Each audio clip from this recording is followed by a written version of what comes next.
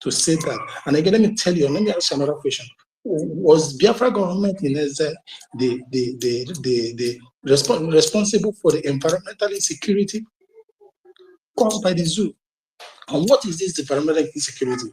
Resource depletion. It's true that we are a natural disaster. Was we because of a natural disaster that you guys created through flooding? You went up and opened them in order to punish the people in the eastern region. It flooded our home, that bias flooded everywhere, thinking you're going to do us. We survived those things. We survived it. Many houses were soaked. We survived it. Was we the reason of that? You did all these things to punish the eastern regions. But as God may have it, we are unshakable because we are the people of the light. We are the people of our God is always with us. Are we the reason of the resource depletion before now? Because we were busy scattering the resources. That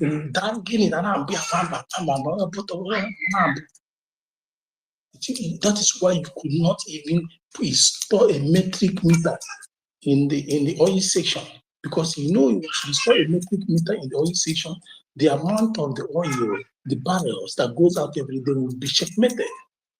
You did this resource insecurity. But today, we have taken charge of our land. We have taken over what belongs to us. We have possessed our possession. So you can go and cry a river.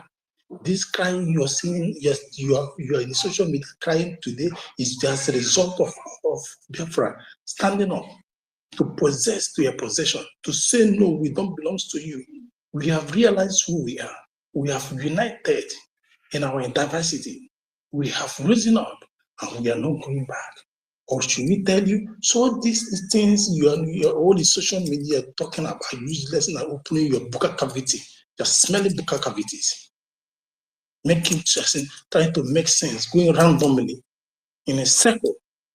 So let me just tell you, we have this game, we are on top of this game. You cannot win us. You cannot, no matter the alliance you have, no matter who is paying your check, even no matter who is backing us, no matter how far ammunition the United States is going to supply to you guys, Saudi Arabia, Turkey, all of them, the Islamic world, they can bring whatever thing they want to bring. No matter the number of Tucano, no matter how many billions you pay for the supply of new ammunition, your country will be swallowed and ours is saved. You, whatever, they say that the heat that fested the firewood, invited the termites. You fested it. Everything you did to bring us now, that's what we call karma. It has boomeranged. And this is why you guys are meant to be doomed. You are meant to be swallowed in the same pit you talk for people of Biafra. Because all your purpose, all your aims, all your objectives and goals is or was to swallow us, to have us caged, to have us impoverished, to have us as insecure, to have us pursued from our ancestral land, to create this level of insecurity, to have us as in Biafrans. With the number of Fulanis you dispatched during the COVID session, different approaches, thinking they will consume us. But there is something you don't know. We are like eruption, volcanic eruption, that when the magma is filled and it will overflow. And whatever that is around will be melted. That is what people are seeing. We have this tectonic movement in Biafraland that only swallows the foreigners and let the citizen be. And for those of you Biafrans, those of you that have taken the position to betray, woe to you from whom the betrayer will come from. Remember, whenever you sell your brother, there will be no home for you. We don't forget your activities. We don't forget about it. The governors that are aiding in this insecurity. That is why you guys are trying to do everything tooth and nail, because you have seen there is fire on the mountain, that we have crossed the line of no return.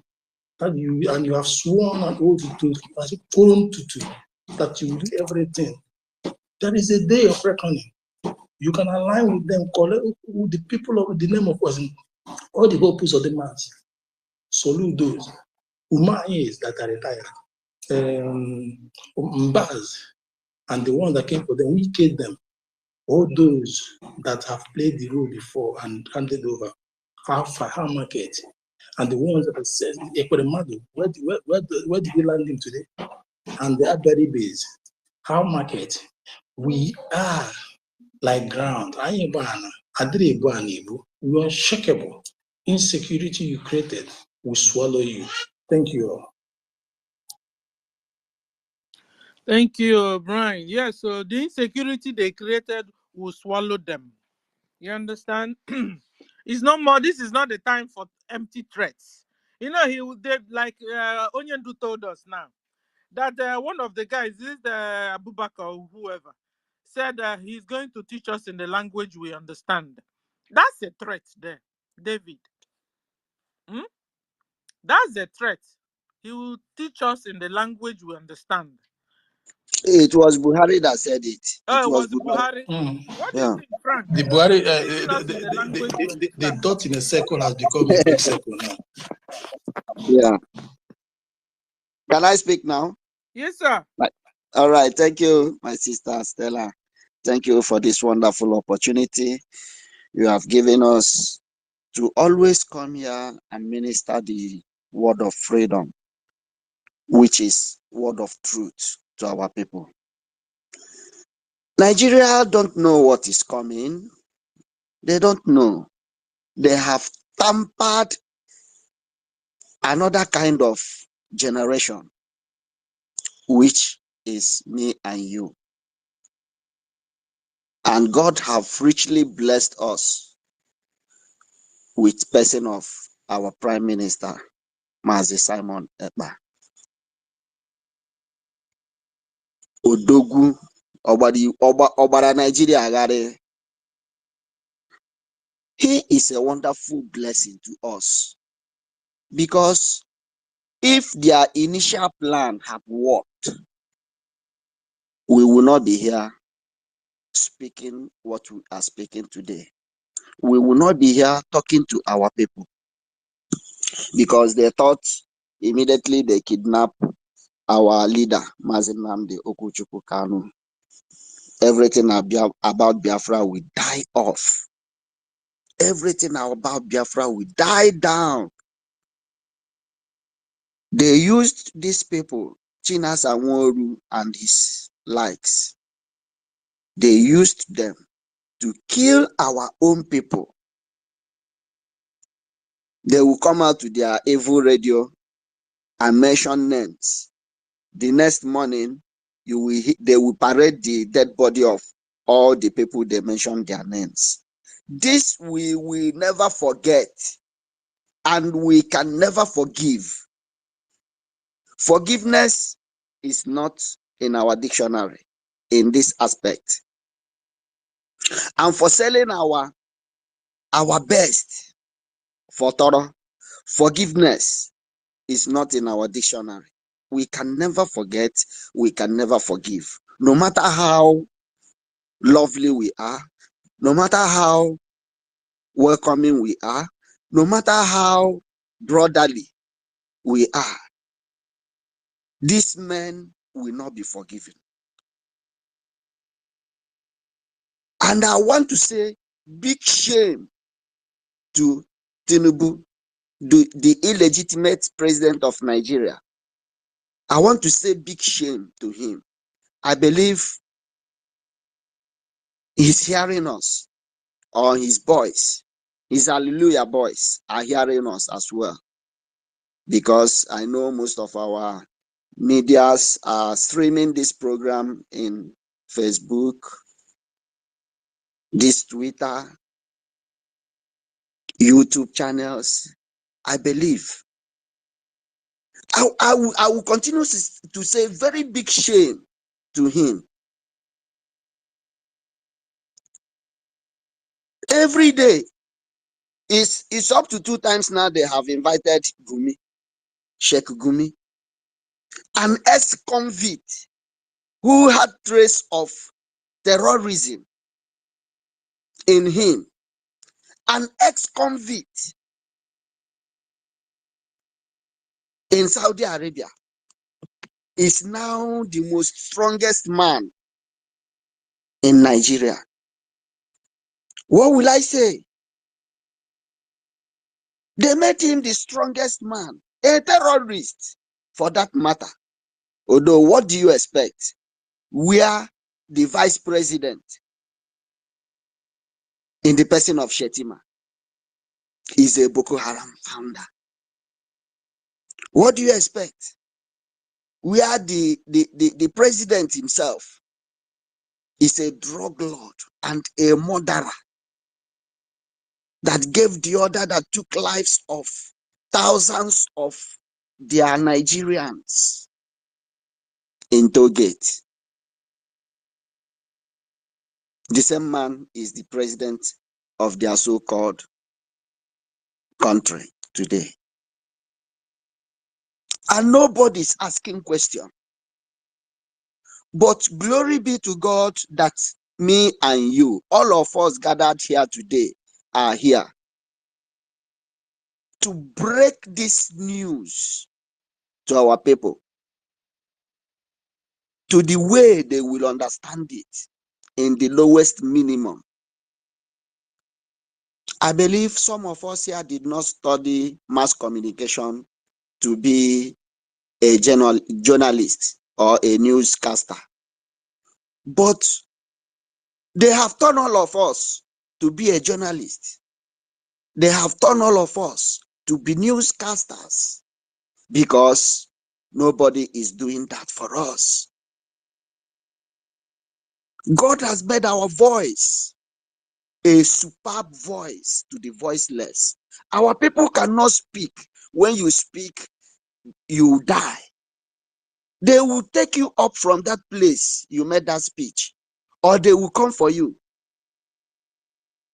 If you are lucky, you will be alive and in dark prison, in dark dungeon, like the way they kept our leader, Mazi Nnamdi Kanu. Okay, come to think of it, any day our leader is coming to court, the so-called, and I quote, country, we spent 500 million Nigeria trash naira to bring one man to court. And this is why you see them prolonging his case every day, while Boko Haram and non-terrorists that have taken lives of the citizens are being released on daily basis. And nobody's asking questions. Our so-called Ohaneze are not asking questions. The puppet governors are not asking questions. Only one man, and some of them, but I never trust any politician in Nigeria. But kudos to him, that Ikengimo Ugochinyere. But he's still a Nigerian. That is the difference between us and him. He still talks about Nigeria, why we have made resolve to exit Nigeria by fire, by force. And no amount of Tucano jet, no amount of bullet and bombs can stop us from our resolve. We can be part of this evil and demonic system. Cheerful, the world are wise. Everybody wants to be free. We want the good life we enjoy any place we are. We want to extend it to our people, and our people cannot achieve that under Nigeria. This is why we are fighting, and nobody will ask us why. Because if you ask us why, we will have 1 billion, I said billion, not million. We will have 1 billion reasons to give you. They will kill us. Nobody will talk. But when they kill themselves, you see them giving national honor. But have you asked yourself, what about the casualties they are having in our land when they come to kill us? Why are they not celebrating those ones they carried their body bags? Why are they not giving them national burial? Why are they not giving them national honors at death? That is evil contraption for you. They gave them national honor at death. Why are they not giving those ones that kill themselves when they come to kill us? The lands of our ancestors took them. Why are they not mentioning them on their national television? Why are they not giving them national burial? Do you know why? Because they know any day they mention things like that, people will start asking questions. People will start asking questions. Why are they being taken up? I mind my words. Do you see how viral they made the casualties they had in Okroma and other places? Do you see how viral they made it to be? Why are they not making the terrorists that comes to our land to kill our women and children? Why are they not making them viral as well? So that people will ask questions, so that people will speak. Because they know when people start asking questions, the discussion of Biafra will start. And that they don't want. They keep going down and smiling in vain. Every day they release locked up terrorists. The next day they give them uniform to come to our land, to come and sleep. They will come, they will sleep as well, because it is a grade of fun. We never go to Yoruba land to take away anybody's land. We never come to Abuja and say this land belongs to us. Biafraland belongs to Biafrans. Let them stay clear. Our eyes are wide open and we are aggressive right now. We have risen up to say no. Enough of their killings. Let any nation that cares ask us questions. We will have trillion reasons to give why we are doing what we are doing. I thank each and every one of us. Let's keep this fire burning. This fire will never quench. This is why you see the chief of defense staff crying. Simon Ekpa, he is a terrorist. He has taken over the social media. He has taken over their airspace. He has taken over everywhere. Woo! Let him cry blood. We have made a resolve to preserve the lives of our people, and nobody will change it. The present Minister of Information know what Lai Mohammed. Lai Mohammed saw hell in our hands. And this present Minister of Information, he don't want to experience that. That is why you don't see him coming out regularly to speak trash. He don't want what happened to Lai Mohammed.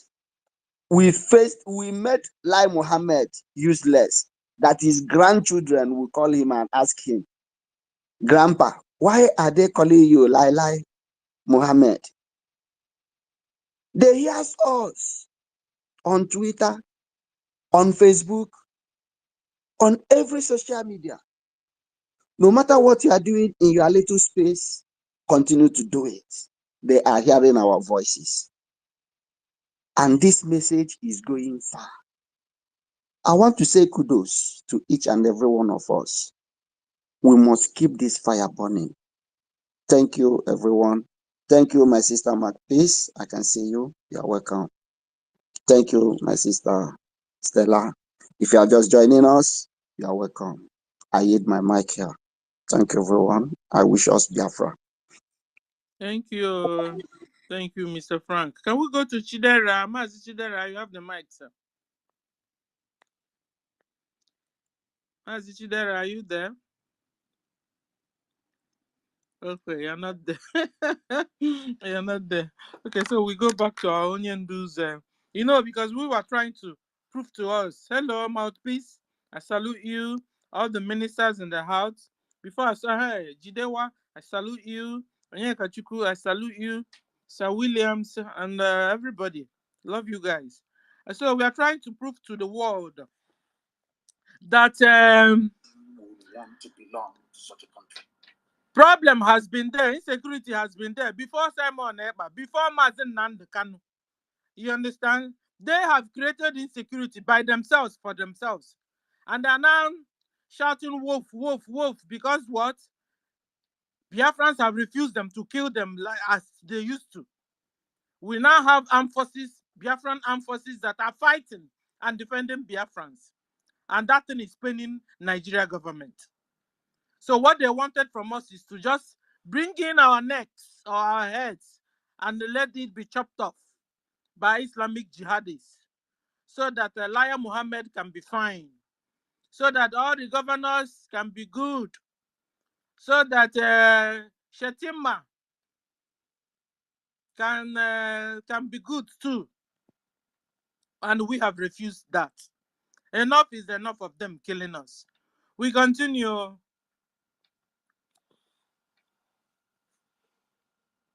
I'm asking a very simple question. When Lai Mohammed complains about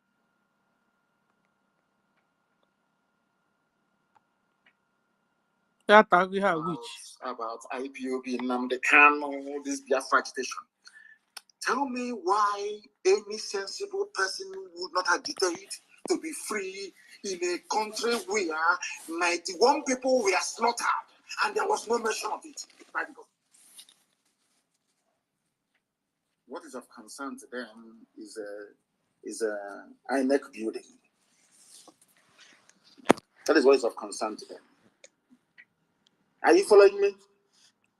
Are you following what I'm saying? I hope people are following what I'm saying sequentially. A country where 91 people were slaughtered only yesterday, their concern is the East. Oh. Do you see how they roll? Because Fulani has an agenda. The agenda is to conquer all of you. But some of us are so foolish and so idiotic, we don't understand what their game plan is.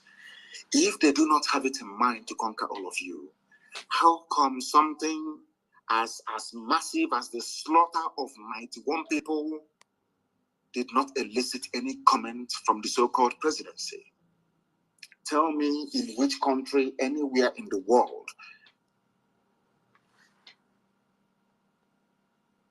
that such idiocy obtains. Only in Nigeria. When I say it, they say his insightful tweet, he's inciting violence, and you are the ones committing violence. Oh, Fulani, you are the ones that killed 91 Hausa people in Kebbi State. Oh, you got to say, oh, we're Hausa Fulani, but you're killing them. 88 bodies were recovered. Now, let me tell you that all the people that I mentioned earlier were being killed. The killings took place in Goro, Kimpi, Gaya, Dimi, Zetu, Rafingora, Igonde villages, and in all Danko Wasabi local area of Kebbi State. Are you following me? Now, the question that Twitter, I'm sure you people are listening to me this evening. The question you need to ask Lai Mohammed is this: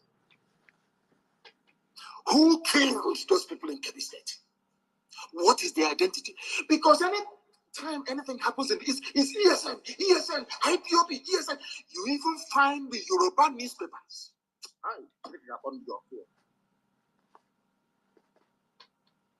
Without any investigation, they will say it's IPOB, ESN, IPOB, ESN.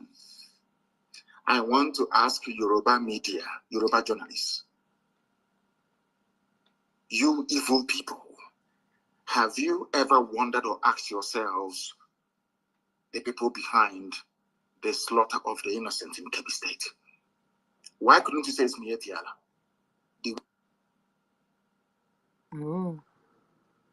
Where you quickly say, it's IPOB, it's ESN.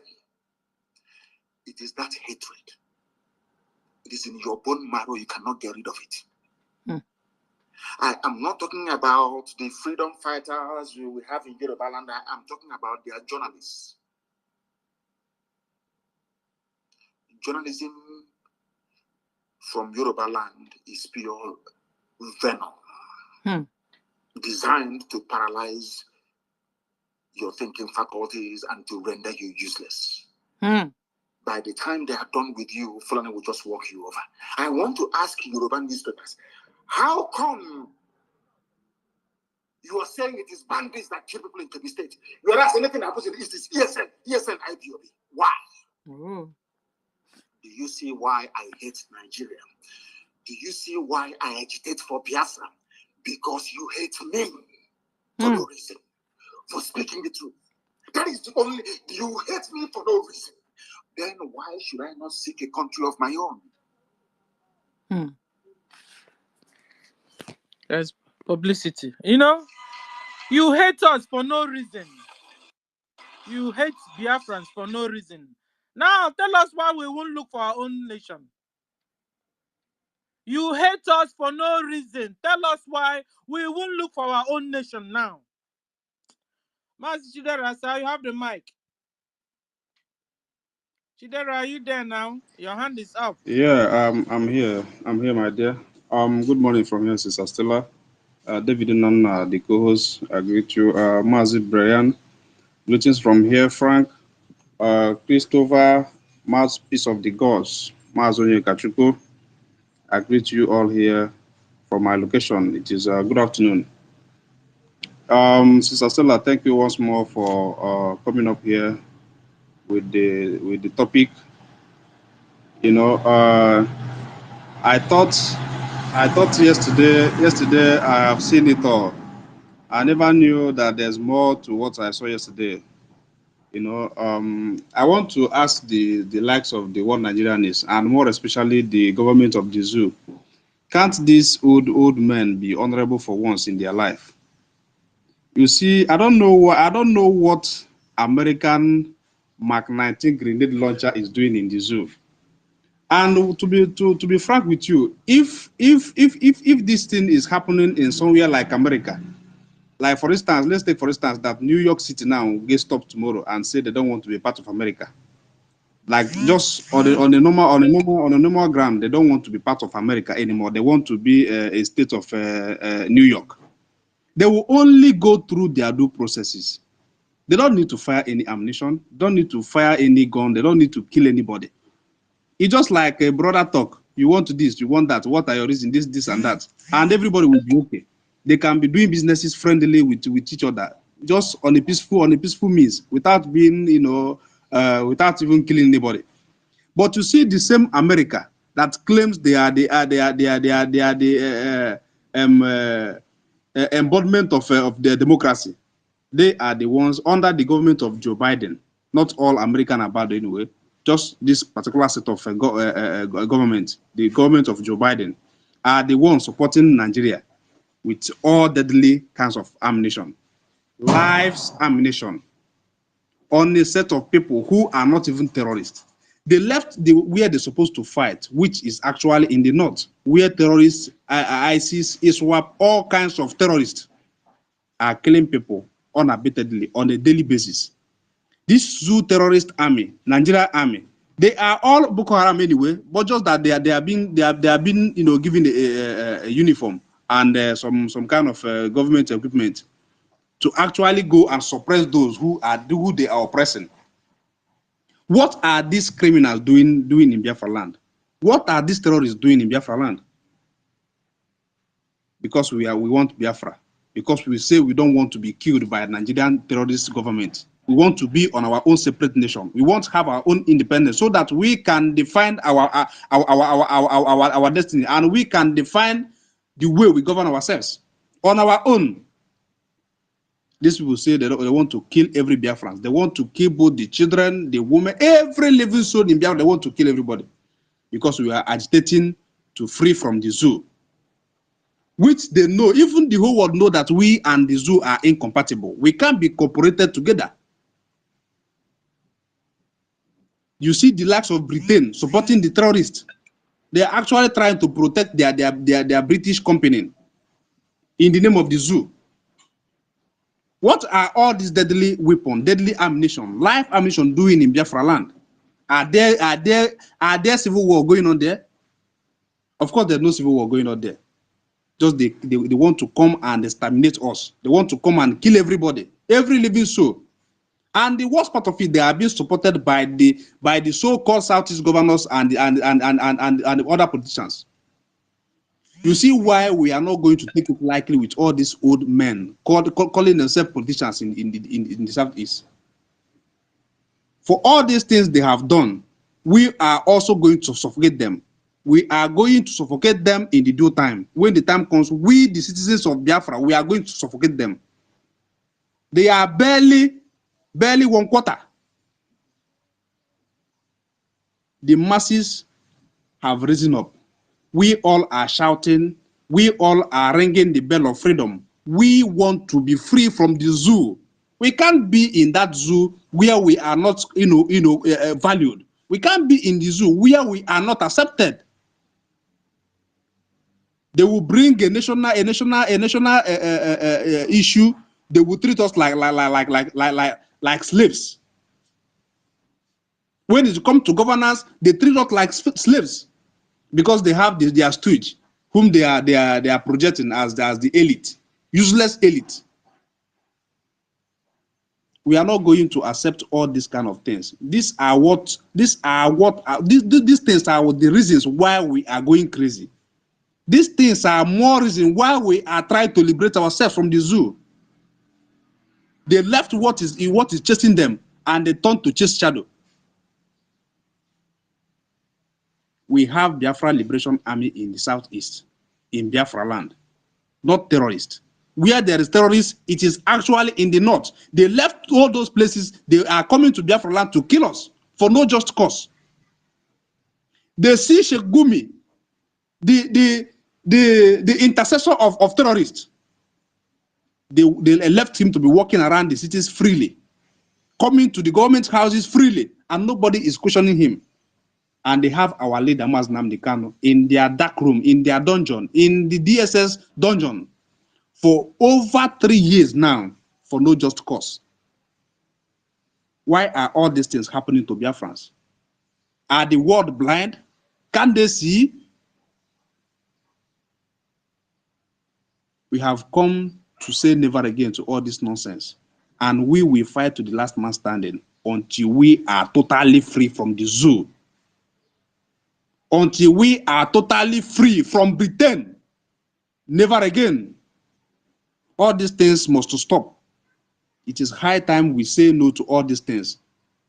And I would also like to call on Biafrans, the conscientious people in Biafra land, to rise up and join forces with us, to rise up and support this government.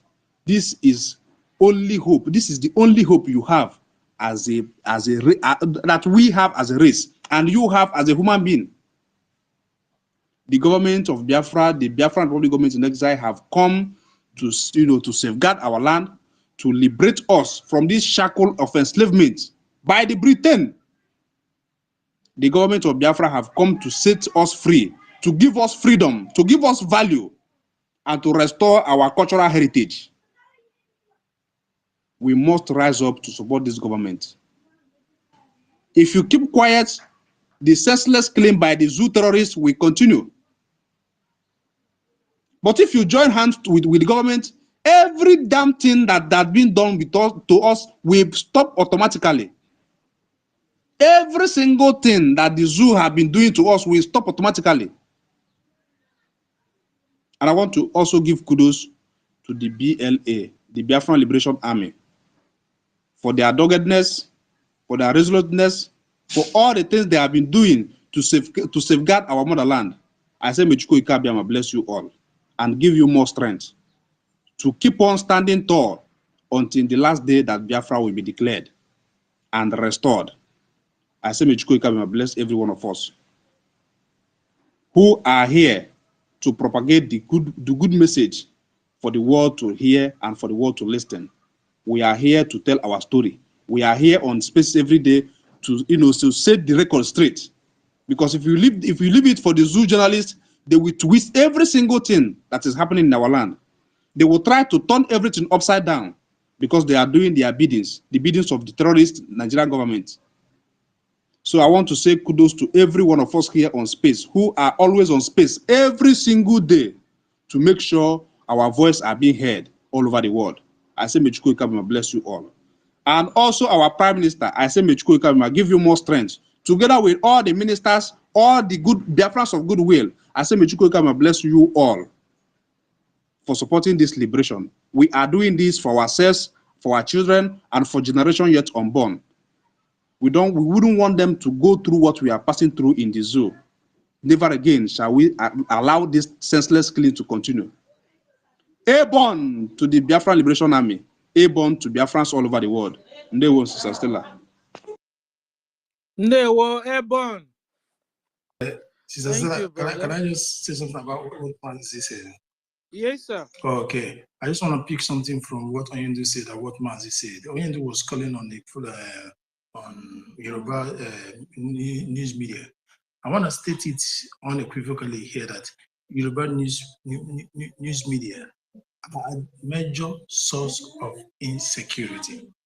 All the Arise Television, whatever, or the Vanguard News, National, People's Gather, whatever channel television, they are the another contributors of insecurity. Because there is this thing adage in Igbo land that say that aforo epugi burokenye because these people refuse to tell the real truth about what is happening in their zoo country, thereby shielding the truth and protecting the image because of the brown envelope they collected in order not to sell the real fact out to the international community, understand, thereby contributing, aiding and abetting in insecurity as well. Because if insecurity is being pronounced, it's being held or said the way it is, calling a spade and not a farm implement, it will bring the zoo back to its normal. It will checkmate them. Many eyes will come upon them. So this is what you're doing. But they aided and abetted in order not to sell the real fact out. And when they try to do that, they give them brown envelope and they shun their mouth up. This is how it happens. They fought over the freedom of speech, international and fundamental human rights, freedom of speech. They put it off. And I want to then going to what Mazi Shirebe said, about if New York want to succeed. I want to let you know that Texas as today wasn't a part of the United States. Texas seceded from Mexico in 1836 to 1845. They seceded from Mexico, and the United States of America annexed them. So Texas today, if Texas today, as a state in the United States, decided to move on their own, the United States can never stop them. They will go to referendum. After all, referendum was first practiced in Massachusetts, in the United States. And it is not us that are doing it today. This is where it was first practiced. So if Texas decided to move today, the United States has no option, and they will not go to war. They will not bomb them like the way they are supporting the bombing in the Biafraland. They will not go there to scatter them because they're going to obey the rule of law. But today they are doing the otherwise in order to exterminate us from the existence. They have claimed our culture. They were playing our history. We did not talk.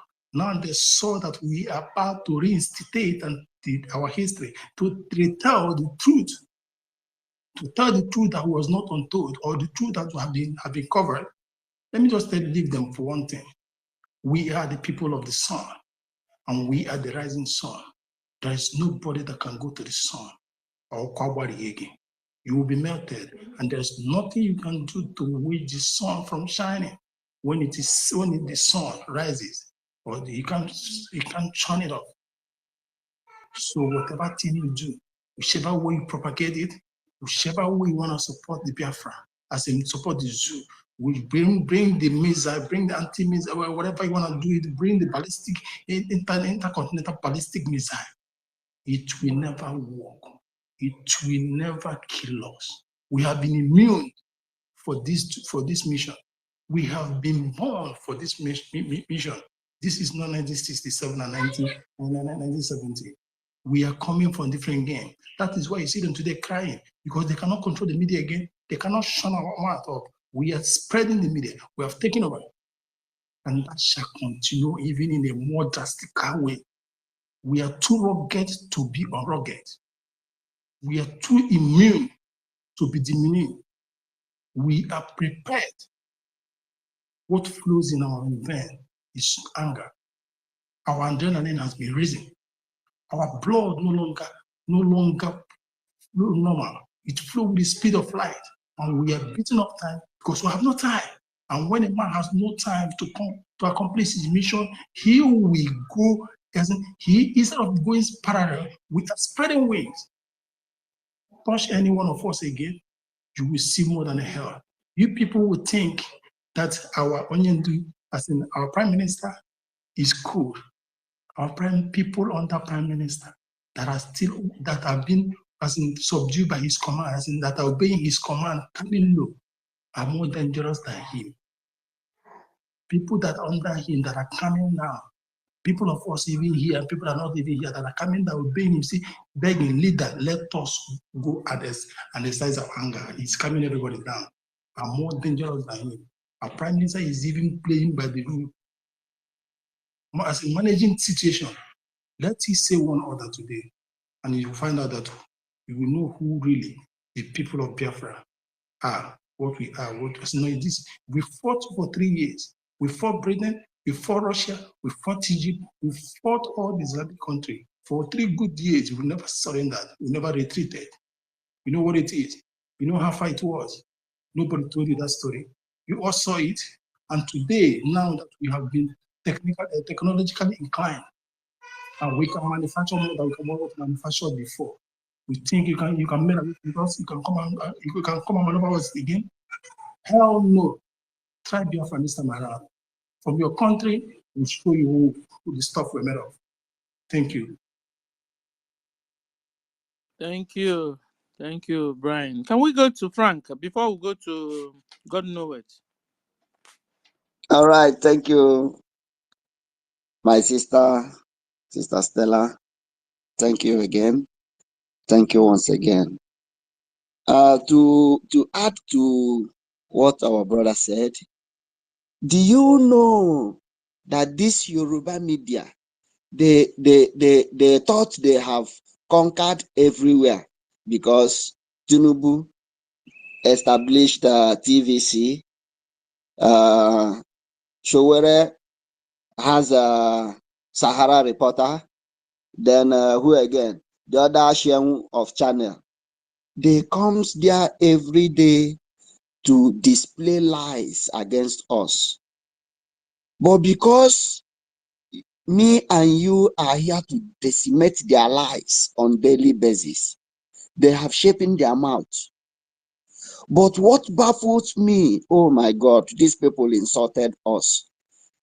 Do you know that one state in Biafraland confined this Utitoju of TVC News that is owned by Escobar Tinubu?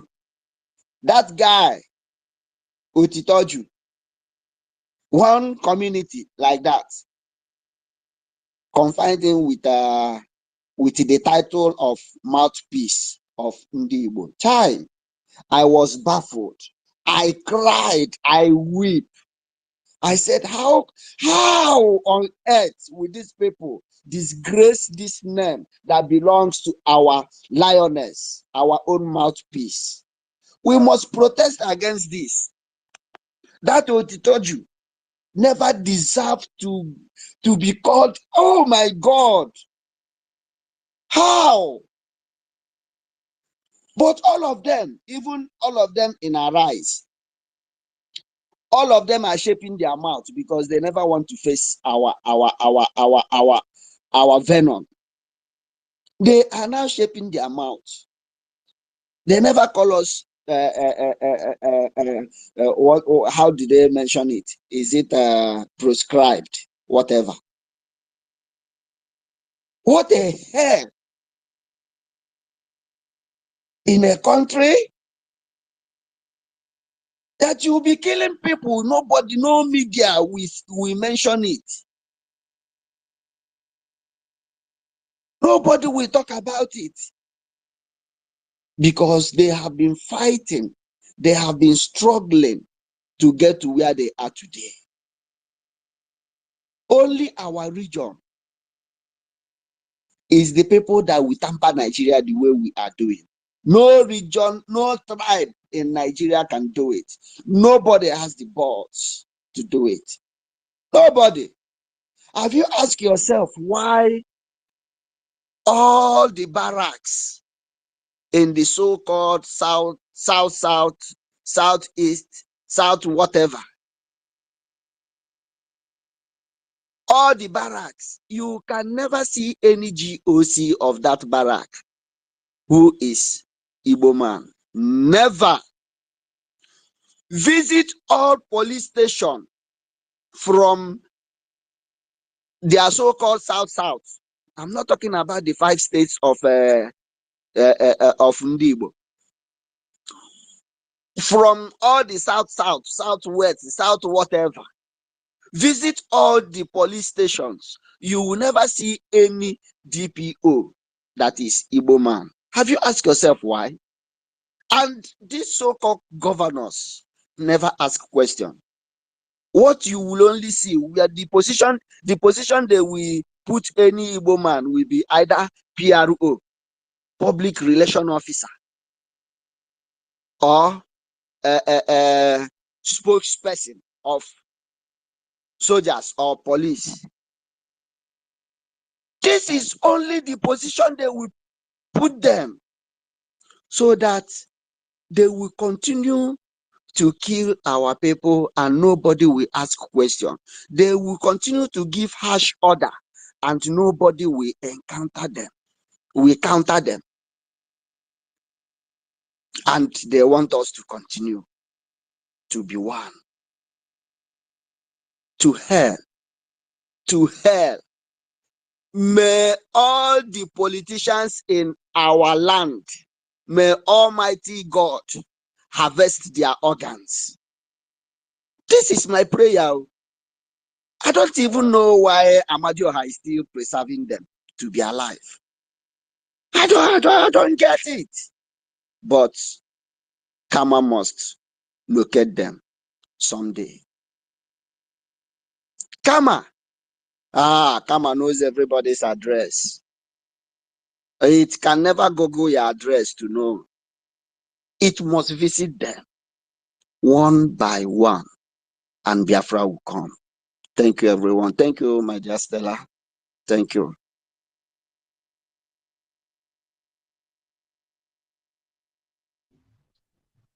Yeah, thank you. The previous speaker, Sister Stella, this is God knows it. Though it has been some days now, I went somewhere, I traveled, and now I'm back. I want to thank the previous speaker, and I want to start from where he stopped.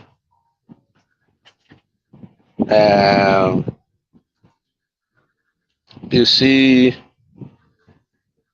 this colonial mentality, colonial master slavery, and what have you,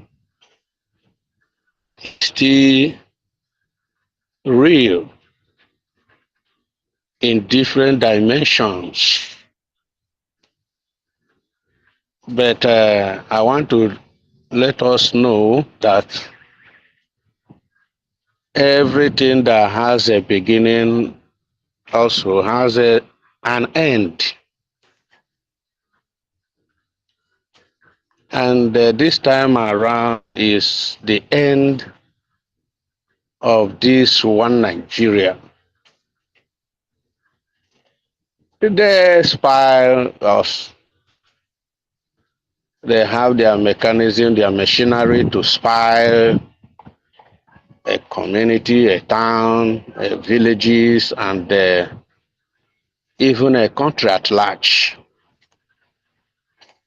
Their machinery that spies, fish out those now you call your governors, those people you call your ministers, both presently and those who aspire to enter office. And the former ones, they are there leashing out the people who will represent them in one office or the other to keep on slavery, to maintain the establishment of the Britain in so-called one Nigeria. Do you know what? One thing, I have a good news. The good news is that there is movement that studied the Britain and their colonies styles and their systems,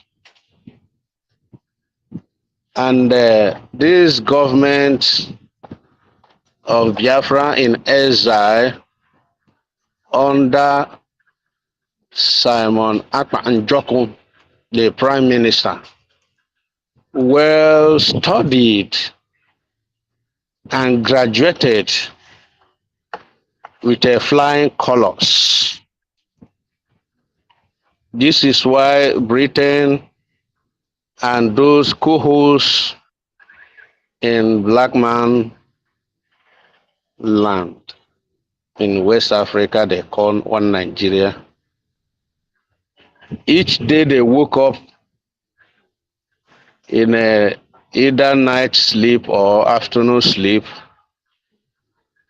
they discover that that government in exile is still there, functioning. There is a very big heart attack. This is a good news. And these governments are hitting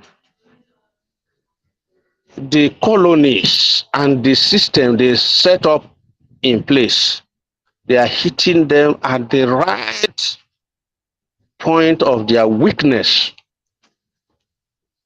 This is a good news. So those who been set in place to maintain this slavery,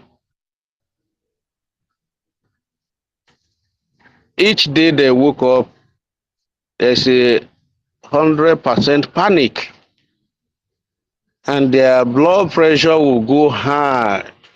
Why? Because the government in exile has come to stay.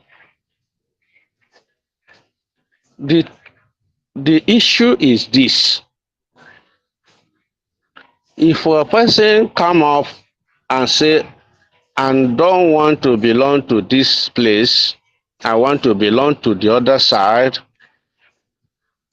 even their constitution they carve out by themselves, They have it in their constitution by themselves that say that human right, you have right to do so. Do it very well. Let's use American as an example. Even so-called British or Britain,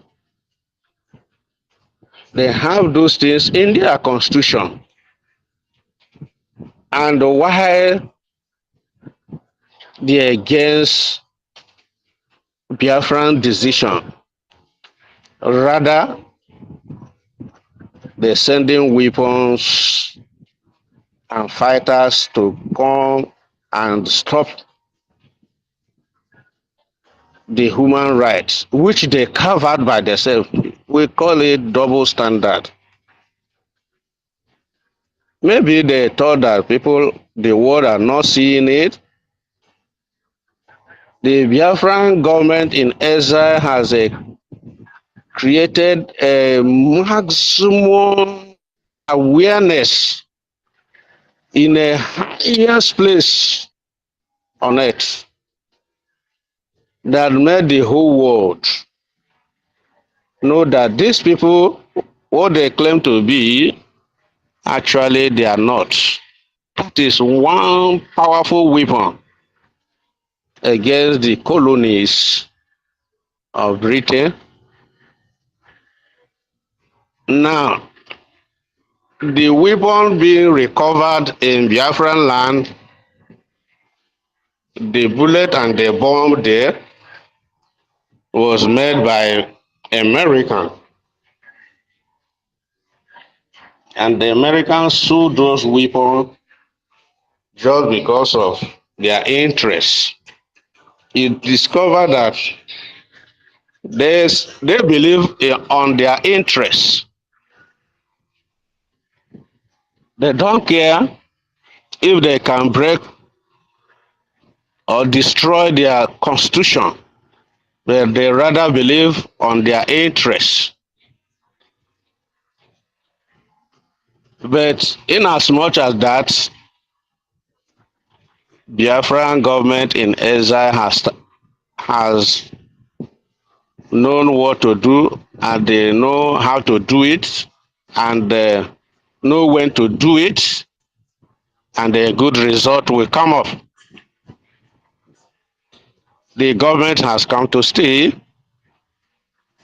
to destroy the slavery in Africa. The government in exile has come to stay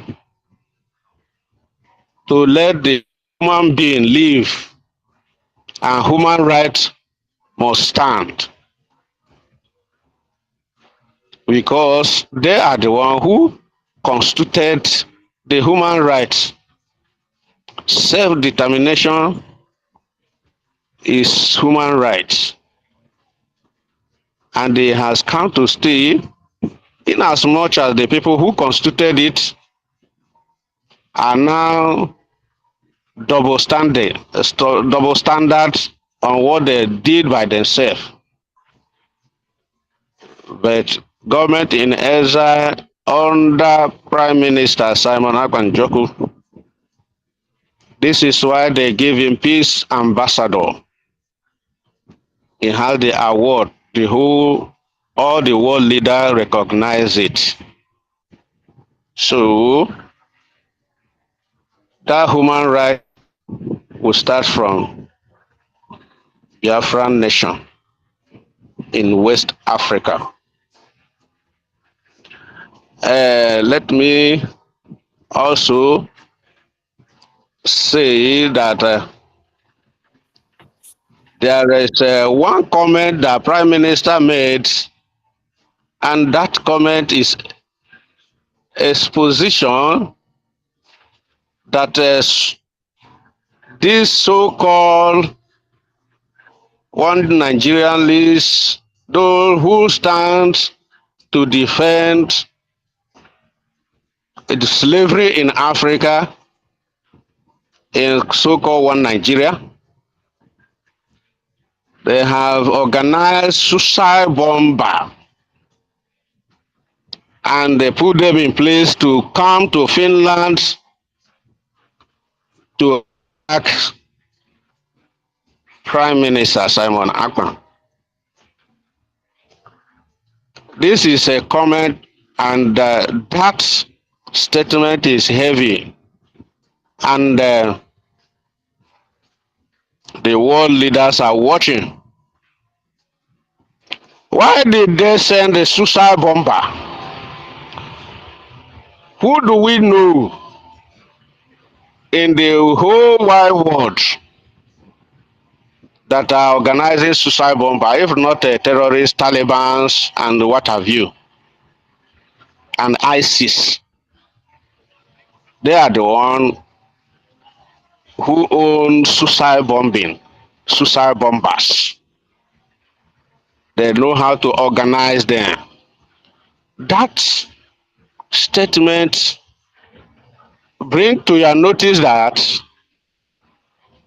those who are standing for one Nigeria are all terrorists,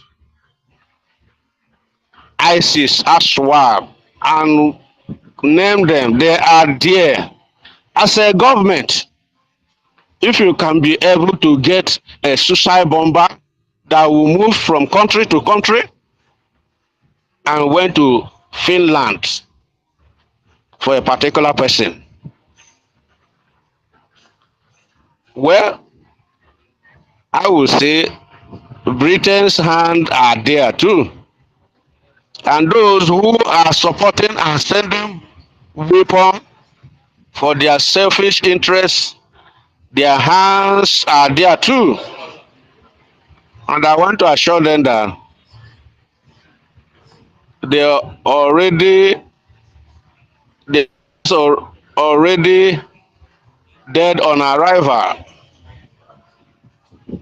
If Russia can deny them their oil, so they believe that Biafran, they will take it, Biafran's oil by free. Their plans are already dead on arrival. I want to keep it here.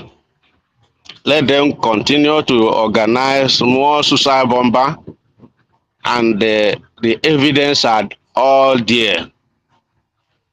The evidence are all there. When government in exile under Prime Minister Simon Akpan, who will no longer be defending, but to go after the even him, he said that he never entered to number 5. When he entered to the number 5, I don't think that Britain can be able to stand with that number 5. I don't believe it. Because why I don't believe it is because the Britain only button they have, they bring millions of dollars and they created saboteurs, which we now call DOS Nigeria. DOS Nigeria don't like what the government in exile is doing, in as much as the BLA and other forces under Biafran government in exile are defending their own family, their own parents, their own children they left behind before they went wherever they went. DOS Nigeria know very well that they have a relatives they left in Biafraland. And our Prime Minister Simon Akpan and the government and Biafra government in exile and the forces are defending their family. At the same time, these people take money from the Britons and start sabotaging what Simon is doing. And I believe so much that this is the last button of Britain because they have nothing to offer again. Their book of slavery has burnt, their laser has gone. And if any demon that comes to inspire them and give them wisdom, that demon already drunk and die in the ocean. So Biafran government in exile has come to stay to neutralize slavery in Africa. At least that one registered in the mind. Thank you and God bless you. I thank the people who organized this space, person of our sister Ebo, sister Stella, and the co-host and other dignity and the timbers and calibers who are supporting the movement of liberation. And I want to thank all the ministers in the house. God bless you and continue to encourage you for a good job of the liberation of mankind in Africa here. God bless you all. Thank you. Thank you, sir. God bless you too. Yeah, so Britain is also some insecurity in Nigeria. Because it's Britain that will always tell the Fulanese what to do, how to kill Christians in Nigeria, how to chop off Biafran's head. Yes, Britain is one of the sources of insecurity in Nigeria. How come that whenever there's an election, they will summon all of them to London? They will go there, discuss, come back, the office will be given to them. The post will be given to them. So Britain is a source of insecurity in Nigeria and in Biafraland. Thank you, brother. Sir Williams, sir, you have the mic. Sir Williams, are you there? Oh, we go back to our Onyendu's speech.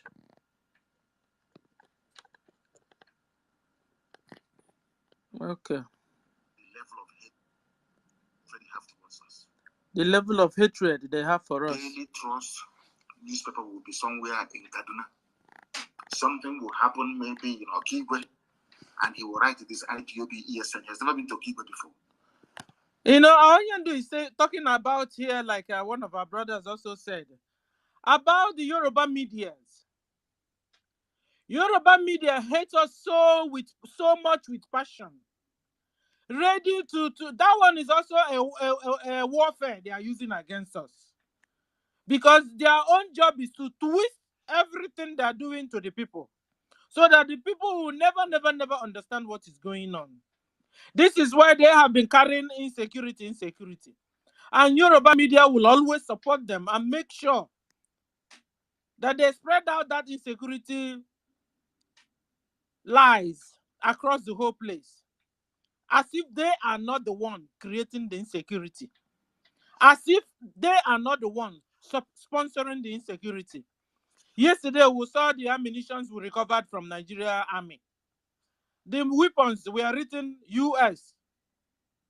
So Britain is also the source of insecurity in Nigeria, as well as America, the source of insecurity in Nigeria. Why are they calling poor Biafrans that don't know anything? All they knew is minding their businesses.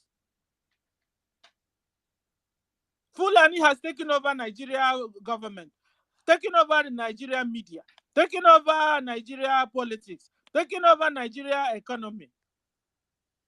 Biafrans are 100% independent of Nigeria, yet they wouldn't leave us alone. So Yoruba media has been the weapon, the armor Fulani Islamic Nigeria government have been using against our people. The same thing they did in 1967. They confused the whole world with their media. Meanwhile, the same thing that happened in 1967 is happening again, where the Fulani Islamic jihadists are chopping off Christians' head, chopping off Biafrans' head in the name of their Allah, in the name of their 72 virgins. The same Yoruba media is still keeping quiet over that. Listen, Biafra will be restored this year. Soon, Biafra will be gone. Let's see what will happen to you, the Yoruba media, and your likes. I'm not talking about very few nice ones amongst you. I'm talking about the bought over Yoruba, the Sabo Yoruba, and the Sabo Hausans, and the Sabo Middle Belt. What will happen to you when Biafra must have gone? I pity the good ones amongst you. This is where all of you must rise up now and fight our common enemy. Who are the Fulanis? They are Arab Mujahid that came from Saudi, that came from Futajalan, killing you people. And you have been calling Igbo since who knows when. Igbo this, Igbo that. Biafra this, Biafra that. They did you this, they did you that. Have we ever taken over your land? Our marketplaces, we bought it from you people. Our houses, we bought. We pay our house rents. What did the Igbos do to you? Nothing. You can't even say anything. You can't lay your hands on one strong thing Igbo man did to you, or Biafra man did to you, that you hated him so much with passion. Fulani from Futajalon brainwashed you, sandpaper your brain well. Ask a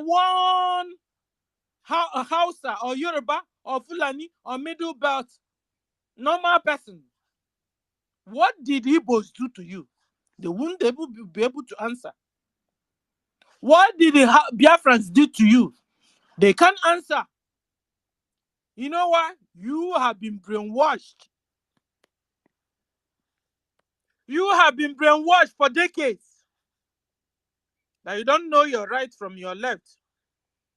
The doctors and the lawyers and the engineers and whoever learned amongst you cannot lay their hands on why they hated Igbos, hated Biafrans. Shame on you when you're not asking questions. Shame on you when you can't speak.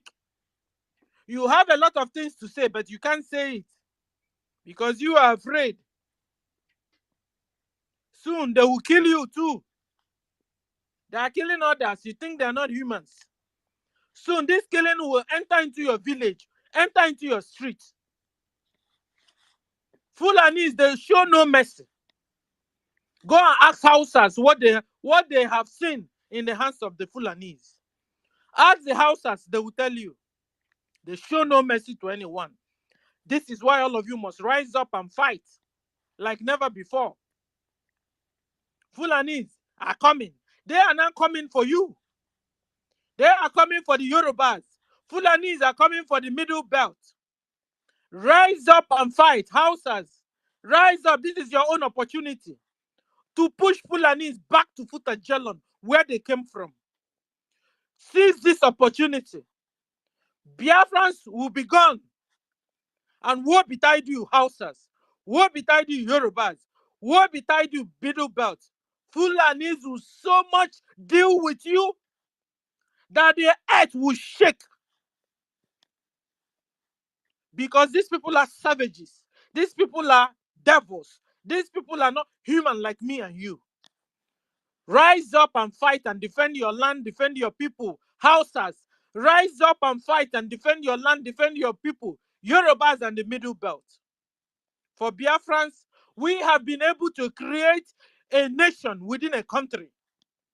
And we have been able to establish Biafra armed forces that are defending and fighting on behalf of Biafrans.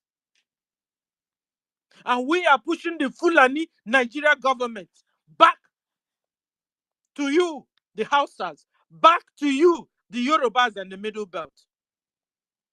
See to it. Because over a century, Nigeria has marginalized Biafrans, made us slaves, subjugated us, massacred us, annihilated Biafrans for no just reason. Yet, we feed you as a nation. Your major mineral resources, you get it from our land. Your foodstuffs, you get it from our land. Your economy is booming because of Biafra. Yet, you hated us with passion. Enough is enough of this mess. Enough is enough of your how do I say? Hypocrisy. Nigeria government. Enough. And you are saying insecurity there, insecurity here, insecurity. And Yoruba media are helping you to carry the propaganda, to carry the fake news around your so-called citizens. You see, your lies are no more sticking. And no more sticking.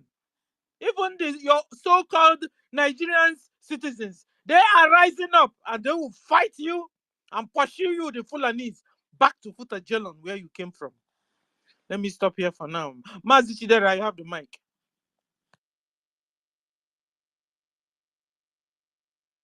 Chidera, are you there? Oh, no, I'll go back to Awonyendu. I want the world to listen to what I'm saying, to understand the level of hatred directed towards Igbo Biafrans. To all Biafrans. The other ones there. Please, sir, Chidera, mute your mic, please, sir. Fulani killed Hausa people.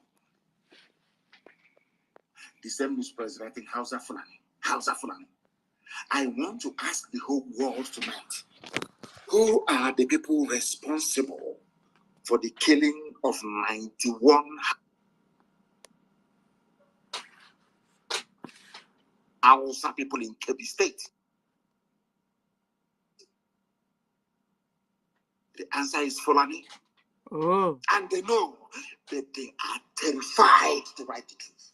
They are terrified to speak the truth. That is why I cannot be in the same country with you people. You people are evil. You are evil. You see evil and you support it. You keep your mouth shut. And you are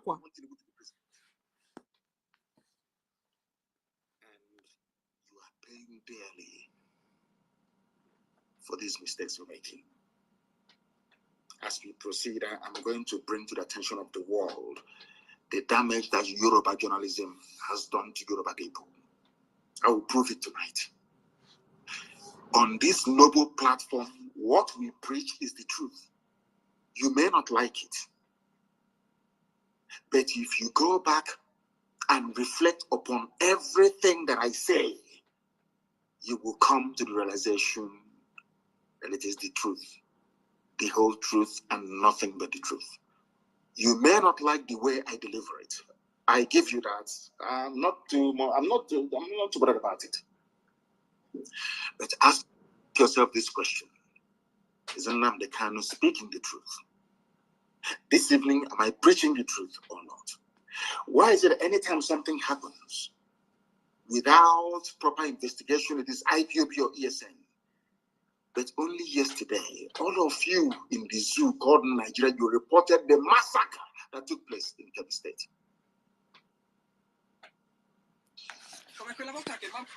Sorry, publicity. You know, so Yoruba media is also a source of insecurity in Nigeria. The governors, the emirs, the vice president, Gumi, they are the source of insecurity in Nigeria. Today, we also learned that Yoruba media is also the source of insecurity in Nigeria. We go on. are basically trotting out the Fulani narrative every blessed day. I want to ask a simple question. Who are the perpetrators of that heinous crime in Kebbi State? Once you answer it truthfully, you will now understand why I am pursuing a sovereign state of Biafra. Because all of you are hypocrites. I want also, Twitter, you're listening to me because they want to listen. Lai Mohammed told them, go and listen to him. You hear his hate-filled speech tonight, and you ban him on Twitter as they bribed Facebook to try and suppress my page. And Twitter, you're listening. My happiness is that Twitter is owned by a white man. And white people are more objective when it comes to issues of this very nature. I don't want to go into the background of Mark Zuckerberg. That will take care of itself in time to come. But I'm sure that the owner of Twitter is a white man. So he is bound to be objective, at least. I want to also let the whole world understand what is happening in the north, in Fulani-controlled northern part of Nigeria. The corner, I call them the Arewa, the Janjaweed frontier of the north. What is happening? Do you know that Islamic leaders who are Fulani people are abducting Hausa people who are Christians and forcibly converting them to Islam and forcibly marrying them off to whoever that wants to take a Hausa Christian bride? Are you aware of that? No, you're not aware of it. Because some of you erroneously think that in the north they're all Muslims. Is that what you're thinking? No, you're wrong. Islam is in the minority in the north. You'll be shocked to know this. Now, let me explain something to you. And I must thank Inter-Society for bringing this to the attention of the world. Because they actually called for the prosecution of some Islamic leaders in Katsina State. The same state that they claim the dead Buhari, whoever is there, comes from. Answering Buhari. Of course, the late Buhari comes from Katsina. Do you know what they're doing in Katsina State? Fulani Caliphate Islamic people there are kidnapping people, young women, most of them Hausa Christians, and forcibly converting them to Islam. It may sound far-fetched, but it is true. And I'm going to shock most of you this evening. There is a group in the north. They are called the Hausa Christian Foundation. HACFO, HACFO for short. The Hausa Christian Foundation reported incidences of indiscriminate abduction of underage girls by Islamic leaders in Katsina State and forcing them to renounce their Christian faith to take up Islam. What they did to Leah Shoaib. To tell you that they are all in it together. This is what I want Yoruba media to understand. I know that some of them are Muslims. I understand that very well. But at least they are educated. They went to school. They are not quota products as you have in the north. Not at all. You have in the Janjaweed north, that is. Do you know what the group said? Hausa Christians, what they said. The Nigerian government must sanction the Katsina Islamic leaders for indiscriminate abduction and forceful conversion of scores of Hausa Christians, especially girls of underage, to Islam.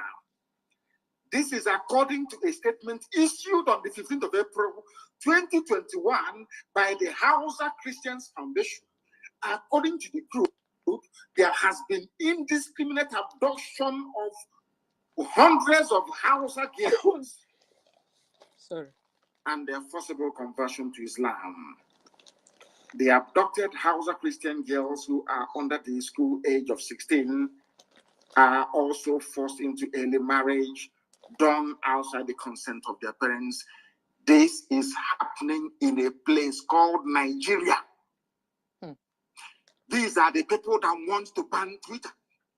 These are the people that bought over Facebook. The same people that bought over Starlink in Israel because they were carrying our signal. These people. I'm asking all of you Nigerians, for goodness sake, when will you begin to reason and to learn? They claim, are we not upholding the rule of law? So the rule of law in the north stipulates that you must abduct a little girl and forcibly convert her to Islam. This is happening. This is a report. Let me also ask those in Asorok, have you spoken to people of Katsina abducting little children about the need to understand a particular language that you're about to speak to them? Have you done that? I want the world to understand and how despicable, vile, and evil Nigeria is. That's what I'm trying to do. To let you understand what is happening in Nigeria as at this very present day. People must understand the game plan of the Fulani, and I want Twitter to understand it. They will come with harassment. They will try to buy shares in Twitter. They will try to impose their own people as directors of the board of Twitter. They will try to get you to change your policies towards Nigeria, because the Fulanis have a long-term goal. They know what they're looking for. They want the total Fulanization and Islamization of the geopolitical space called Nigeria. That's what they want. And they will never stop until they get it. They will never ever stop. This is something that I want Yoruba people to understand. This is something I want Middle Belt on. In Middle Belt, you will be taken. You'll be swallowed alive. I'm telling you, you will be taken. The only reason why this demonic Fulanization is not in full swing is because of the activities of IPOB and Eastern Security Network. That's what is stopping them. If not, by now, we would all be gunners. The time now is 5 minutes to 8 p.m. You know, the then Eastern Security Network, because it has been collapsed into BLA, into Biafra Armed Forces. So we don't have anything anymore like ESN and IPOB Nigeria. We don't have it. What we have now is BLA, Biafra Armed Forces, Biafra Navy, Biafra soldiers. That's what we have. We don't have ESN anymore. So anytime you are hearing ESN, it's fake. It's IPOB Nigeria, and IPOB Nigeria are the people that sold Onyendu into the hands of Nigeria government. We understand it now. Thank you. Okay, we go on and then we get to a conclusion soon. In the land of Biafra. We are live and we are direct. It is also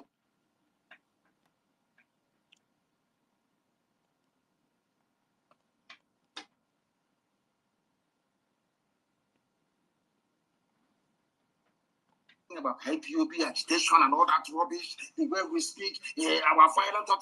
I want to ask the whole world, please. How did we get to where we are today? Number one question, I want to ask the Zoom media, Nigerian journalists.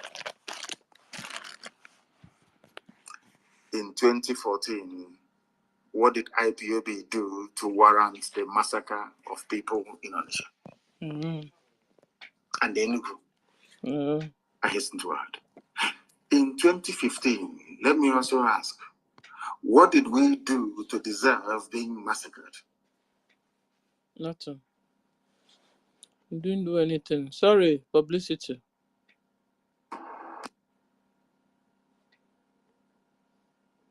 What did we do for them to massacre us? They massacred us in Enugu, in different places. What did we do? We didn't do anything. It was them bringing the insecurity. And November of 2015. People talk about Nigeria as if it is one normal country or nation. No, it is not. Nigeria is a gangland. It is run by gangsters, basically, masquerading as politicians. This is something that Twitter must understand. The world must understand it. It is a fact. Let me ask you. You see the Shia people, Shia Muslims of El Zagzagi. What did they do to deserve to be massacred in Zaria? Were they violent? Were they carrying arms? Let me leave here. Let me come to IPOB once again. In 2016, I was in detention. I was in detention in Abuja. People gathered to remember 30th of May 2016. We got together in a place called Mbo. Or should I say at a place called Mbo? I have to be grammatically exact. To pray, to remember the dead, exactly what we did a few days ago. Do you know what happened? I want the world to understand. I hope Twitter can follow what I'm saying. I want mankind to understand. On the 29th, on the evening of the 29th of May 2016, Nigerian Army, Nigerian Police went to a place called Mbo and killed over 1,000 people. Wow. Now you'll be wondering, what did they do? What's their crime? Their only crime was to gather together to try to remember those that died between 1967 and 1970. The army went there and shot over 1,000 people dead. Am I lying? Nigerian journalists, am I lying? After all, Amnesty published a report about it. A report was published by Amnesty International on this very massacre. I want to ask everybody then, was there any ESN, any arms anywhere? Was anybody carrying any guns or anything of that sort? It's only the flag. You shot people dead. Have you all forgotten? You zoo people, have you all forgotten what you did in 2016? Let us go to Aba. If you doubt me, go and look at the clip, and I want it everywhere tonight, please. The clip of that Al Jazeera journalist interviewing the late dead Buhari when the idiot was still alive. You know, sometimes I want to sound statesman-like, but it's not possible. I'm dealing with animals in a zoo. How can you wear a suit and you be playing with monkeys? It's not possible now. You'll get that. So it's better you take off everything now and be naked like them and be swimming in the mud. Isn't that the best thing to do? Sometimes I come on air and I want to sound very statesman-like, but it's not possible because we are dealing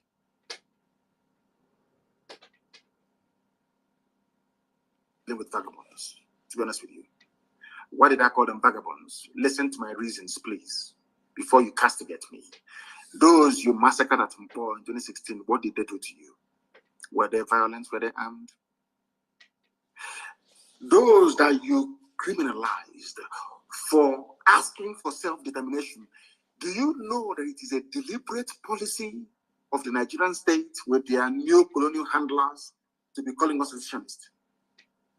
Sky News published an article a few days ago and called Sky News in the UK called IPOB a secessionist group.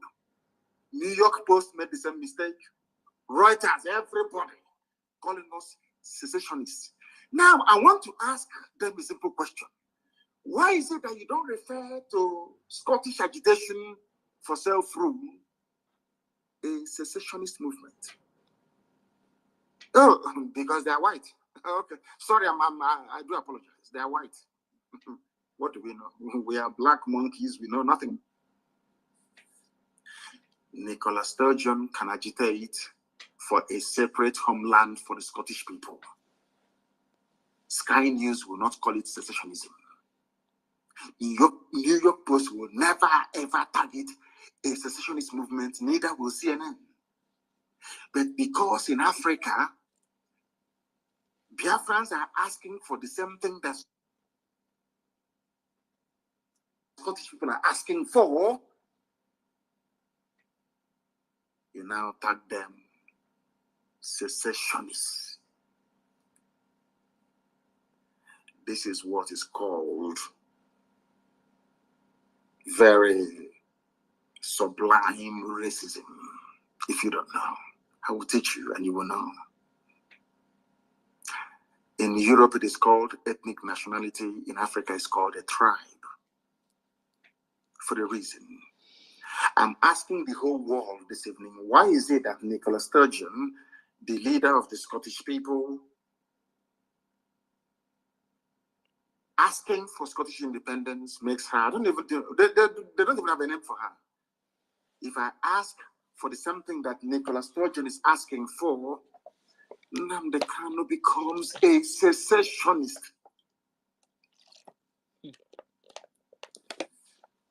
How did we get to where we are today? Go and publish, please. Everybody publish that very interview.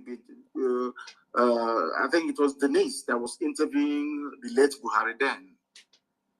We were praying in Aba National High School in Aba. Twitter, are you listening to me? Before they ask you to ban me tomorrow morning. So you want to understand why we are upset, why we are angry, why we address Nigeria as a zoo. I'm not telling you the reason why. Or should I say the reasons why. We gathered in Aba to pray. National High School in Aba to pray.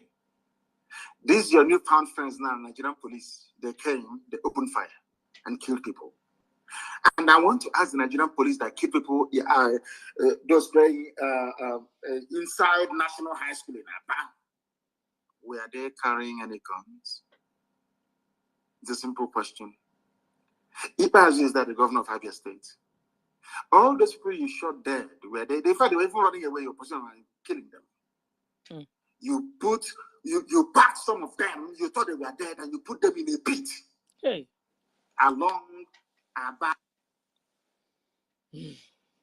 Iguacha Expressway, and you poured that seed on them. Luckily, one person survived that very ordeal. And I hope that Yoruba police are listening to me tonight. I hope you're listening very carefully. You want to understand why we're upset? I'm not telling you we're angry. And why we want Biafra. You thought they were dead. You shot so many people dead. You packed their bodies and dumped them in a borrow pit. In order to make their identification impossible, you pour that seed on them, on their faces. Hey! True or false? We have a survivor of that very ordeal. And his plight was well publicized. I even think the CNN even carried the news at some point. Publicity. These Fulanis, they have dealt with us. Fulani Islamic Nigeria government have dealt with our people. So after shooting us, it wasn't enough. They now poured acid on top of them. And yet one person survived from that we could hear the story. And if somebody is still telling us that we want to coexist, somebody is still talking about one Nigeria, my foot. One Nigeria, so that they will continue to rape your women, rape your wives, rape your sisters, your sons, your husbands, because they rape anything rapeable. One Nigeria, so that they will continue to harvest your organs and cut your penises and sell it in international market for $225,000 in the international market. You continue to want one Nigeria? Continue to want one Nigeria, so that all you women there in Nigeria, you will begin to wear hijab under that heavy sun, and nobody will be able to identify you anymore, and you'll be smelling like dead fishes. You want one Nigeria? Continue to want one Nigeria, so that your little girls, your little girls will be married into an old man with bia in the name of marriage. Continue to want one Nigeria, so they will continue to enter into your villages and continue to chop off your necks in the name of forcing you to be converted to Islam. You want one Nigeria? Continue to want one Nigeria, so that the day you fail ordinary traffic light rule, they will chop off one of your fingers. You want one Nigeria? Continue to want one Nigeria. They will take over your whole land, take your mineral resources, bring you back to 600 years backwards. Because they hate civilization, they hate development, they hate good growth, they hate pipe-borne water, they hate 24 hours electricity, they hate life. They will take you to medievals, 600 years back. That's where you will land yourselves. Continue to want one Nigeria. Soon they will knock on your door. Pum, pum, pum, pum. Hey, you come out, chop off your neck. You want one Nigeria. Continue to want one Nigeria. The people that are ruling you, all their daughters and sons and the uncles and nieces are abroad. Only you are in Nigeria and they are ruling you. They all have private jets. That before I say Jack Robinson, they are gone. And you'll be left there to die in your own blood. Or in your own pool of blood. I will never forget the story my mother told me. I was born in 1967. My mother was pregnant. And she was going through contractions. And she said, and she will continue to hear boom, boom, boom, boom here, boom, boom here. Hey, that woman suffered. And you expect me to keep quiet. That woman went through travail to bring up Stella. And you expect Stella to keep quiet. When I gave birth, the doctors were holding me on my left leg, holding me on my right leg, on my right hands, pampering me. Meanwhile, my mother saw hell because she delivered me during the Biafra Nigeria Civil War. Bomb were boom, boom, boom, boom, boom, boom, boom. As if pregnancy enough, contraction enough is a whole lot of problem. Then add it to the war going on. And after they gave birth to me, they didn't throw me away. Kwashiorkor didn't kill me. And now the same thing that happened in 1967 is repeating itself. And you expect me to keep quiet. You expect Stella to keep quiet. So that they will go back again and begin to kill pregnant women, men, children, just like they've been doing all this while that made us to begin to speak. If you don't like good thing, you will never see good thing in your life. You like others to die. Soon death will knock on your door. And you will never run away from it. Show me somebody that have lived forever on this earth. Who? So Gumi, soon it will be your turn. Shetima, soon it will be your turn. All you governors, soon it will be your turn. Since all this death that is happening around you, chopping of head, harvesting of organs, is not touching you. Soon it will knock on your own doors, you and your relatives, so that you know how it is, how it feels. When others are crying and shouting, this is why Dino Mayario, whatever his name is, Dino, will now carry a car, put inside his house. Now ask him why. Dino said, the car is his furniture. That is why you want to continue to want one Nigeria. So you continue to behave like a fool, like an animal. They are saying that you're living in a zoo and you're confirming it by yourselves. Whereby now, instead of you parking your car in the garage, you're keeping your car in your sitting room. And you now say that the car is the furniture for you. This is why all of you are still wanting one Nigeria. This thing is turn by turn. No. Soon it will be your turn. Can I call on Ochiku? Ochiku, you have the mic, sir. Ochiku. Yeah. Are you there? Yeah, sister, I'm here. Good afternoon. And good afternoon to everybody here as well. And thank you for keeping this space going.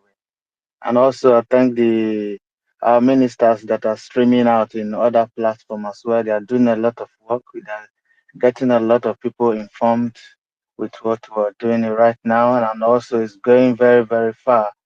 We might not necessarily notice it that much, but we are really, doing a lot of good work in different places. Some people, they will listen and they will tell other people as well. If they want to hear, they will hear. And also thank everyone that is listening as well. and everyone on this, um, sorry, everyone on the speaker section. Yeah, I want to go by outlining the reason why there's insecurity in the zoo, and also the way they're extending it to Biafraland as well, because the people sponsoring this insecurity, they are the United Kingdom.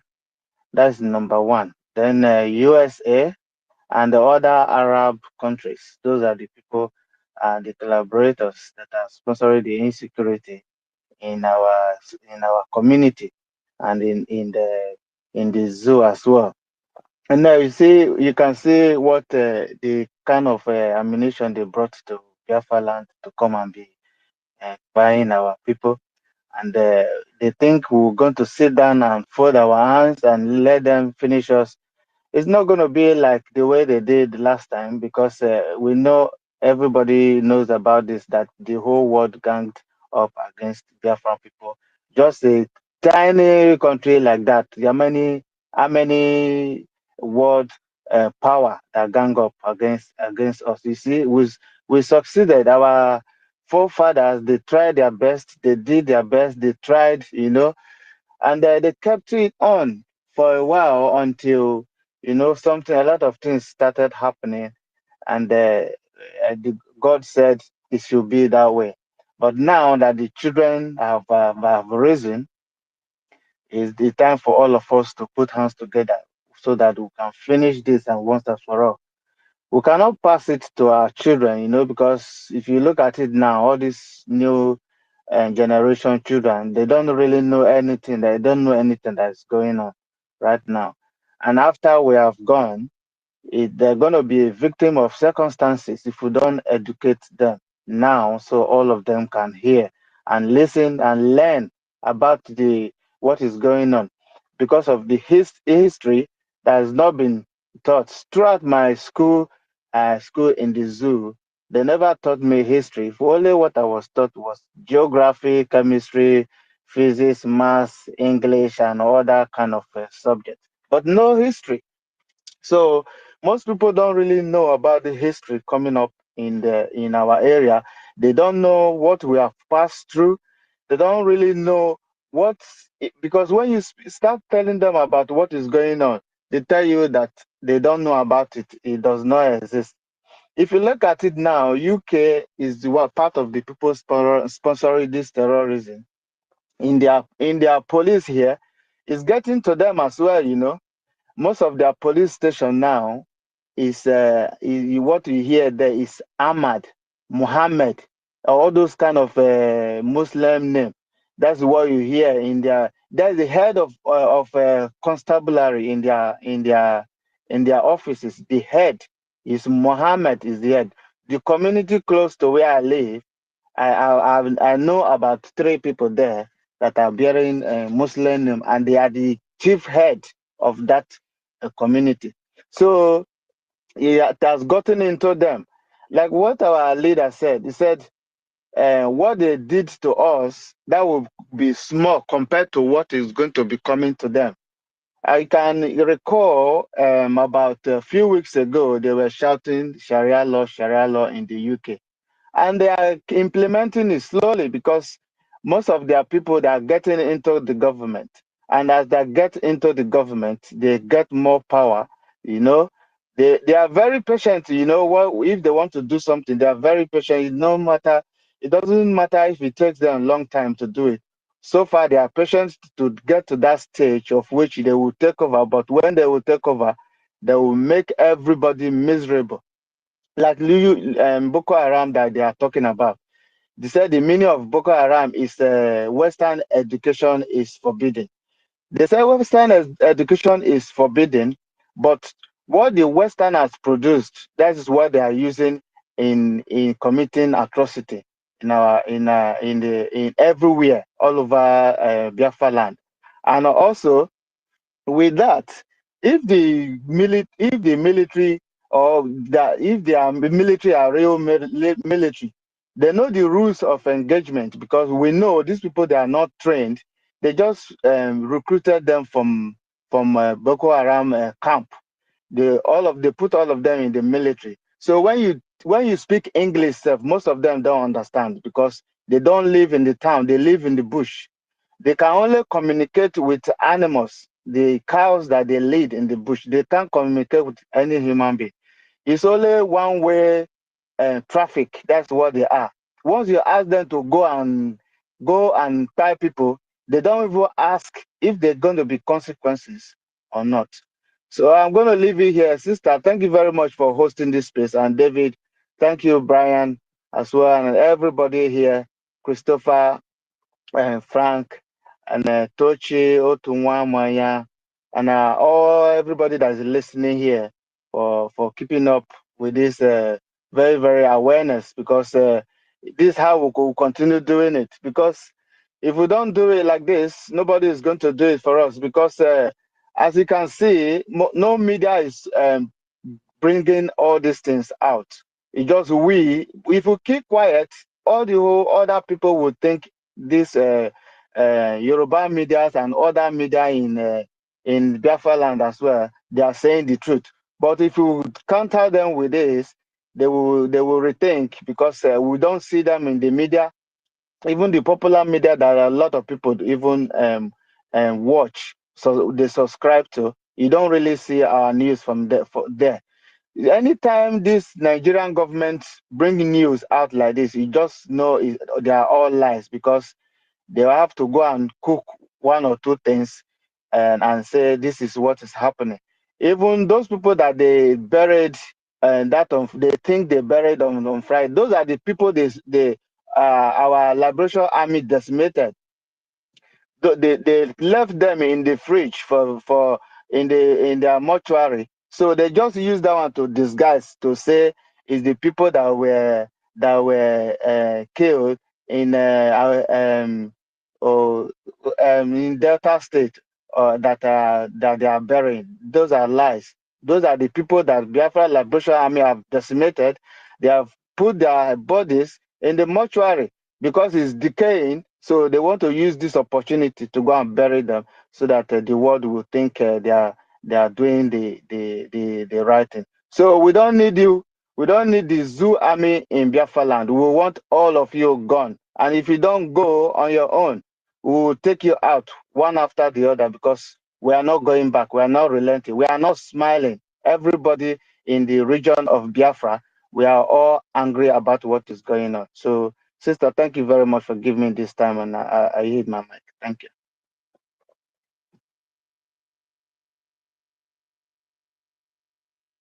Yeah, okay. Okay, Oshuko, that's great work there. Sister Stella, are you there? Can anybody hear me? Okay. Yeah, we can hear you. Okay. It's like Sister Stella is talking, but I can't hear her though. Okay. Okay. Yeah, Oshuko, like you rightly said, we don't need to look upon the media, the zoo media. Understand? You know what they are doing over there in the zoo is they're not doing investigative journalism. They don't do that. What they do is one room journalism. They will just sit down in a particular place, cook up stories, and fly it out. So that is why whenever they bring those things out, those things don't really move us. So insecurity has become a systematic approach of Islamization. Understand? Because in order to when they bring this insecurity, they instill fear in the life of the citizens, and they make them run away. The weaker ones, they will just give up, but not in the life of Biafrans. We are highly immune with their systematic approach of Islamization. Bring it upon us, we deal with you, because our land is not the kind of place you will come and chase the indigenous people, chase of our religion of our forefathers, or chase of Christianity of, in order to instill what we don't know, that is your practicing. Unlike what you have done to several countries and states, where you chase the people, you slaughter them, like what is going on now in South Sudan, killings. Congo is all about. It's not all about resources alone. They guys to kill you, take up the resources, and do everything. Islamize you because that is their own belief. Make people around you poor. Make the infidels poor. The halal is make them poor. Those that doesn't believe in your doctrine, impoverish them, make them poor to beg, kill them all, waste them, cut off their head and hands. It is love. It is their law. It is very lawful. So it is very good in the eyes of their creator. I don't even know the kind of creator they worship. Understand? So in our land, we have resisted it, and we continue to resist that. We continue to say no. We have two different countries. So Islamic country and a free nation. And what we want to do is to practice democracy in our own land. Because in democracy, there are different categories of democracy. We want to practice what they call full democracy, which is everything that involves every aspect of the government, every freedom of speech, media, and the rest of it. But in Zoo doesn't practice democracy. They practice hybrid authoritative authority, whatever. That is what they practice. That is not democracy. Whereby the voice of the people is being suppressed. Their freedom is being suppressed. No one dares talk. If you talk, they come with you with the military, their mighty military, everything, or they even plan a way to make away with your life. But it's not going to happen to us. Since we have resisted them, since our prime minister have stood up, they started to cook up all these cockbook stories to make it look like if we are the ones creating the insecurity or constituting that insecurity, whereby we are not. So, fellow citizens of Biafra, I don't know who is up next to make a speech before. Yeah, we call on Ronnie. Ronnie is just coming up. Brian, thank you. Ronnie, big boy, you have the mic, sir. Are you there? David, Nana, Brian, Frank, Ochuko, Tochi, Mazinko Denamba, Biafra Foreign Week, our minister, Go 247, our FBI, Christopher, and the rest of the people. Karma is real. Everybody in the house, I greet you all. You know, when you are talking of the real source of insecurity, violence in Niger and Biafraland, is the Fulanis. They are the one who is causing insecurity. They are the originator of insecurity in Nigeria and in the southeast. You know what they do? They use their 9 different terrorist cells to destroy Christians and non-indigenous in the north, while they use the uniform, giving the same terrorist uniform to start killing Biafrans in the south. That's how they roll. They are the same people. They find out that the only way they can be able to do the shenanigans they are doing is by being legit, using the military uniform. And this is why you see them in their police, all of them, NCDS, civil defense, and whatever, all cadre of forces they're having, are showing their muzzle in the south. The same terrorism being carried out in the north is being carried out in the south by the men in uniform. So when you're talking of insecurity, they are the one that caused it. And you remember one Fulani man that was granted interview on a national television, AIT to be precise. He said when ESN was formed by Mazen and the Kalu, they went mad. Because after we've chased ESN, chased the Fulanis in our forest, they were mad. And one of them was granted interview. He said that they should not worry, that they see this southeast, that they are going to use the same thing, apparatus with them. They are going to create the same measure to tackle IPOB. And the people didn't make out anything from that. Even when Mazen and the Kalu then made an exposition on that, even our PM, people still didn't grab it. What they meant then was they are going to create insecurity in the southeast in order to taunt IPOB. in order to tag IPOB, to make it look that then IPOB is a terrorist. And this is the thing they have wanted to do when they turn IPOB Nigeria. That is the same thing they want to create. They want to make it look like, hey, IPOB, they are just pressure group. They actually don't want to leave Nigeria. They are just talking because they are not president and they are not getting any federal presence. That was what they wanted to use it to, accomplish when they illegally kidnapped Martin Nandekalo. When he was kidnapped and renditioned to Nigeria, the idea was they will crush Biafra. Then, if at all they find out that couldn't crush Biafra, they now come with another strategy, giving those people sell out our money again to make it look like they are now another pressure group who always talk out when something is happening in the southeast. But being the smartest guy, our prime minister defeated them when he collapsed it into Biafra Republic government in exile. Now we have a government who has 100% right to have to form his cabinet and form other strategies and other stratagems of government to make it a viable government. They couldn't believe that such will happen. You know, when they declared him wanted, it was laughable. Did you see any news in the world talk about it? Because they look at Nigeria as stupid. How can you declare wanted a prime minister of another government? What do you mean by that?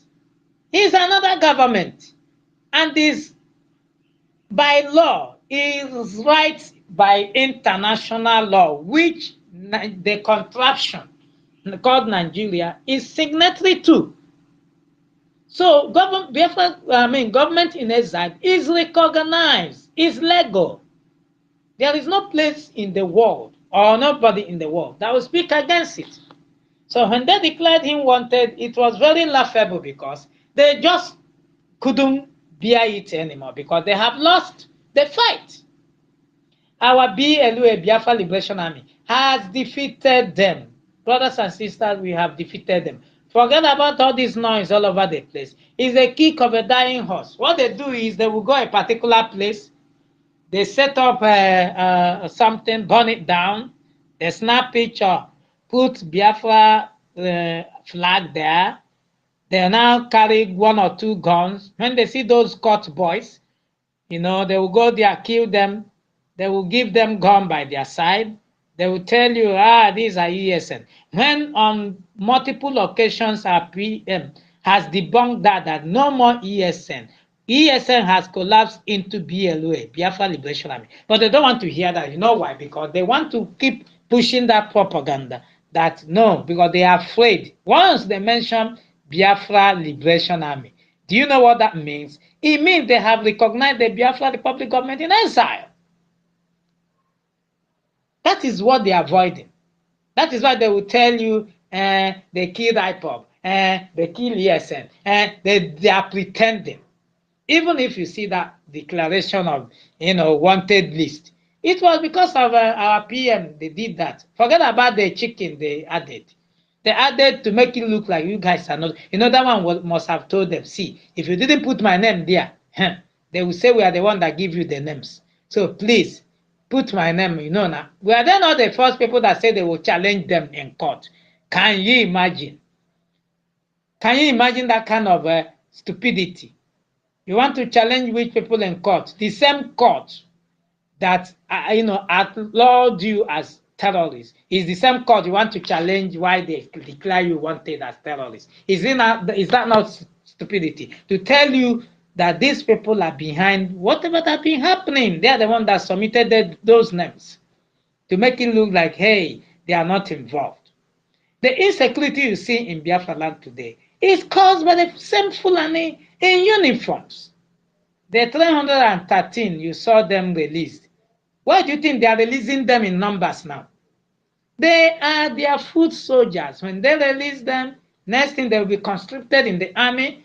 Next, you see them in Biafraland. They are fighting. That's why I see anybody that you hear saying, I am Shashat, I am Niger Delta, you are very stupid. Oh, so you don't even know who you are.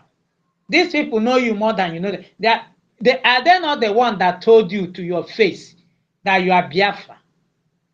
Didn't you see when Jonathan was there? Did they hide it? Did they?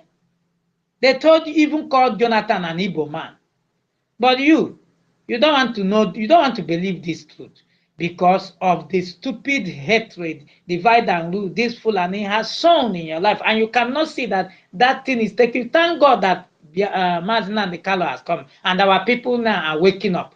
So if you are still among those people doing shat, Niger Delta, I feel sorry for you because when they came to Okwama, they didn't say, hey, these people are Niger Delta. No, don't go there. These people are not Igbo. Don't go and destroy their community. They did it. They didn't stop there. They extended it to Bayelsa. Are we not still together? Are we not still the one fighting them in those communities today? We are. Nobody will come and divide us right now.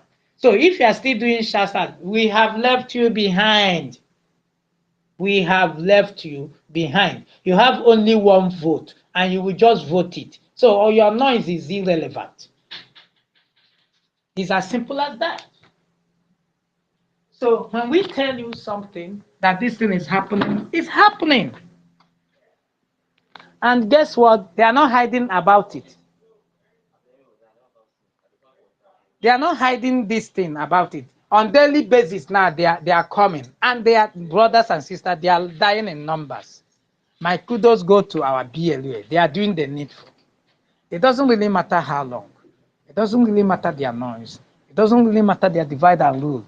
They have lost the battle. And it pisses them off. This is why you see them now going online, telling you we are declaring him wanted. The next news they came up again. They said they want to set suicide bomber to Finland. Very laughable. These people are very predictable. You want to send suicide bomber to Finland to do what exactly? Do you really think Finland is Kenya? Is Uhuru Kenyatta? See what you think? Is Uhuru Kenyatta that is a criminal like your Tinubu and the rest of the Nigerian government criminals? You what you think? You want to go to a country that is sophisticated technologically, who will even see your intention before you enter, to go and do what exactly?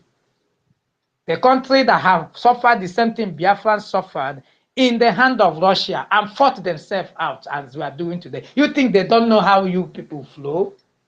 You really think? Go there now. What are you waiting for? You have been shouting, making your noise everywhere. Did they even answer you? Because nobody is taking you seriously. Have you ever seen a military declaring in the war, declaring somebody wanted? Have you ever seen it, had it? It's the work of the police. When they have done their investigation and the person is at large, they will not declare the person wanted. But you are declaring somebody wanted who is seated in his house, has office, work in the public, talk in the public. He's not even hiding. You say you are declaring him wanted. Is that not madness? Ronnie, Yes. Ronnie, if they're looking for whom to declare, is Gumi. Gumi has become a middleman. They will not pay money. You know, when they are paying ransom these days, they will use Gumi's account Oh, to my pay in sister, you money. didn't Then understand the Gumi game. will not give the money. So you don't know the game they are playing with Gumi. Oh, you don't really know. They are playing games with Gumi. See, guess what? Gumi was invited. When he was invited by their DSS, you think they questioned him? They just negotiated with him. He told them, okay, you see, I will tell my boys to release those students, pupils, while you will release our hardliners. You are holding them. That's the only thing. They say, yes, don't worry, Baba, go back. We know what to do. And via next minute, didn't you see them releasing those school girls? The school girl they just kidnapped for the purpose of releasing those Boko Haram. You don't know. They purposely took them, keep them in a particular. Do those people they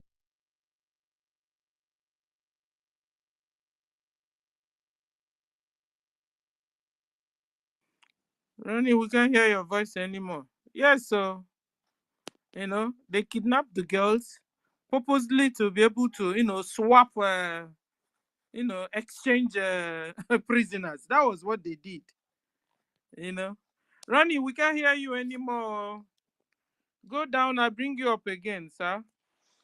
So they swapped prisoners. That's what it means. And Gumi is in charge of it. So if they're looking for whom to declare wanted, is Gumi. They should declare wanted. And Gumi is also the source of insecurity in Nigeria and in Biafraland. Shetima is also the source of insecurity. The MS are the source of insecurity. The lying Mohammed, or liar Mohammed, the Yoruba medias, they are all the source of insecurity. Britain is also the source of insecurity in Nigeria and in Biafra land. Nigeria army are the source of insecurity, both in Nigeria and in Biafra land. Nigeria police is also the source of insecurity, both in Nigeria and in Biafra nation. Nigerian Navy is also the source of insecurity, both in Nigeria and in Biafra nation. And then Nigeria Air Force, they are also, is it not them that is carrying all this Tucano jet fighter? And they are bombing the heck out of us. So, Nigeria Air Force is also the source of insecurity in Nigeria and in Biafra nation. So,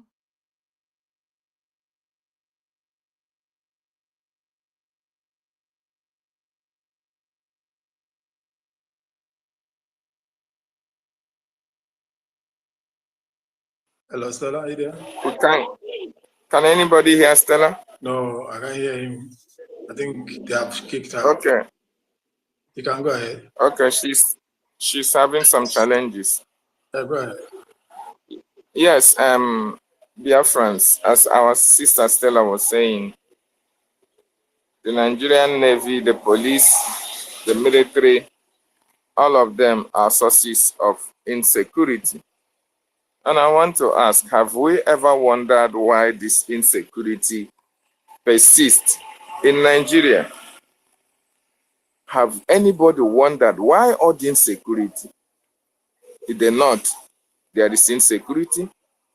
The south, there is insecurity. All the states of the Federation of Nigeria, there is insecurity. Then they come to our nation, to Biafraland. They are still bringing insecurity. Why?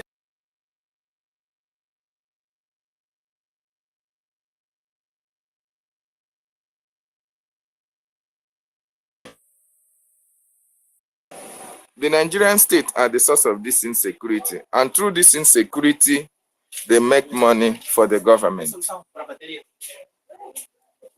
They make money for the government. The government makes a lot of money because it's through this insecurity. They now talk to EU, they borrow money. They say they want to use the money to fight insurgency. They want to fight insecurity. They want to fight the Boko Haram, ISWAP, and all the rest of them. And the nations, UK, or even World Bank, will borrow them money. And when they borrow such money, they pocket it in their individual purses. Tinubu is a drug lord. All these people are making a hell lot of money from the insecurity in the Nigerian state. Why the federal government of Nigeria? Why the federal government? Yeah, Sister Stella, we can hear you, and I'm speaking, okay. if you don't mind. Yeah, they knocked down the space, so okay. I just, okay, go on. Okay, well done. Good. Yeah, why they are making money? Nigerian government are making money all around the world through the means of using insecurity as a guide for grants from other nations. The governors as well are making their state insecure in order to as well get some grant from the federal government. the local governments are also as well doing the same because of their security votes. So for Nigeria to get better, for Nigeria, in fact, there is no way Nigeria can get better. That is why we are saying that this insecurity, we no longer need it in our Biafran land. They can go ahead, one Nigerianist can go ahead with their one Nigeria, because one Nigeria is all about insecurity. One Nigeria is all about poverty. One Nigeria is all about destruction of properties. One Nigeria is all about killings. One Nigeria is all about insecurity. For you to be in Nigeria, you have to know one thing, that that nation must be insecure. So, and we are not really comfortable with that. We want a nation where we will be free from insecurity. We want a state where we'll be free from killings. We want a state where our people can go to farm and come back in peace. We want a state, a nation where we can grow our agricultural products. We want a state where our children can go to school and come back in peace without being kidnapped. We want a state where our farmers, our mothers, our fathers who are farmers can go to the farm and come back without being killed in the farm, without being disappeared, or without being held for ransom purposes. This is the reason why we want Biafra. Okay? This is the reason why we are opting out of Nigeria, because everything about Nigeria is insecure. One Nigeria is a mirage. The greatest injustice to mankind is one Nigeria. The greatest injustice that can happen to Biafrans is joining them with Nigeria. Because right from time immemorial, Nigeria has always been a death zone for Biafrans. They use this insecurity to make money at the expense of the death of many innocent Biafrans. And this insecurity cannot stop. As long as the Muslims, as long as as long as Nigeria is a terrorist state, insecurity can never stop. Has it stopped in Iraq? Has it stopped in Afghanistan? Have insecurity stopped in anywhere that the Islams are in power? Have you stopped in any country that share the same in any place that they share the same nation with Islam? It cannot stop. So how can Nigeria be different? So if you are a Nigerian and you are crying about insecurity, one thing you should understand, that one characteristic of an Islamic nation is insecurity. It is only through that you can know that this country is Islamic nation. You don't need to go and say, oh, let me go. If Afghanistan is an Islamic nation, once you hear from the news that suicide bombers bomb hospital or bomb people who are wedding, just know that is an Islamic.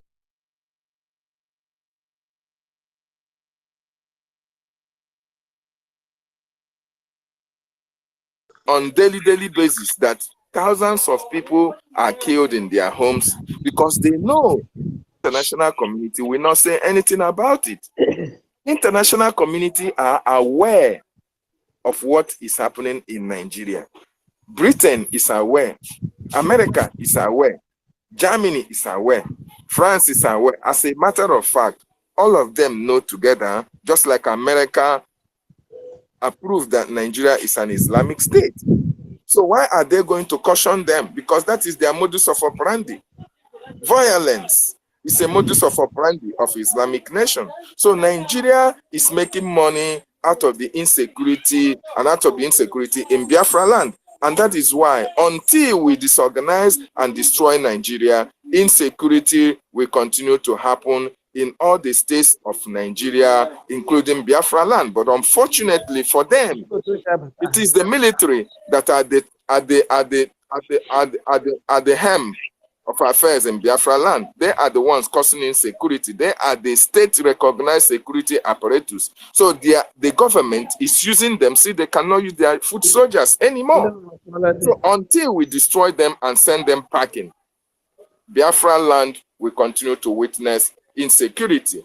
But thank God the government is beefing up the security of the Biafran people, and in no distant time, the insecurity in Biafran land will be brought to nothing, courtesy of the Biafran Republic government in exile. So you have to fund the BLA, pay your defense funds, so that the Biafran government can do the Hello, can needful you guys hear and me? make sure that we root out all these terrorist enablers from our land. Thank you so much. I yield my mic. Thank you, David. Let's go straight to Ronnie. Ronnie, can you hear us now? They've been knocking you up and down. Honestly, I didn't even know I was Ronnie. talking to myself. Can you hear me? Whoa. Huh. Can you hear You have the me? mic now. Yes, sir, we can. Okay. Honestly, I didn't know where I stopped. I didn't know where you guys. Start from the beginning because you were making sense a lot. Start all over. Can you hear us? Can you hear me, sir? Ronnie, I can't hear you. Is somebody hearing Ronnie? I think after a break now, they will call me Insecurity.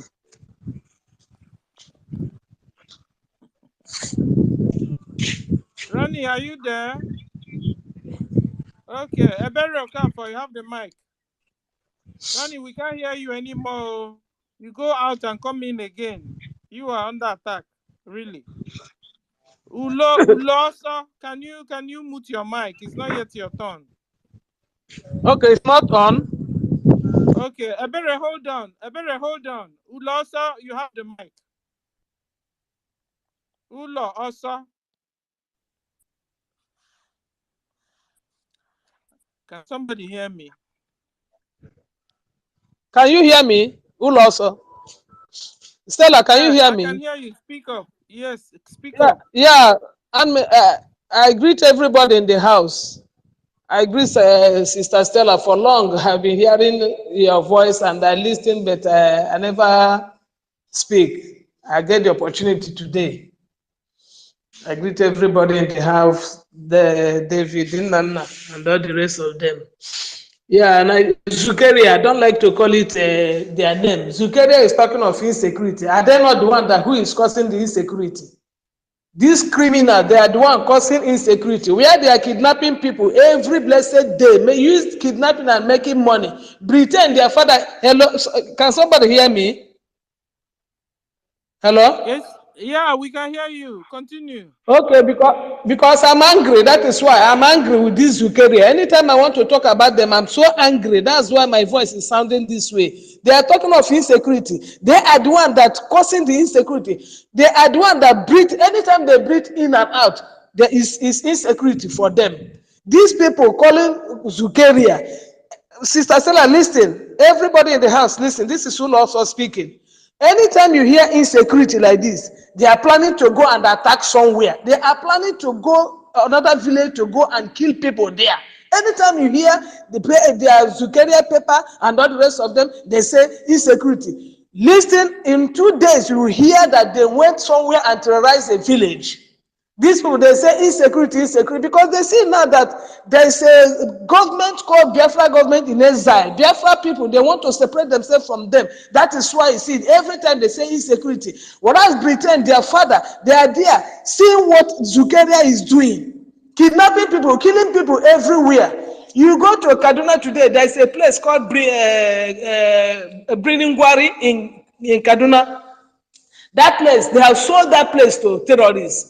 When El-Rufai was there, El-Rufai sold that place to these terrorist people. They are the owner of that place now. No any indigenous crossing that place. If you cross there, they kidnap you, they kill you. All the whole boys there, they have turned the whole boys now to join them as terrorist boys.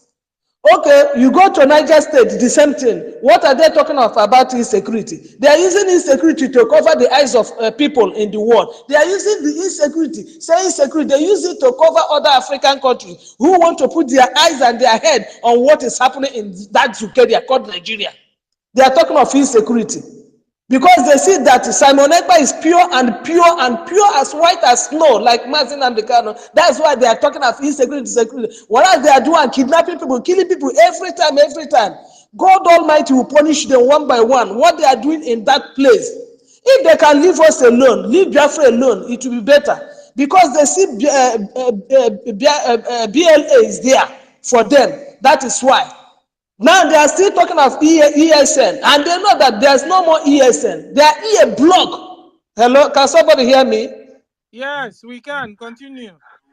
Yeah, they know now that there's no more ESN, and they are talking of ESN. They are a block. Did they hear block? This man, Pampas man, called Tinubu, although that one doesn't know himself anymore. That one, Tinubu and the wife, they are sitting there in order to just pack money coming from Biafraland. That is what they are packing. If they pack finish now, maybe they will go aside, one side, and go and patch themselves. Talking of the chief of Boko Haram himself, that one, what are there's Sister Stella, there's nothing they are doing in that seat. Only this is our thought. They are just packing the money coming from Biafraland and nothing more. There's nothing they are governmental in that country. Nothing like government anymore. Nothing. This money they are making in insecurity, they are pushing this money to Saudi Arabia and other places. They are using it to buy weapons for them. Are you telling me that these people, they are not hearing what is happening? Because Saudi Arabia, they are hearing it. All the whole world, they are hearing what is happening, kidnapping, raping, killing, and other things. They are hearing, but they pretend because they are the ones sending the terrorists there to come and take over Biafraland, take over the whole place, use their resources to continue funding terrorism here and there, America and all the rest of them. Me, I'm angry. Anytime I hear this insecurity, I'm very, very angry. I pray, may God Almighty continue guiding our Prime Minister, the only Prime Minister, although Nigeria never hear Prime Minister in their life before. Have they hear Prime Minister before? They never hear Prime Minister. Especially this generation. Have they hear Prime Minister before? That is why anytime they hear Prime Minister, their body will be peppering them. They will be angry. Hey, you are calling Prime Minister. They don't know what is Prime, because they know that Prime Minister now is more than them. The Prime Minister of Biafra government knows that it's more than them. Where Simon Ekpa, our Prime Minister, where he enter, Shetima can never ever try to enter there. Is it a sleeping Pampas man? Tinubu cannot enter there. They know that this our Prime Minister is bigger than them. That is why you see they say we do this for we do this for Simon Ekpa. We are doing this. Look at them. Look at these people. This Zukeria don't have sense. If they have sense, they know that only police is permitted to come outside. Military, being their Boko Haram uniform, they're supposed to go inside the bush and be guiding the bush. That is how they are doing. But the whole world, they see the way the military, they are coming out, moving here and there. Because of what? Because of they have sent them to go and be kidnapping and be killing people. My sister, I'm very, very angry. Anytime I hear insecurity, I will put my ear down. Under 1 day, 2 days, I will be here. You will hear that they have went somewhere and they kidnap and they terrorize people over there. Stella, please, I'm very, very angry. I think I can rest my comment. You have the right to be angry. You see, what you're saying is you are correct. You are right. You know, and you made us now to understand that any time we begin to hear, they begin to shout it, they begin to dance it, they begin to discuss it, they and their fake media begin to discuss insecurity. Just hold on somewhere, because they are about to attack a particular community. Just watch. Under 2 days, you will hear. Please, our ministers are here. I want to appreciate the presence of our PA. Success is here. I salute you and all the ministers in the house. You are welcome. And Ulu also just told us a striking information that whenever we are hearing they are beginning to dance insecurity, we should just keep our ears down, because they are about to attack a particular location. And it's true. It has happened over and over and over again. So we are learning it. You know, just like the way they mastered that whenever our PM begin to tell us, here are people, please watch out, 6 o'clock, go in. That day, they all the plan for Nigeria government army plan. They will not come anymore. We are also learning how they operate too. So my people, ministers, you are getting it. You see what is happening, and our sister just made a point, and it's true. Thank you, thank you. You want to say another thing? Thank you. No, I'm standby listening. Yeah, thank you. Okay. And there's another thing David and Nana told us today that is particular, striking. Said that insecurity can never stop so far as Islam remains in power. So far as Islam remains in power in any country, in any location, insecurity will never stop. You know why? Because insecurity is their stock in trade. They are known for insecurity. He gave us an example in Afghanistan, in Libya, in Saudi Arabia, anywhere Islam is in charge, is governing or ruling. Insecurity, you will never see security there. What you'll be seeing is insecurity, violence everywhere. Now we understand the fact. This thing is really making sense. Now it's really making sense, David. It's really making sense. Now we understand that every time they're saying,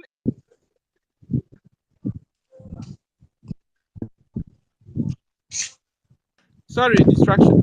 So now we are understanding this thing. So for this one Nigerianist, forever one Nigerianist, you will cry for insecurity, Taya. For we Biafrans, we are gone. This year will be gone. And you see, you will never see peace. So I'm not prophesying and I'm not cursing you. But it's a common, we are just, connecting the dots here. Because we found out that anywhere, any nation, any country, any city, Islam is in charge. Insecurity is paramount. Insecurity and violence will be filled in that state and town and country and the city. So, Hausas, Yorubas, Middle Belt, hold on, no. Stop crying for Igbos, because when we must have gone this year, you will see the real insecurity. Unmute your mic. There's breaking news. You will see the real satellite. Unmute your mic. Unmute your mic. Unmute your mic first. Okay. So let's go to our PM's handle. This is what they want. He's already on the jumbo. He's already on the jumbo. I put it on the jumbo already. He's been there more than 20 minutes. Okay. Breaking. Our voice, that's a good news at least. At least let's breathe a fresh air. Breaking news is sweet news for that matter. Our Voice of Biafra Satellite TV is up. Is up. Somebody in the government.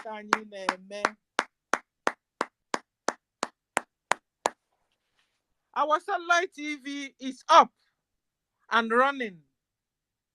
Wherever you are in the West and the Central Africa, you can watch this channel live, free of charge.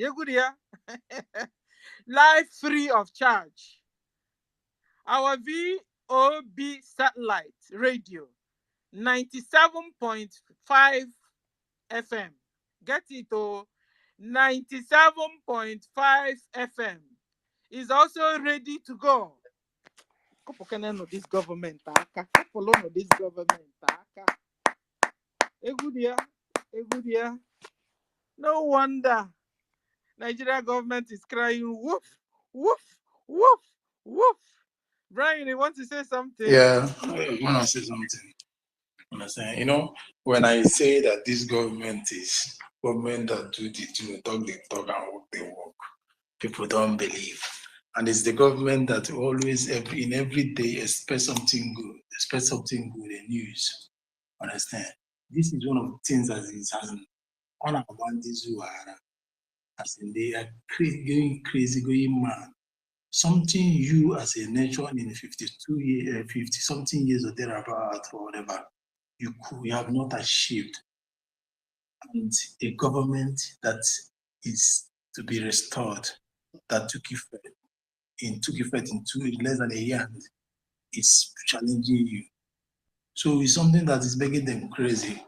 So it is something, because they think whenever they want to control the social media, we are creating our things. This is online here now. YouTube will come out very soon. So we are very far away from them. So that one, by the way, so the news is up there for every Biafran to read and spread the good news, the gospel of Biafra everywhere. So I want to say something about this insecurity as well. Understand? So what we're saying here today now is not something you guys don't know. We are refreshing your memories. We are trying to put things to you again. Try to show you the reason why you should make hay when the sun shines. Because this rain that is about to fall will fall on every roof.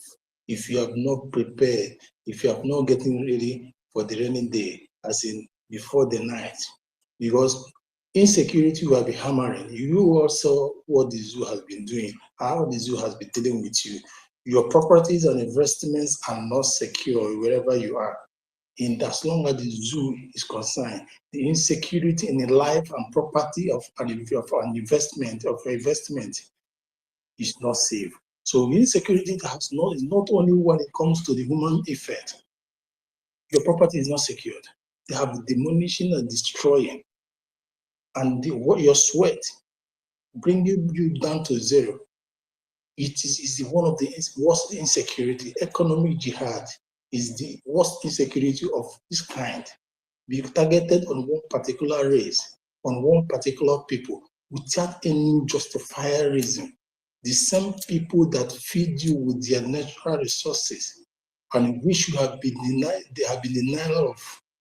Yet they don't care. The same people you gave 20 pounds after war, the same people that gave you a name and are still giving you a name in the international community, the same people that is remitting more than $20 billion US dollars annually into your war chest, boosting your GDP, the same country that is economically viable and bringing something, making you who you are, the giant of Africa you claim to be, the same tribe, one particular face of people. Yes, you are playing a game of insecurity on them. Try to waste everything concerning them because of their faith, their religion, their ethnicity. You want to wipe it out, exterminate them? It is impossible. It is something that is unachievable and can never be tolerated by the Biafrans. Our standing up against the oppressors is why you see the oppressors crying instead of the oppressed. Imagine, we the oppressed refuse to cry, and you, the oppressor, is crying. So insecurity is not only on a human being; he's being affected. Everything, both the fauna and floras. When I mean fauna and floras, they are not secured. So let us not be thinking that it's only a human being. In a movement, both day and night, it is no longer secured. Life, night life, or even day life is no longer secured. As you move out of your house, you don't know where you're going to meet your death, because your death has been planned and masterminded. That can happen every other time. You can lose it because of insecurity. There is no place safe. The people in uniform are the major terrorists. There are movement of suicide bombers walking beside you all the time. You have your life, everything is insecure. They have used insecurity to systematically enslave you, citizens. They dare not speak out or condemn any of their art or actions, or even contest against it. It is all about insecurity of life, freedom, insecurity. You cannot speak. They have caged you with every force. And that same insecurity has taken effect in their law. It has affected it to the extent that those morons and statues that are representing you, what I call it morons and statues, because what they are there in the National Assembly or House of Assembly or representative of Senate, whatever thing, the red chambers or green chambers, whatever thing they call it, they are just there started like statues. They have no meaningful statement to issue, no meaningful laws to enact, because what they are afraid of their life. They are so insecure on what to say. So a lot of things, a lot of ways, insecurity has been carried on and played on the life of it. So the way insecurity has moved on to affect your right of freedom, your right of freedom of peaceful assembly and association. You cannot gather again to have a meeting. You cannot gather even to shout freely as a people. You cannot gather freely to worship. You cannot even gather freely to have a meeting no more now. Or even the women gathering, youth gathering. The worst is about youth gathering. You cannot move in 3, 4, 5. They will now have a means to assassinate you and waste you at a point and just throw a gun at you and tag you any name, because they have built that insecurity they have used that systematic approach to commit every crime, at any given time. That is the insecurity. And this same insecurity, no more right of freedom. So, my dear brothers, let us not be just thinking that insecurity is just being physically wasted on the human being alone. No, it affects everything, every fauna and flora. So, nothing and nobody, even the water, even the air you breathe in the zoo, you're not secure about that, because as it stands today, zoo can pollute your air. Zoo can poison you, pay people to kill you, even your water. If they have any means of wasting the water we drink, they will do it so that all of us will wipe at the same time. So there is nothing you do that is secured in the zoo today. So you are definitely on your own. You're not secured except Biafra. That is where you are secure. That is where your life is assured, in the Biafraland and under the public government of Biafra Republic government, led by Prime Minister. That is really where you're secured. And that is why we must do anything, even above money possible, to have him pushed to where he's supposed to be. He has said yesterday night that he will never change. The only thing he will change to be a beast. And that beast is to bite the zoo off and destroy them more. Thank you all. Thank you, Brian. And we welcome PM's PA, Mr. Success. You are welcome, sir. You have the mic. All right, good afternoon, fellow Biafrans. Good afternoon, Wanda Stella, and all ministers here listening. I greet all of you. It has been a while. We joined together this way on space. It is due to some circumstances that is on our way, and we are trying to clear all of them. So we are welcome back, and I want to really emphasize on this very topic. When you are emphasizing on insecurity in Nigeria, you are simply promoting them to the level of Russia and America. So what is happening, what is going on in Nigeria is nothing to go by the name insecurity. It is complete jihad, complete overturning, forceful conversion. That's what is going on in Nigeria. And forceful grabbing of people's land. There's nothing insecurity. When you say insecurity, it means something that is being created by a non-state actors. Why the state actors are fighting to make sure they reverse the occurrence. But this one is that the state actors are the one pushing this very jihad. It is not insecurity. Government is not spending a dime to make sure they combat this what the so-called insecurity. Right, the government is pushing money and funds to their actors to make sure they grab the people's lands, especially those who are they are find difficult to treacherously convert to their Islam. And this is why you see the killing in Delta and Bayelsa, and this is why you see the killings sometimes in Biafra until we raise the Biafran Liberation Army. When you say insecurity, insecurity is supposed to go with the name non-state actors. But on this, Nigeria government is fully the sponsor of this so-called insecurity, which I called jihad. And Onyendu confirmed it. Onyendu say some of, in fact, government officers are the real profiteers of this very insecurity. Through their security votes, through the kidnapping and returning of their funds, through the killing of their opponents. There is nothing insecurity about Nigeria. So when you say insecurity, you are trying to bring Nigeria to the level of America. If any American citizen or American official is listening here, they will think it is a general global phenomenon, which it is not. What is going on in Nigeria is complete ethnical cleansing, jihads in extraordinary order. That's what's going on in Nigeria. That is why you can see the whole indigenous people of Kaduna has been ethnically cleansed. They are planting Fulanis everywhere in Kaduna. Something goes to Niger State.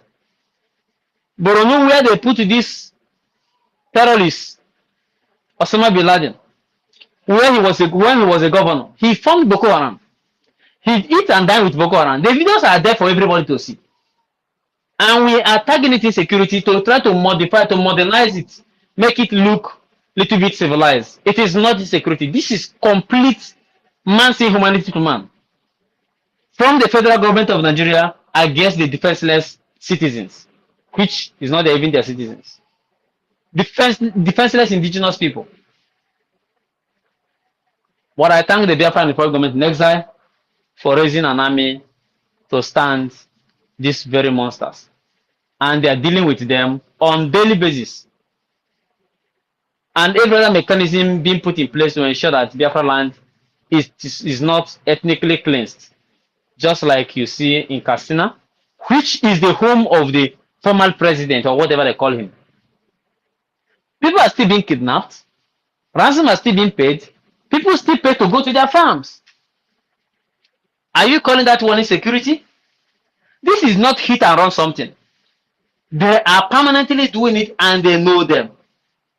Video I posted last 2 weeks ago, you saw the Comptroller General of Custom sharing rice to bandits in the bush, giving them food. You saw Sheikh Gumi saying a kinetic approach is not the only, is not a solution to banditry, but the government should be able to discuss with them, and they're listening to him. This very said insecurity, which is jihad in my own terms, is created by the state government and federal government of Nigeria. Created by the federal government, impose it on the states under one the condition that will be a governor. That's why you saw that riffraff in a new government house running here Tascada to establish a cattle ranch. Let us see the cattle ranch now. We will make sure there will be no presence of any Fulani terrorist jihads. I don't mean normal Fulani that comes to do business. If you come for business, we do business. But if you come to kill, terrorize, or rape our women and our daughters in order to put fear in us and take our land by force, my brother, it will be AK-47 to AK-47. We will know who shoot first. But every law abandoning Fulani that comes for business, you can do your business, there's no problem. But those who relocate from house to bush, buy AK-47 and other sophisticated weapons, and they are backing them up with military. Let me tell you a story in Hamufu. 1 week, Biafran Liberation Army entered Hamufu. They got intel that we have entered. They brought in a checkpoint in a Hamufu. First, the checkpoint. And the day they will have a confrontation with the idiot when they came to kidnap the one of the community, one of the villages. They raised alarm and it get to our men, and our men went after them. The next day, they bring over 400 army in a Hamufu. To guide who now? You say you are fighting insecurity. And then you saw people that are going to the bush by bush, to make sure they come to the bush. You now come to fight them. Who is the one perpetuating the insecurity? They are using the army for jihad, because Biafraland is a very fertile land. This is why we said no. We will fight this war till the last drop of our blood. We are not like those who has gone before us, who collected money, who betrayed their own fighters. And today, they are being anywhere they know, they open camp, they will go and invade the place, and they will say they invaded. When you hear them mention ESN camp, on your own you read it is about maybe Biafran Liberation Army. No, it is still some of the people that this idiot were able to confuse and put them into the bush and tell the army this is where they are.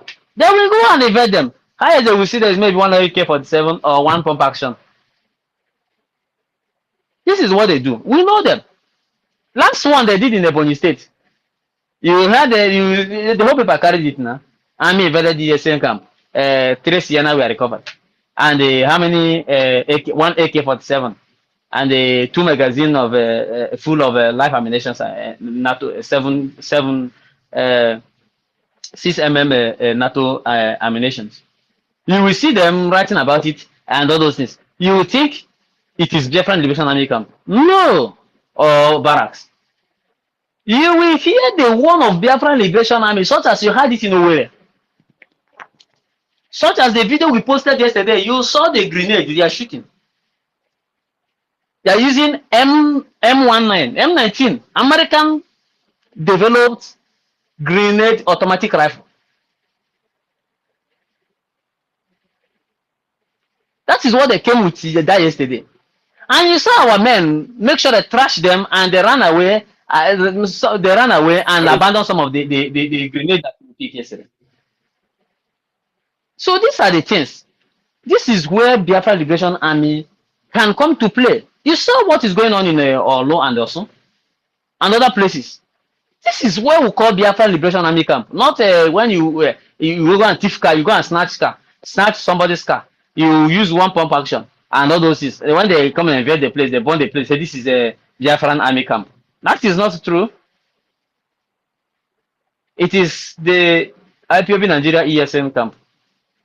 And they know they are setting our able boys up to make sure they reduce our numbers. But those who pay deaf attention to them can as well have whatever that is for them.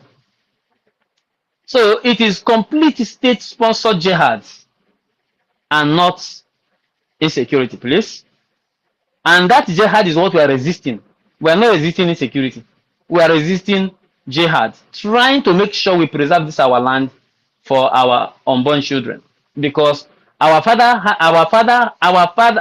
handed it over to our fathers, and our father have handed this over this land to us, and we must hand it over, not to Fulani Janjaweed, but to our own offspring, and we mandate them to make sure they hand it over until the end of time. So that's why you see the Biafran Republic government next are putting every mechanism to ensure that these things work. Created Biafracoin, and you saw USBT, you saw it. It is live there. You can invest. You can be a stake. You can be seeing your dividends every day and all those things in reasonable percentage. Then we created this very Biafran satellite TV, Voice of Biafran satellite TV. It is up and running now. Very clear. If you are in Africa, especially in Central and West Africa, you can go and get a free-to-air decoder, not DSTV. It is not that expensive. Not a Go TV. Go and get any free-to-air decoder, popularly the strong decoder. Then get a DSTV dish. Call an installer. We'll be posting the installation format or the channels, the frequency, sorry. the frequency that can get the whole of these channels for you, you'll be able to watch Biafra, a Voice of Biafran TV live and direct. Even watch this evening's fundraising live and direct on Voice of Biafra. It is very, very okay, very, very clear, well sound. It's part of the achievement. And in weeks to come, I believe the the Voice of Biafra radio, 97.5 FM, will also be in some part of Biafraland, making sure to sensitize our people on the current happenings. And tomorrow they will come and say, extradite Samanepa. Go and bomb him. Go and do this. Go and do that. Are you extraditing somebody who is more educated than you? He can defeat you in any court of law except those of those court in Nigeria. But every other court in the whole world, civilized court in the whole world, Simon Ekpa will defeat you. And that is why they say they declare him wanted. And he in turn declared the president wanted. They were afraid because the vice president cannot come to any mission again in Biafra. Same thing with the president. Everybody will die now. It is an order. The order has been given. And those who the order has been given has taken it. Watching any of them to come across here, only information, then the Air Force will bomb everybody that day, including those who they have invited to come. They don't know how we have prepared for them. So every Biafran should make sure they support this very government. This is our government. We have no other government, and we have no other prime minister other than Prime Minister Simon Ekpa. There is no other. His government is the best government for now. Every instructions and order coming from him must be followed to the letter as we continue to move. December 2nd is the deadline. Biafran declaration is very, very, very imminent. And not only that, before the Biafran declaration, another innovation is coming. So Simon Ekpa is loaded. Just follow him. Don't ask him, come, this is the way. He knows the whole. He told Onyundu, I have the roadmap. Even if you don't have no roadmap, I'm going to give you roadmap to Biafra. And today, what are you seeing? What are you seeing? So he has the roadmap. So why not follow him? And even those IPOB Nigeria that have called him names have come to say, yes, we don't have the capacity to bring this. Therefore, anybody, you see the amount of how of if we have abandoned this thing earlier than when they were attacking us. This is why I love being stubborn. Being stubborn is one of our callings. Thank you, fellow Biafrans. Thank you. I am so much glad to be part of you once again this very afternoon. May God bless you all and continue to protect and guide Biafra. Amen, Mosa. Please, are you disponible to take questions? Are you available? Sure. If yes. Sure. So people, if you have questions, so can we ask our PA? So, but he said that people in Nigeria can get our satellite TV. How? Please, can you repeat what you told us, please? They have I think people in Nigeria, they watch cables. They watch cables. Go to market. If you don't have a free to air decoder now, a free to air decoder receiver. Strong. Go to market. Ask them for strong decoder. If you have it now, just call your installer to come. And we will be posting the frequency so that you can just type the frequency on your tracking meter. It will be there, Osmo. Connect it. The Voice of Biafra will be there. Amazonian Communication Network is also there, and the host of all other interested TVs are there. You can watch the 2TV. Amazonian Communication Network is there. The Voice of Biafra is there. Get a strong decoder and a big dish, not just that medium-sized dish. You know what we call dish now? A satellite receiver, the antenna. That's all. Thank you, sir. And then you were telling us not to be using insecurity because when is the government that caused the problem? Is a forceful conversion? Is a jihad going on? But when can we call it insecurity, sir?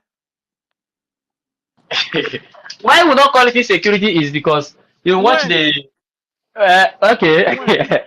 Yes, I will quote Sani Abacha, which is one of the best presidents Nigeria has ever had, and they killed him because of he did not allow these criminals to breathe.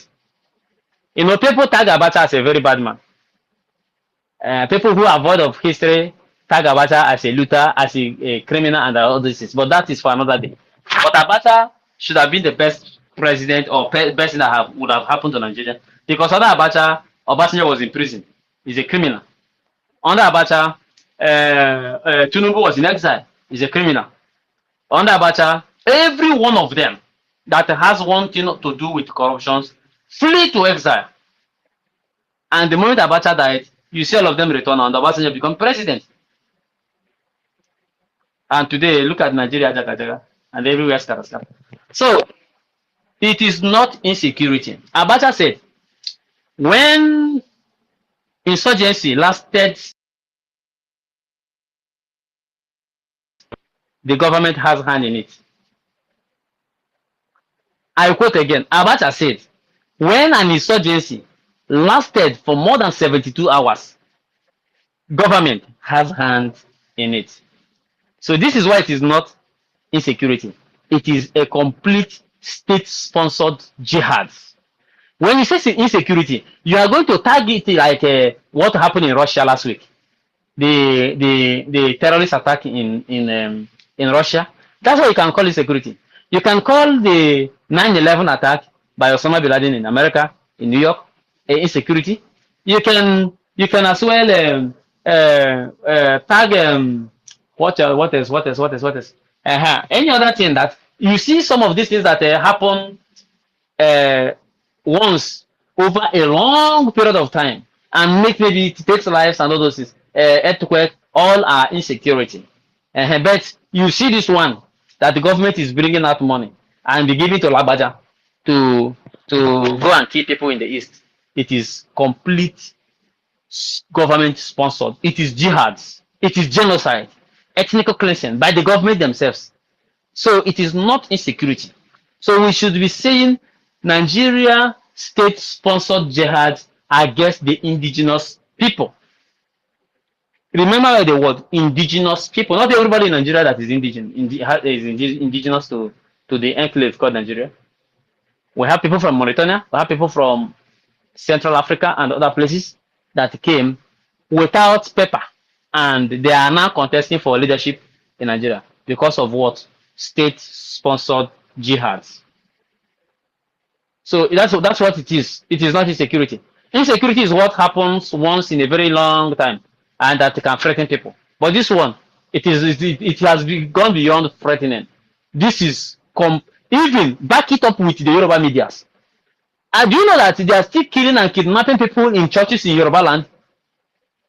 And you cannot see it in paper. But the Lagos Expressway is no go area. They are still kidnapping people there, but they cannot see it in paper. The Yoruba journalists are just shooting the happenings in the West and focusing on Biafraland. And there's no problem in Biafraland.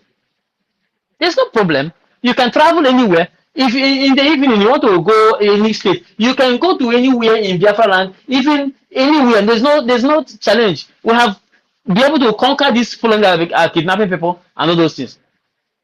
But in the daytime, when the armies mount their roadblock and police, you will see people going about raising their hands and molesting and all those things. It has gone beyond insecurity, my sister. This is pure state-sponsored jihad. That's why they are sending suicide bomber to Finland. That is why they are doing everything possible to make sure their terms are monekpa. It is state-sponsored, and they are not doing anything about it. Look at what happened in Delta. How can an army wake up and declare somebody wanted? Is army part of the law enforcement? Army is not part of the law enforcement. The duty of a nation's armed forces is to protect the territorial integrity of that country against external aggressions. Go and read the Armed Forces Act. Protect the territorial integrity of your country against external aggressions. But look at them, following VIP. flogging people, causing panic, forcefully seizing your properties and whatever from you. It is pure jihad. State it to the name so that other countries who who have still have the mind of God can understand what's going on in Nigeria. When you say security, they will say it is a general term. There is a food insecurity, there is say this and that insecurity. It has gone beyond insecurity. This is pure ethnic jihad and a genocidal and whatsoever you can call it that can fit it. It is completely man's inhumanity to man. Killing of somebody that doesn't do you anything and you know that doesn't have the rifle you have, you gun him down because he refused to give you 15 naira.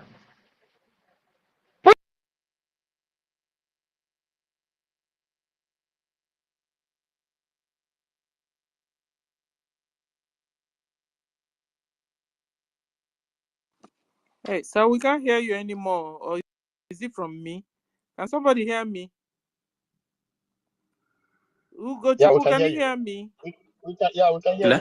But Yeah, but we It can is hear not. you. okay, it's coming out now. It's breaking again. We can't hear you, sir, anymore. We can't hear success anymore. Can somebody hear success? No, we can't hear him. Ah, okay. So it's not from me. I think his network Okay. is having a problem. Yeah, network is hey, but he just cleared something for us. So, did you guys get what he said? Anyway, Yeah, first of all, on the good news part of it, we got it. that people in Nigeria can now, in homeland in Biafra, not Nigeria. You know, there is something People they in call homeland. decoder. One decoder they call strong. Understand? That decoder Uh-huh. is not DSTV decoder. It's for this Starlink. For the satellite This dish. NTS, NTA decoder. So that is the particular decoder they need to go and buy. Because I'm aware of that strong every time I came to Nigeria. They say I just needed something to run for 2 weeks. You understand? They say me strong that I should not waste time for DSTV. They say I don't need that. Understand? So that is the decoder they're talking about strong, very cheap. So when they get the DSTV that strong, they now type the frequency. Understand? So Nigeria, they can do it once they bring out the stuff. They can do it because the Bongo, then they convert the VCD to DSTV. So there's nothing they cannot do now. So they can do it easily and get hooked up. And he said it's free also. It's free to air now. Understand? That is free. That you won't pay anything. That's good. And another thing we also learned from him this afternoon, that all this thing that is going on in Nigeria, using insecurity is a wrong word for it. There is an insecurity when there's a terrorist attack or an earthquake or anything apart from the government attacking its own citizens. So now the government is attacking its own citizens in the name of jihad. So Nigeria's state is sponsoring jihad against the indigenous people. So this is what has been going on, ladies and gentlemen. Thank you, Success, for opening our eyes this evening. Ugochukwu, you have the mic, sir. Yeah, thank you. I see that my sister Berry is here, but I'm gonna just try to chip in on what one of our living hero was talking about, which is Mr. Success. He's one of our living hero. And Chukwu Kabiama continue to bless you and bless our PM and bless our leader Mazin Namdi Kano and our government, our own government. Proudly to say our own government. And most especially our defense force. Chukwu Kabiama. You know, our living hero Success is trying to tell you that this is not insecurity. Insecurity is when, for example, what is happening in America. Sometimes they strangle one a black man, one black America, or one of the things that happened in Norway. The guy was angry about foreigners. He opened fire on the park. Insecurity, and they put the guy on the back of the bar. So all this time, and that does never happen again. But this is automatically planned against the people that they don't have any plan of giving you infrastructure. They don't have any plan to stop the strike that they put on the youth, these are part of the people that is well educated, very highly educated people. They make sure you stay in strike for 4 years. They are not ready.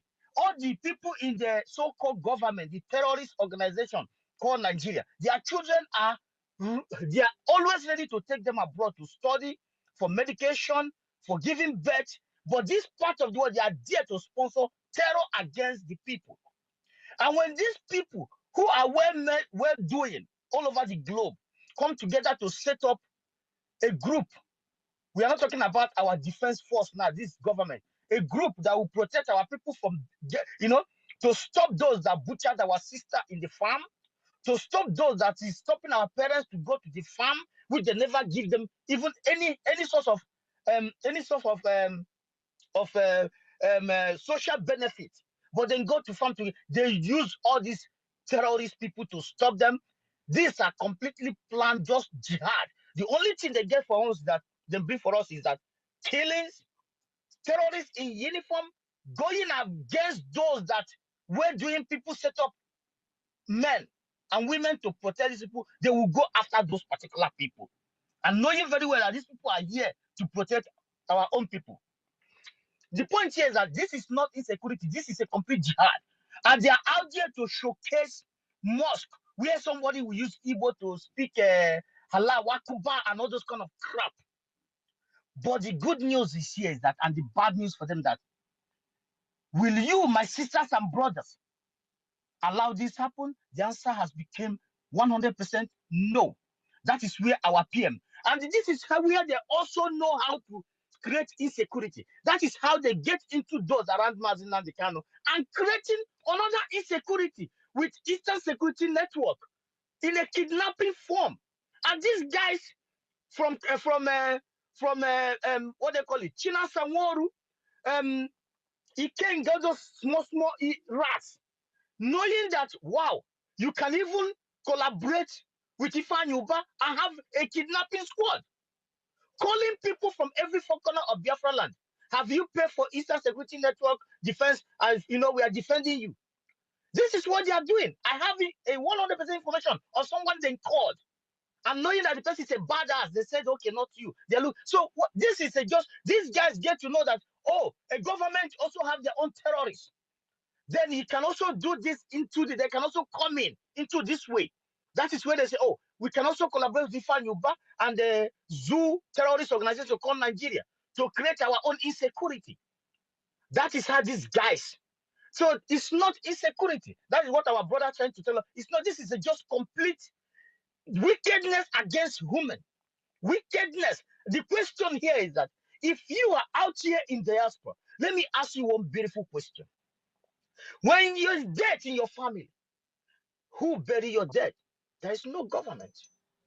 When there is something like hospital for your mother or a bed in your family to give birth, who pay the hospital bill? One of you. When there is a Christmas, for example, Easter, how do you people get a little happiness in the family? From you. Then where is the government? But there is a terror.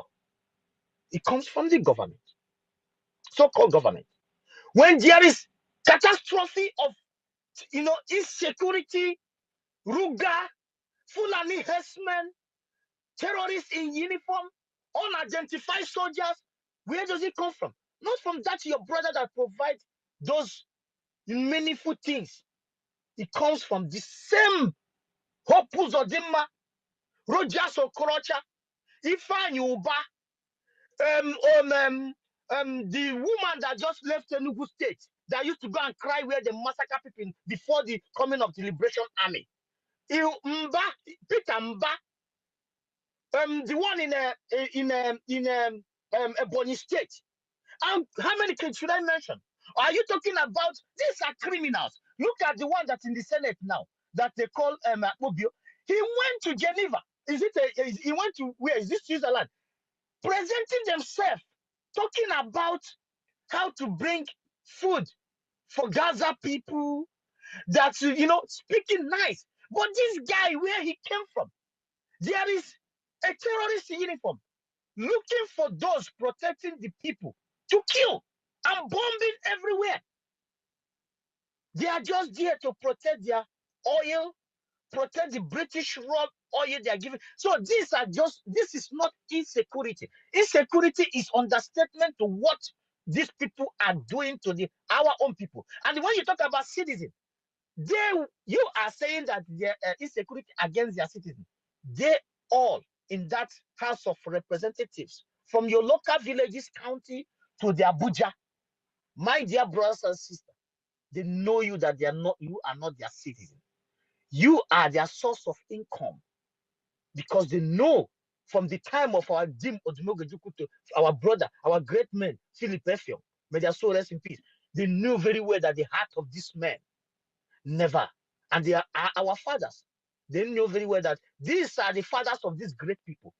And you will never believe in one Nigeria, because you are too smart to identify as one of the British goose.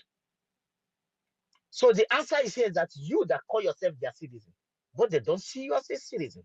Because if they see you as one, all these representatives from every four corner of our territory, United States of Biafra, their children, for example, where I base now, in the morning, both the councillor, both the mayor, we go to the same kindergarten to drop our children. You will see them dropping their own children. Do you know why? Because they know that there is nothing, no harm. My own children, their own children, we drop it together. But you will never see Rogers Okrocha dropping his own children, because you know that they are causing chaos in the state. In Nigeria, you will see them in Canada. So insecurity is understatement. And I thank our Liberation Army. And I want to use this opportunity to tell everyone, today is fundraising. You will see that there is men. And when you talk about our living hero success said, there is no insecurity in our place. My dear brothers and sisters, all of you can bear me witness. I was there, December. There is no insecurity. If there is any bullet that will touch you, it's from these criminals. And what did our PM said? If you want peace, withdraw every man in uniform of Nigeria from our territory and release our leader. That point of, because we know where the problem is. We are not those who you can be able to buy. And that is why they are doing everything humanly possible to stop this only way of a breathing air of our people. This is this generation. And so we use the opportunity to tell them that if you cannot agree to my own identity, which is Biafra, God damn it, I'm not going to agree to your garbage called Nigeria. So the answer here is there's no how on this planet Earth we can agree, because we are not one. So today is a fundraising, and I will use the opportunity to call. We have 150,000, 60,000 following our PM. Please, we need at least 50,000 people every week. $50 to add to the other contributions. Join me to do this. Even as I'm talking to you today, because we are being honest to our fatherland. We are welcoming PM in Nordic tomorrow. I'm also doing everything possible to make sure that we welcome them, show the world that Nordic is with our PM, United States of Biafra, and Biafra government in exile and in the homeland, and our defense force, Biafra Liberation Army, not ESN. We don't know what is ESN. I am here making sure that I join my brothers, my leaders here to welcome our PM, make everything humanly possible. Even my own $50 for tonight. I'm going to pay my 100 next week, because we are having something bigger here, this being tomorrow. So please join me to do this. You have to be honest with the father and make sure that whatever you say, A, because our defense force is saying A, and their A is A. They are using their body to take bullets. So how much more your worthless currency? It's not worthless, but to compare with the life of our brothers and sisters, it's nothing, because we have lost so many lives. We don't want to lose anyone. So Nigeria should get it that there's no way, because tomorrow Nordic is showing the world that they are with PM, and you're gonna see it. Africa have shown it. America have shown it. So what the hell are you doing? You can't defend this special force. We are forces, 70-something million plus. So I don't want to take your time. Thank you, my brother Success, for coming. And I salute each and every one of you, my sister Stella. The answer is there is no insecurity. This is a total war they started 1966, sorry. So that is the continue, and they are thinking that they can buy time the way they buy from Ojuku 50 years to Kimeni. They buy from Wazirike 25 years. Then buy from Mazin Nadekan and those around him. They think that during the time of Simon Ekpanjoku, the special PM, you can buy more time. But the answer is lie. Thank you so much. Thank you. Thank you, Gochuku, our brother. Can we go to Ebere Okafor? Are you there? Yes, Ebere, I've called you before. Okay. yeah, I was busy. Sorry about that. My hand was dirty. Thank you, everybody. Good afternoon. Thank you, my sister Stella. My sister says, Ndewo, Chukwu Okike abịa ma guide and protect you guys on your good job. Um, okay, sorry, just to get my memory back. So, how many of us watch our PM last night in Adadorama's program? I thought they said he's not a Igbo man. So he did not even speak only general Igbo. He speaks his mother's tongue, his main dialect. That was awesome. What I wanted to say, to add to what Master Success said about the jihad, you know, the funny thing is, these Fulani people, after they're conquering all these African countries, like what they are doing in Nigeria at the moment, it's not the Fulanis that will be the one to occupy the land. It's the Arabs. Because they are using them, the Arabs are using them as foot soldier to come and conquer Odo because they have the same that skin like us. They did it in Egypt, in all those northern Africans like Morocco and the rest of the original people, the indigenous people there before now was the Africans, but those places have been taken over by the Arabs. They will use these people, and they were doing it even when Sudan. During the Sudan and Southern Sudan, the Sudanese are the Arabs, which they are white, lighter skin color. Meanwhile, the South Sudans are Africans. They were killing them. And when they conquered the territory, the Arabs moved in. But it's very unfortunate that some of us that claim that all those ones that said they are not Biafran or they are not Igbo, they don't even understand what is going on. By special grace of God, we are going to get our freedom. And if we will get our freedom and move out of Nigeria, then if they want to be, they will use. And the funny thing is, after they conquer the place, they will subject them into a poverty. They become a minority in that area. They'll be using them. They will have no say. It happens in Turkey. Turkey has two capitals, Ankara and Istanbul. Istanbul is just like a normal, it's just Arab medicine. You live your life, dress anyhow. But the Ankara, which is the main core jihad or Muslim medicine, you don't dress just like that. You wear like masquerade. So this thing that just like abroad is not insecurity. They're just purposely doing it to just get that land. And their main target is Biafraland because we have a fertile land and they need they need not just our resources, they need our green. That's what I want to say. But it's it's a challenge for all of us to come together and support this movement in as much as we can to help secure get our freedom. Because these Arab people, they are the one pushing Nigeria, sponsoring Nigeria, even with Nigeria and with their money. They have money, they have everything, they can do anything they want. They are taking over all over the Europe. In this country that I am, we don't have any other country. They know them as a Catholic church. Catholic, all the churches have been converted into mosque. Some of the churches have been abandoned. and they are no more having a new priest, because any new priest that come, they will bring allegation. They don't want anything to do with the Christianity anymore. So that's giving this jihad and all this Islam a way. They make paving them a way to conquer many nations all over the place. So my people, Nigerian government are the ones sponsoring all those things, and they know it. But it's such unfortunate, and they are using the weaker link to get the others. Something like this, especially like the Yorubas, and they are using them. And that's why when you talk about your freedom, the Yorubas will be the forefront to start attacking us. So my people, my fellow Biafrans, we have to come together and help our prime minister and support the government anyhow we can. Thank you, everyone. Thank you. So the real insecurity is the sponsored jihad going on in Nigeria by the Nigeria government. Can we put it that way, sir? Okay, Chooks, you have the mic, sir.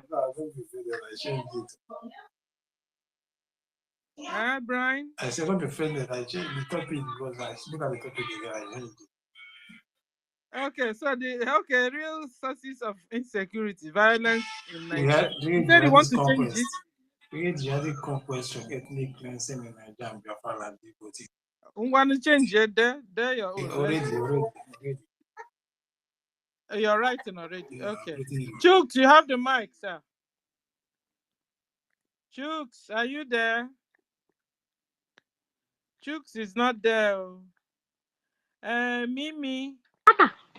Mimi's venture. Chooks, are you there?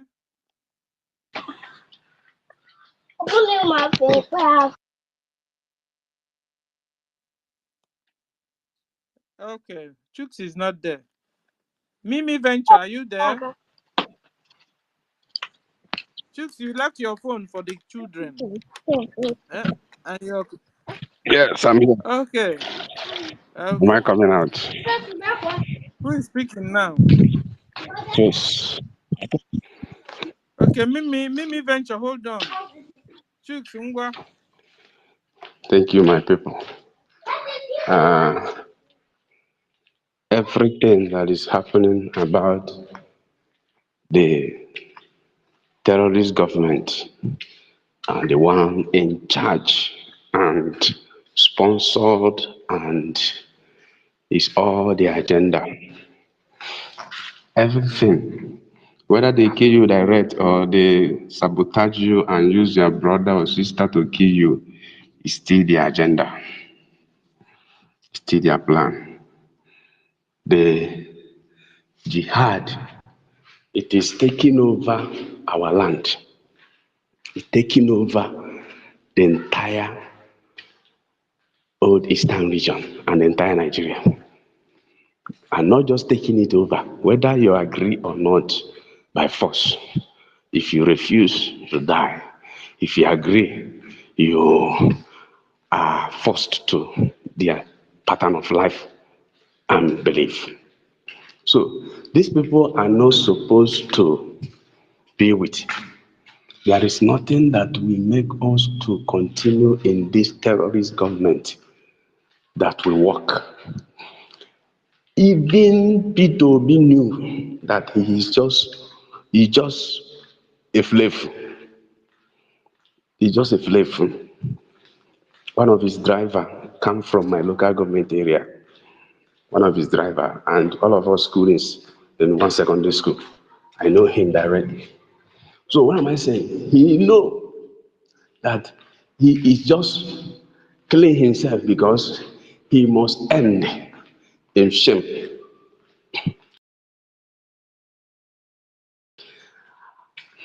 People are being massacred and killed. They are pushing money, using money to bribe every nation, every media house, every entity on earth to make sure that they take over our land. But thank God for Mazen Nnamdi Kanu and our Batobia, his cabinet. and our gallant men who are suffering, who are in the rain, on the rain and the sun every day, giving us a good environment to sleep. If not, I tell you, if not our BLA now, what is happening in the north will be happening in this our Biafraland times 100, and nobody will talk. So there is no going back. Whether you are a man of God or a native doctor or a businessman or working class, you are supporting one Nigeria. You are just supporting premature death for yourself, because Nigeria is built on the blood of people, and we continue to drink blood to maintain it. And we must say no. If the foundation is destroyed, nothing can the righteous do. Nobody can correct Nigeria. Only disintegration. Only everybody, every ethnic group, every indigenous people go their separate way. And we Biafra, we are out for it. Nothing will stop us from our freedom. Even most powerful nation on earth cannot stop us, because they know the truth. They know the truth. The time is coming, and God will strengthen us. Our people, make sure you vote. If you are not voted by now, I don't know, and you have not helped hundreds of people to vote by now, I don't know what you are doing. I don't know if you are for us or against us. Support, vote and support financially. Now we need finance more than any other thing. Our need now is finance. As you cast your vote, continue to tell others to cast their votes, and God will bless you. In Jesus' name, amen. No going back. Thank you, Stella.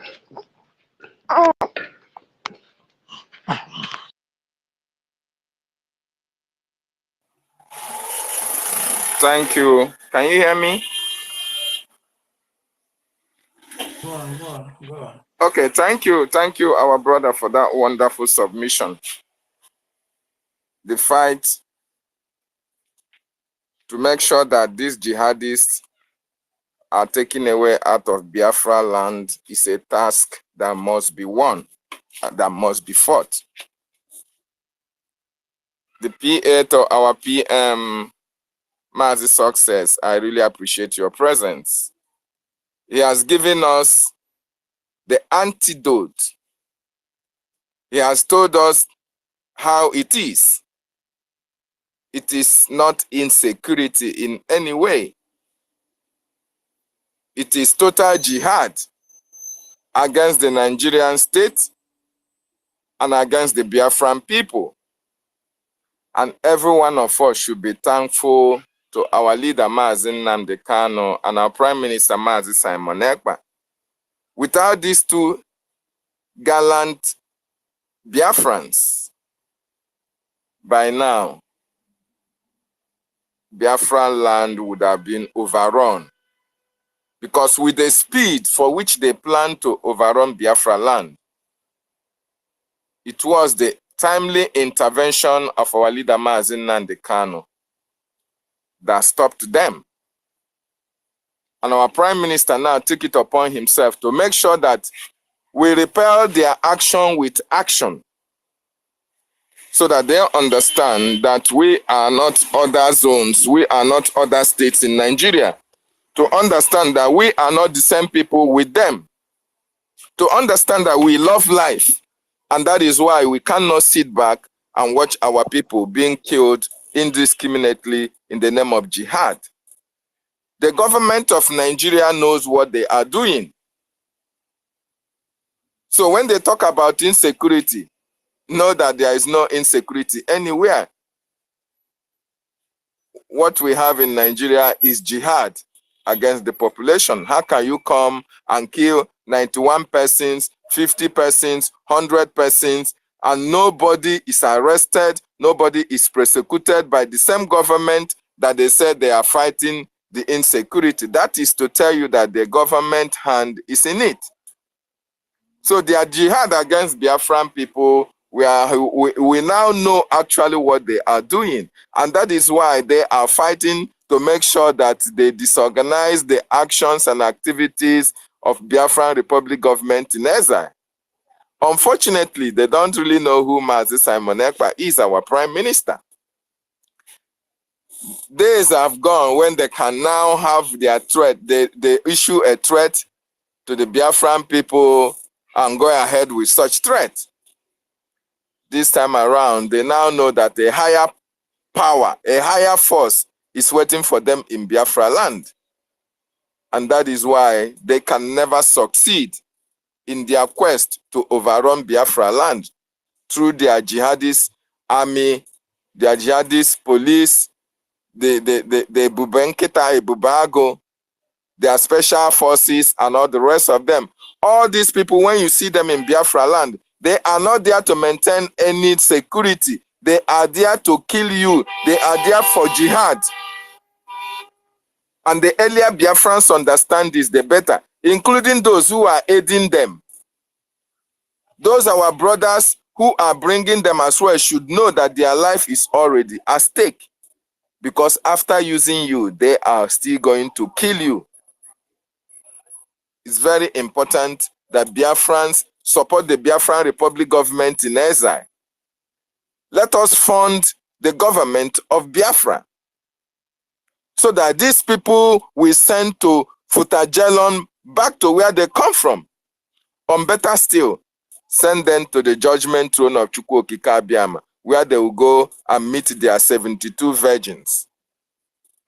Biafraland cannot contain us with you, jihadists. We love life. We love our people. We want to enjoy our life.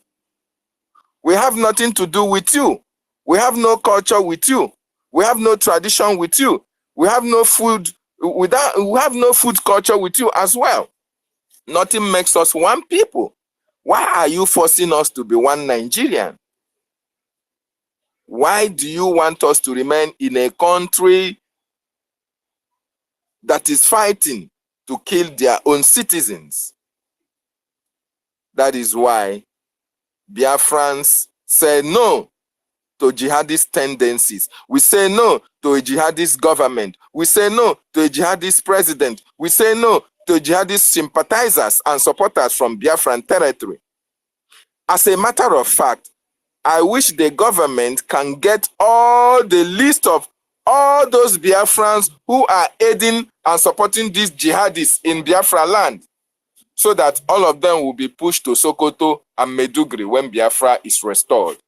Because these are the people who are helping to kill our brothers and sisters. These are the people who leaked the information about our gallant men. Ikonso was killed. Gentle was killed. Every other commander that was standing strong with our leader was killed. These people know that the actions of the government is jihad against the Biafran people, and they are supporting it. The likes of Chinasa Nworu, Ikenga, Uruago, and all the rest of them, they know what they are doing. They know because of the money that they are getting from the Nigerian state. When they travel home, they go home with the same security apparatus that they said they are fighting against.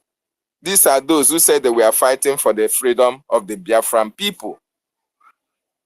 Thank God that now we can now understand. We have now seen them for who they are. All these governors that we have in our states, all these our brothers and sisters that are still in the security formation of the zoo government. If you have a brother or a sister who is still working with the zoo police, with the zoo military, with the zoo army, and all the rest of them, you better let them understand that these jihadists will not spare them.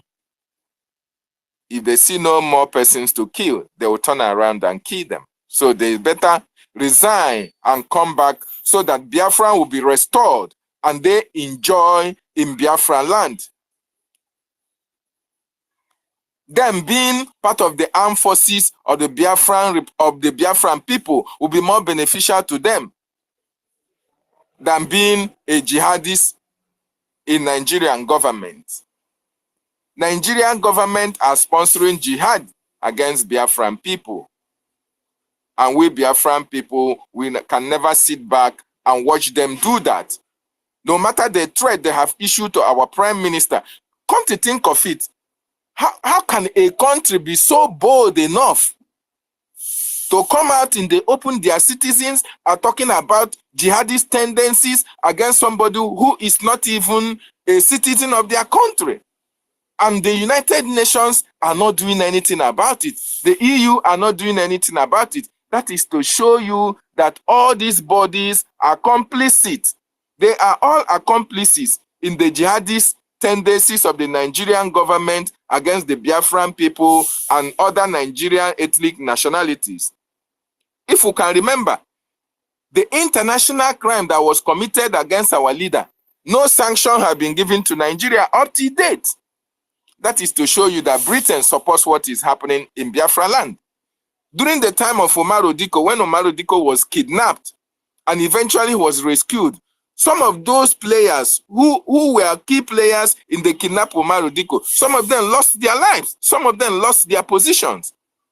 Some were jailed because of that international crime, supposedly crime, because that crime never had its way. But our leader, they successfully kidnapped Mazi Nnamdi Kanu because Mazi Nnamdi Kanu was talking against this jihad that was to come. And in order to shut him up, they committed this atrocious act and kidnapped him. And up to today, there is no amount of sanction that have been given to the Nigerian state. That is to show you that all these people support jihad against the Biafran people. And we love our prime minister for what he's doing. He is the only one who has prevented this jihad from happening in Biafraland. And the Biafran people as well, those who are working, our ministers, who are working and supporting our prime minister in all the policies, in all the actions and activities against the jihadist government, against our people. We say kudos to you people, because you are the reason why we are talking today. You are the reason why we are still living today. You are the reason why our people go to farms and come back. You are the reason why during the Christmas period, our people married without any problems. And you are the reason why our people can now heave a sigh of relief and be proud of the government that they have. So Biafrans, it is very important that we donate generously for the liberation of our people, so that it will help our prime minister and the Biafran Republic government in exile to complete this task that they have embarked upon, so that the end, victory, will be ours. Thank you. I yield my mic to you, Sister Stella. Thank you. Thank you. Can we go to Kama? Kama is real. You have the mic. Okay. Somebody Brian, you want to say something? Yeah, I just want to try to chip something. You know, things that the drum has been changed, the rhythm of the music. Understand? Before we were being put in order by the AP, that's in PA of the Prime Minister. Is that me or somebody else? Come on, sorry. I'll hand over to you. Sorry, so just give me some minutes. So, it's no longer the way it used to. It was before. The jihad now is jihadist violence all over. So, what is this these people are doing? The jihadist conquest. It's rooted in their holy book, in their ideology. So this is something. As in that night, there's one word in Igbo language that say that Agwachara Adra. So there is no amount of there's no way you can remove the concept from their brain, because it has been rooted in their belief. It has been rooted in their holy book, the concept of jihadism, terrorists. And that is something that cannot be wiped from them. They are born in it. That is why you can see 2 years, 3 years, 4 years kids practicing how to kill the the non-believers, apostate, that is some that are diverted, and they made it known to them that killing them is an honor. Killing non-Islam is an honor, and you have to fight to kill them every day of your life. So thank God to what the Prime Minister has put it on ground, that stopped the dipping of the Quran in the Atlantic, in the ocean. So because this terrorism, assassination, and using the sword edge to convert non-Muslims to Islam is their mission. And that is the way they use spreading their gospel, Islam. So the show of force, that's what I call it, by these people to ensure that the activities of the non-Muslims are crippled all over the zoo, all over our land. And these people, as you have seen in the past from the broadcast of our Prime Minister, they are Sunnah. They don't like development. They are against development, not by the elite. Though they use their foot adjournment and their non all these their amajirism to operate while the elite cross their legs and enjoy. This is something that their laws. Imagine a religion that their law is applicable to the poor and can be changed to better the rich, the elite or the rich. So in this, you have all seen how they have carried it out in destroying the livelihood of we Biafrans. And the most things that baffled me is that they use some of us, some of the Biafrans, in the governors, in the rep, and even other ones, gullible ones, to carry some heart. And woe to those ones that have converted to their religion. I want to put it onto you that you are not seen as a pure Muslim. Just take, for example, what happened this week in Israel, where for around 4 to 5 imams, Arabians were captured. These are the same people that worship the same thing. They have the same belief, but they don't see them as the one of their own because they are not full. Understand? They're infidel. So whatever thing you like, whichever one you like, collect in this view, or in our land, Biafraland, some of you that are still in the state in terms of mosque, you are nobody to them. They will still kill you if we are to give them way to conquer us. But thank God they cannot conquer us. So no deed today that you are just wasting your life in playing along with them.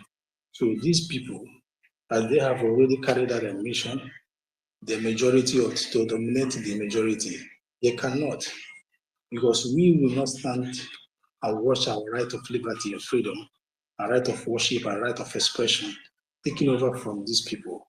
And to those United States of America, who today, like Putin said, are the sponsors of these people, sponsors of jihad.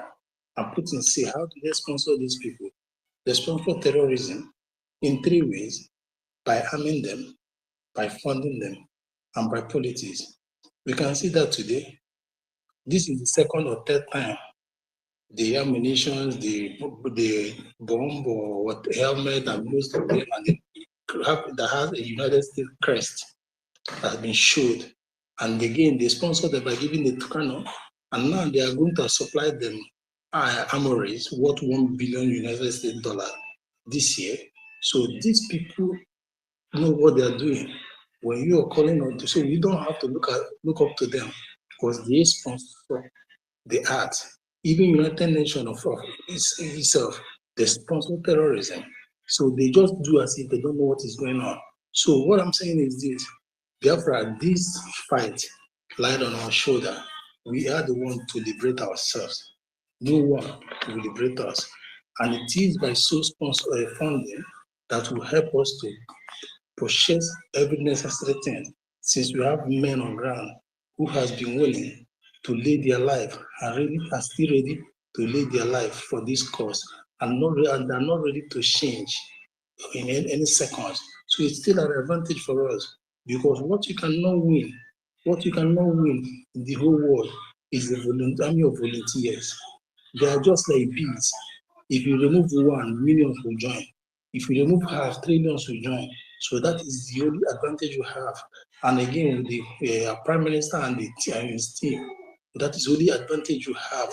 We have people that are ready to lead us to the promised land without deviating, without betraying.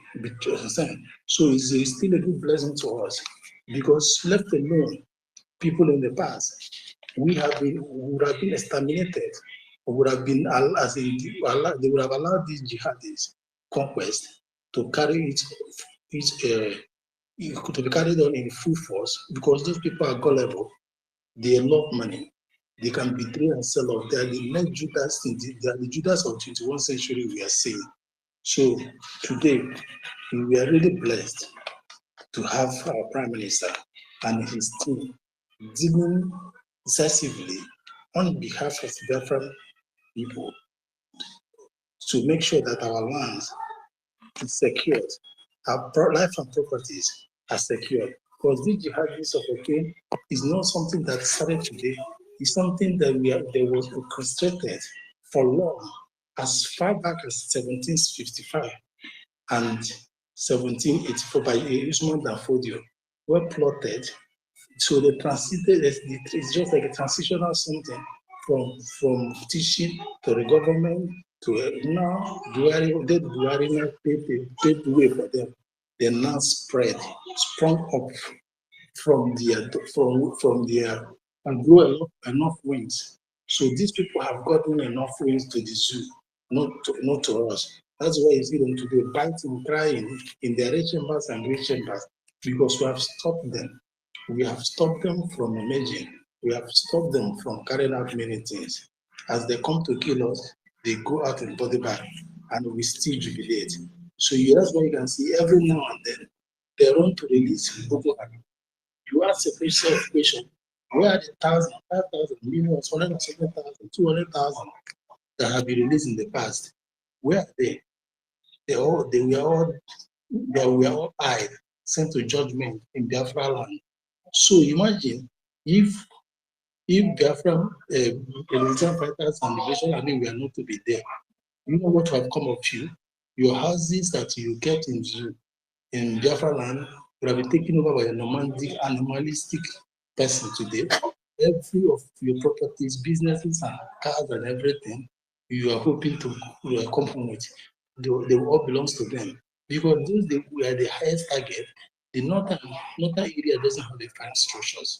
It is in Biafra they have the fine structures. So that's why they were just trooping in with full force to share it when they kill themselves, not us. But today, prime ministers and the men around were able to stop them before they stop us. So we give kudos to them, and the only way we're going to show our happiness and gratitude is to come out again to support. Because they say that there's anything good that does not pay you, doesn't worth it. There must be a sacrifice. These people have made their sacrifice, pay the ultimate sacrifice, their time, their everything. Now we're going to do our own by funding as we go about how today to continue funding without ceasing, not just today and start. We fund without ceasing. It's painful, but you have no option. Do you rather lose your country? Do you rather lose your ethnic? Do you rather lose your identity? Do you rather lose who you are? Because what makes you what you are today is your heritage, your identity. So do you want to lose that? Just like the birds in the sky, they don't have name, but they know themselves by their sense. So do you want to lose what makes you who you are? The answer is no. We will keep doing this because what we are doing it or what we are contributing for has a light, and we can see it. It's very clear, understand, and it's very closer than we expected before. Everything worketh for our good. And that's what I always tell my people. Everything that's working in the whole world today, working for the good of Biafra. There is war everywhere. So our own will be easy for us to finish. So thank you. Sister Stella Asome here. Thank you. Can we call on Kama Israel? We have the mic, sir. All right. Thank you so much, Stella. Thank you, Brian. Thank you, everyone. Thank you, Ugo, Daniel. Oh, our able minister Success is in the house today. We appreciate you, Minister Otumwamwanya. Wow. Minister Ugo 247. So many of us here preaching the gospel, the good news about Biafra. I appreciate all of you for your good work, for always coming to make Biafra proud and stand in the gap, because this is exactly what our heroes lack in 1967-70 during the war. But today we said they can never use media against us any longer, because we know better than they know. I say thank you. Let me go straight to the topic and then other things that I need to say. Yes, I concur with everything we're saying about what is happening in the zoo currently. There is no other way to say it than, to say it the way it is. It's complete jihad, ethnic cleansing, and trying to take over other people's land. That is all. And that is exactly what they're doing. And again, from there, they will now Islamize everybody and Fulanize everybody. That's the agenda. It has been on the table, and they are not missing word when they say it, that Nigeria belongs to them. All this, their representative, that sometimes you see them on television, they will come and talk, and then somebody else will say they are not representing us. That is the takia they use. You see, that person talking is actually representing them, but just in the eye of the international community, they will come and say it's not representing them, and they never arrested the person. That is the way they roll. But you see that person saying that thing, that is the truth, and that is person is speaking for them. That is a Fulani for you. So we know that all the insecurity, caused in that dungeon is them. So they're doing it in order to get what they want. And don't forget that the shopman, the Kaduna governor, Erofai, say it openly so many times without missing word, that he even went as far as going to pay them, just to engage them a little bit.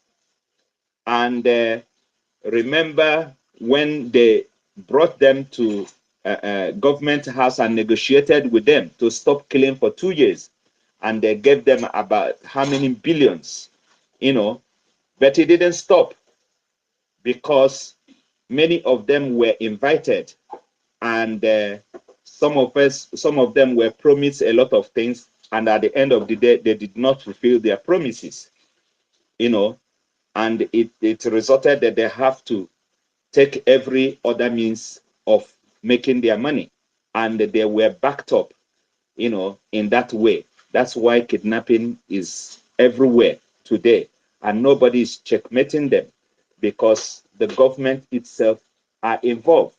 Don't forget about Pantami, which is a sympathizer of Boko Haram, ASWAP, and even ISIS, who was their minister, collecting data of every Nigerian, and today they can kidnap you and nobody will trace them.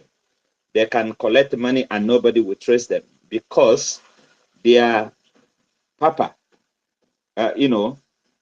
has set up everything, every system, every mechanism that you cannot trace them, and many of them are in the military as well, and even in the police. they've caught so many of them. Even the so-called unknown gunmen. We remember the incident where, police chased one of them, and they find out that is a mopo, is I think a mopo or somebody, like that. They killed the person. They found out that is also a policeman, like them at the end of the day. So all of them are involved in the so-called insecurity. There is nothing like insecurity. They are just using it, to perpetrate evil. Each time they come to television, they tell you that in the East they are killing the people they say they are protecting. I say, what's the evidence? Why are you always saying something and you don't even have evidence of who has died in the name of insecurity or people killing people in Southeast? But you don't talk about what is happening in Kaduna. You don't talk about what is happening in Maiduguri. You don't talk about what is happening in all the middle belt. You don't say anything about it. You don't talk about, the ethnic cleansing that is happening in southern Kaduna. You don't talk about that. Jigawa, Mina, Maiduguri, all these places, you don't talk about it. But your focus is Southeast. That is why they brought rubbish report, and they were telling you about the funding of people we don't know, in Southeast. But they don't talk about the people that are funding ASWAB, ISIS, Boko Haram, and so on and so forth, because they know what they are doing. All of them are in it together. Mind you, don't forget how they gathered against Goodluck Jonathan. They were throwing bombs everywhere because they don't want him in that position. That will tell you that this government are the one sponsoring Boko Haram, because they've never, anytime they come, all their religious leaders come openly to condemn what all these marauders are doing. They never, because they know that they are doing it for a purpose. They want to conquer everybody and take over all the lands. They've come up with Ruga, it didn't work. They come up with waterways bill, it didn't work. They come up with, and then now I think what they're using is the governors giving them land secretly. Umai did it in a point, and they did it in Imo State. I think they did it also in Abia State, Enugu State. They're just using them, to share the land that belongs to indigenous people. So it's very obvious that everything about so-called insecurity in Nigeria is orchestrated, for one thing, to conquer the indigenous people, take their land, funerize them or Islamize them, and make them nothing in that location called Nigeria. But unfortunately for them, the Biafran people has said no, and we can never allow them. And I thank everyone that is at the moment supporting this government. This government is doing everything possible to make sure that we become free this year. After the declaration, the next thing is for us to defend our land. And all these things require money. It's not free. Freedom is not free. Freedom require money, heavy money. You need the money to protect. You need the money to put all this structure in place. All these things that they are rolling out that we are seeing today, just this month is 1 year, 1 year of this government, and they've rolled out so many things. I don't want to talk about last year because last year is too much. This year they started with the voting, after voting, Bank of Biafra, Biafracoin, database system, and the event that will now usher us into Biafra, which all these things are ongoing. They are there for our benefit, for us to use them, because we don't want to go into our country with a Nigerian mentality, with a Nigerian system. That is why all these systems are there for you to start using them, so that you become used to it, because at the end of the day, that is what we're going to use. You have to learn how to use cryptocurrency to buy and sell. We have a lot of young people. It's a platform for you to learn, and it's open. All the phone numbers that are there, if you send any message, people will respond to you. If you need help, people will respond to you. So it's there for us to make use of it. Go and buy USBT, because the price is stable, it's been controlled by the government, it's not in a free platform. It's the government that are in charge. So go and buy your own, and be part of this nation building that we are building from scratch. If you haven't purchased your ticket yet for the event coming to Finland, the opportunity is still there. Remember, it's only 1,000 people that are required, and make sure that you're part of it. Go and represent your state. Our Prime Minister said, anybody that comes, it doesn't matter, you will be there to sign and represent your own state.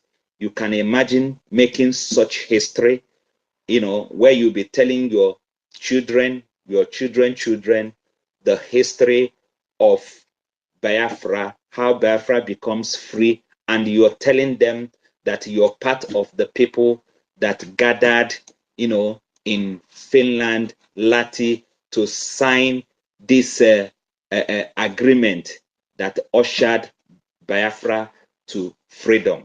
You can imagine that. Today we talk about amalgamation of Nigeria, and we're still remembering the people that signed that amalgamation in 1914.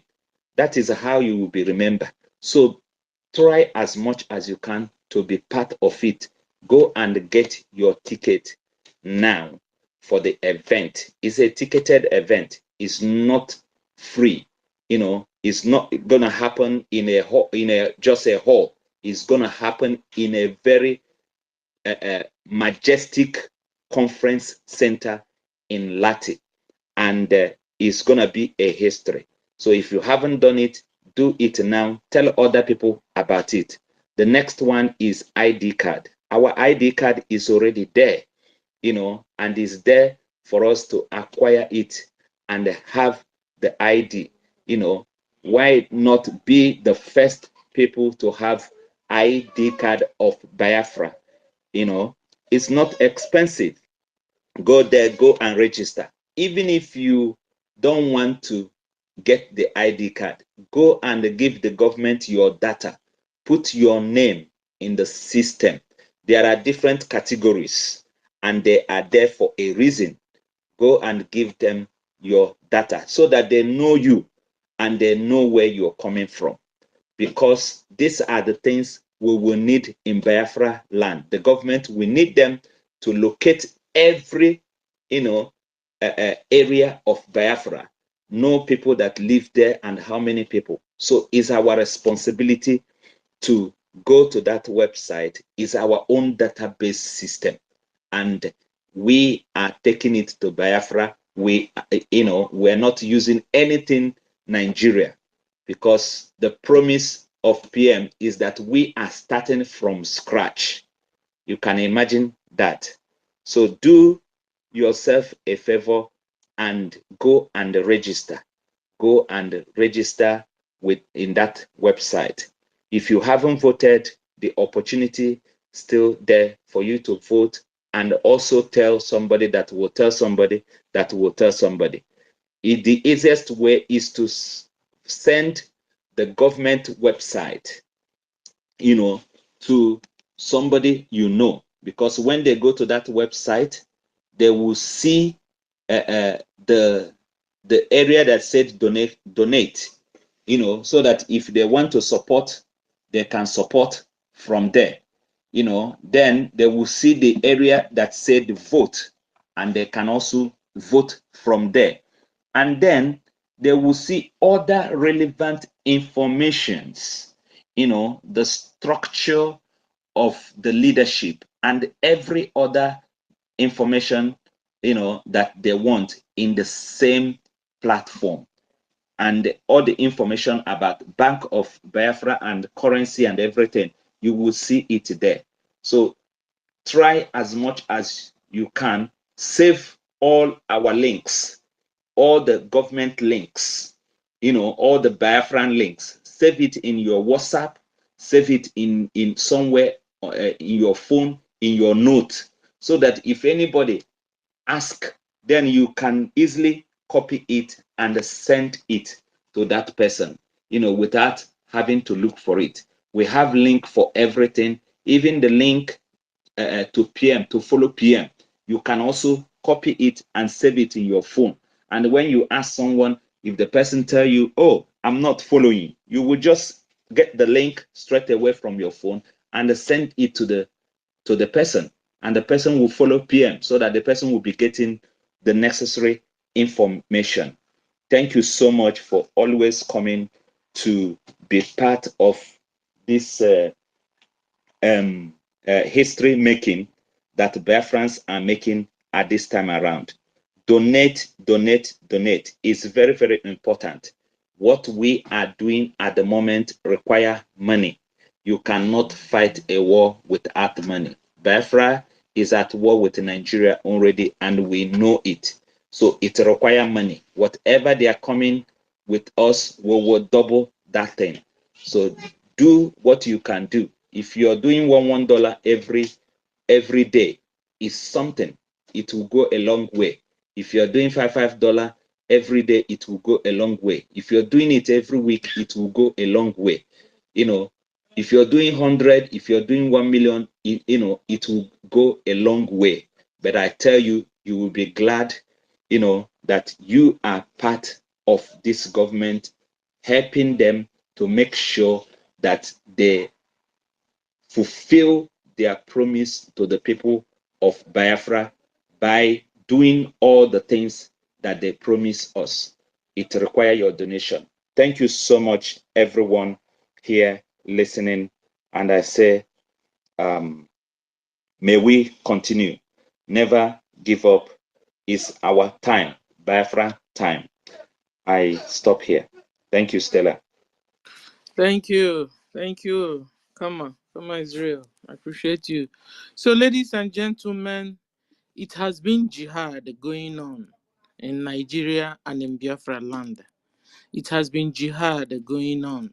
The Islamic Caliphate, the emirs, the governors, the Gumio, and the Pantamio have worked so hard to make sure that Nigeria is being ruled with Sharia law, because it has since been converted to an Islamic country without their citizens knowing it. They have worked so hard that Nigeria will be ruled with Sharia law. Now, few states are using Sharia law, not all the states. And so it became,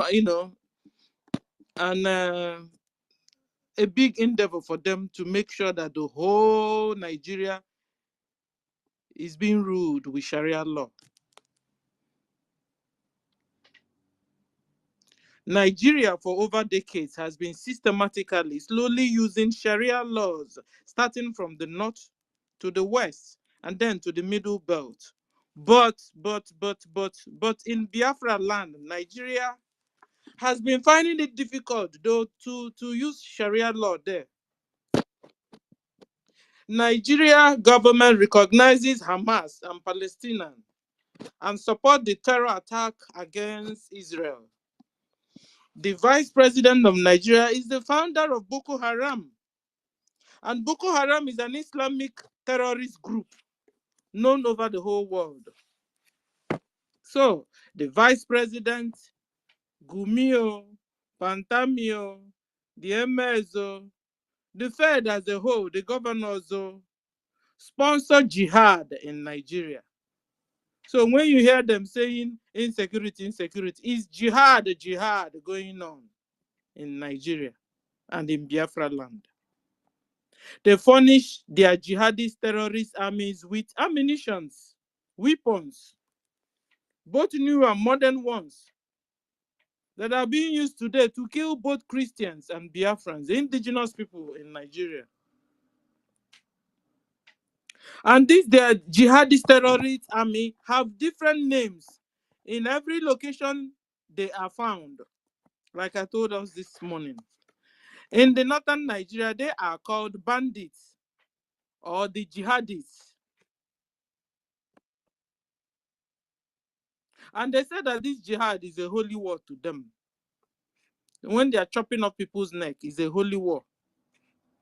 When you in a community, they keep on chopping off people's head, creating chaos in the community. What do you call it? And who is causing it? In the northern Nigeria, they are called bandits or the jihadists. In the Yoruba land, they are called bandits or the terrorist armies. In the middle belt, they are also called bandits or the Fulani herdsmen.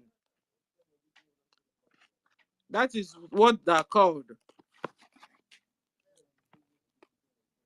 But in Biafraland, hold on, I have distraction here. But in Biafraland, they are called Nigeria armies, the Nigeria police. So in Biafra land, all these bandits, they say is bandits or terrorist armies. They are called Nigeria Army in Biafra land. They are also called Nigeria Police. They are also called the EFCC. They are also called Nigeria Navy. They are called Nigeria Customs. They are called Fulani herdsmen. They are called bandits. They are called Fulani Islamic jihadists. So these people create jihad or their so-called insecurity in the north, in the southwest, in the middle belt, and in Biafra land. Nigeria opened their borders purposely, allowing the Islamic jihadists from other parts of the country to enter Nigeria, making Nigeria terrorists to be, or making Nigeria to be overwhelmed by the terrorists. So they left their borders open. And these terrorists are trooping in their thousands. Now they are overwhelmed with these terrorists in Nigeria. They use it to amass election votes that removed Goodluck Jonathan from the power. You guys remember. And these terrorists were not compensated. They then moved them to be fighting for their Islamic agendas. Today, Islamic agenda is moving with a high speed, ladies and gentlemen. 200 people were killed on a Christmas day, like I told us. From January to March, thousands have been massacred in the northern Nigeria, ladies and gentlemen. The Yoruba Obas and chiefs are being slaughtered in their homes by these Islamic terrorist armies, sponsored by Nigeria government. In fact, Ilorin has been taken over by the Fulani Islamic jihadist armies. Many people can't go to their villages in the north, east, northwest, north central, southwest, and even in the Biafra nation. People are dying of hunger. Kidnapping are happening daily as I speak. And huge amount of ransom are being paid through Gumi to Gumi's account to get to the terrorists. Gumi is the middleman now. He secures the release of the students that were kidnapped. And what does this mean, that Gumi is a middleman?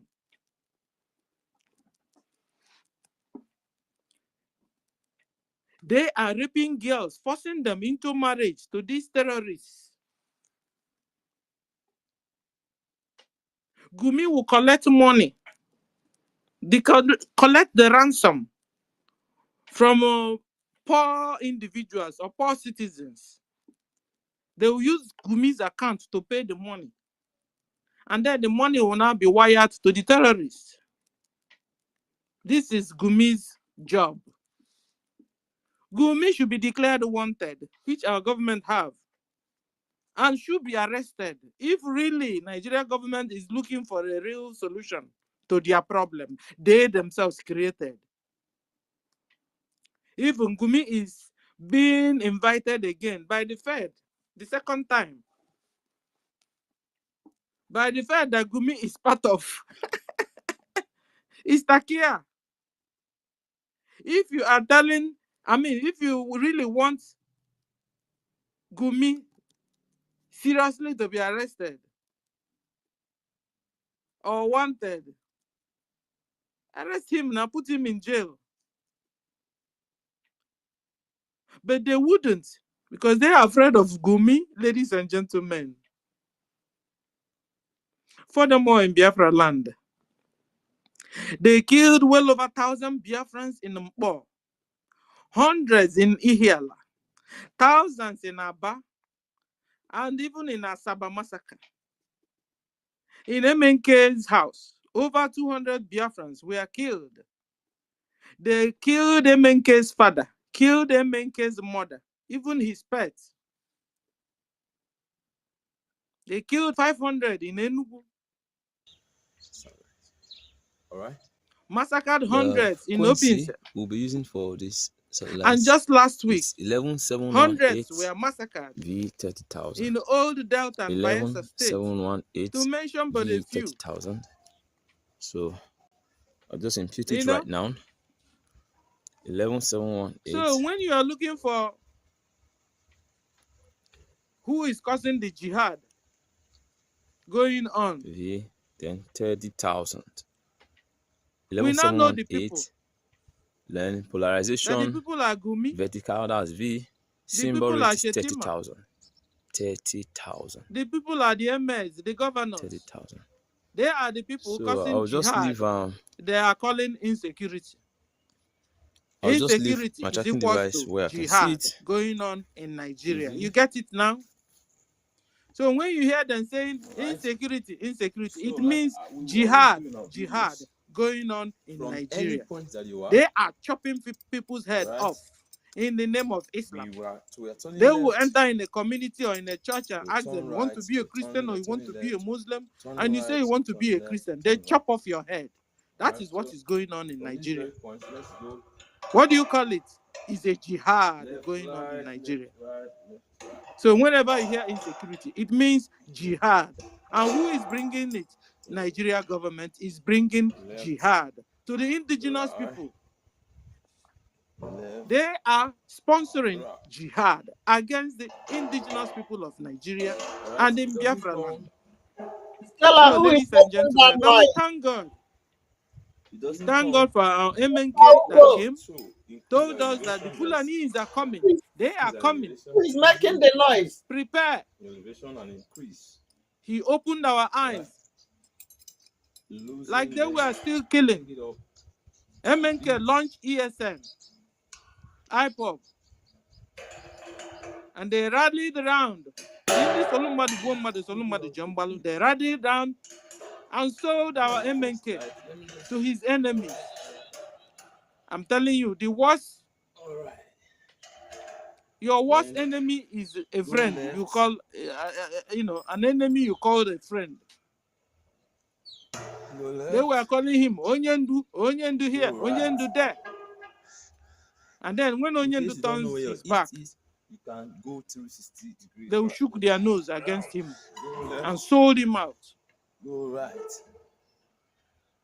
We thank God after that, God brought Simon Ekpa, who is now the Prime Minister of Biafra Republic government in exile and de facto government in homeland. They now launched BLA. Go right. ESN was collapsed into BLA. Go left. So instead of calling it ESN, it's called BLA. Let's increase elevation. But once again, Biafra Liberation Armies. Yeah, tight. We also have Biafra Navy. We're going left. Biafra Air Force. And they are all working hard and they are defending our people in homeland. Go left. Go right. Yesterday, Nigeria government brought war in our community once more, like they normally do. And Biafra armed forces defended our people, fought them. This morning, we saw all the bullets they shot that never got to us. They collected all together and they showed us this morning. Go left. So if you're still doubting whether war is going on, war is going on. But it has become a modified kind of war, where it can be happening in this town and the next town is not happening. It's happening in that other town, but in the other state it's not happening. It doesn't come. It's a game they are playing to deceive the citizens so that the citizens won't know war is going on. Till today, some people have not still been able to understand that war is going on. Show them the bullets our armed forces collected that they shot on them and never got to them. Show it to them so they will know.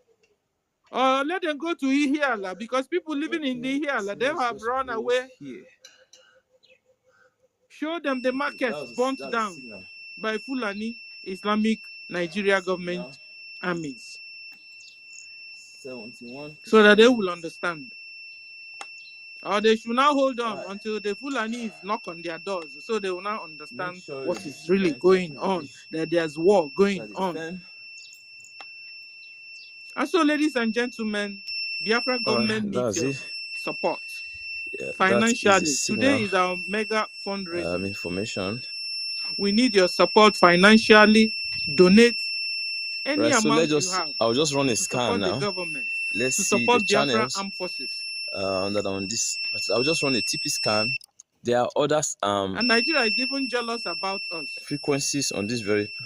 And they are wondering where we are getting the money we are using to support. Individuals, well-meaning Biafrans, are supporting let me financially run this and I'll run the government and the Biafra armed forces.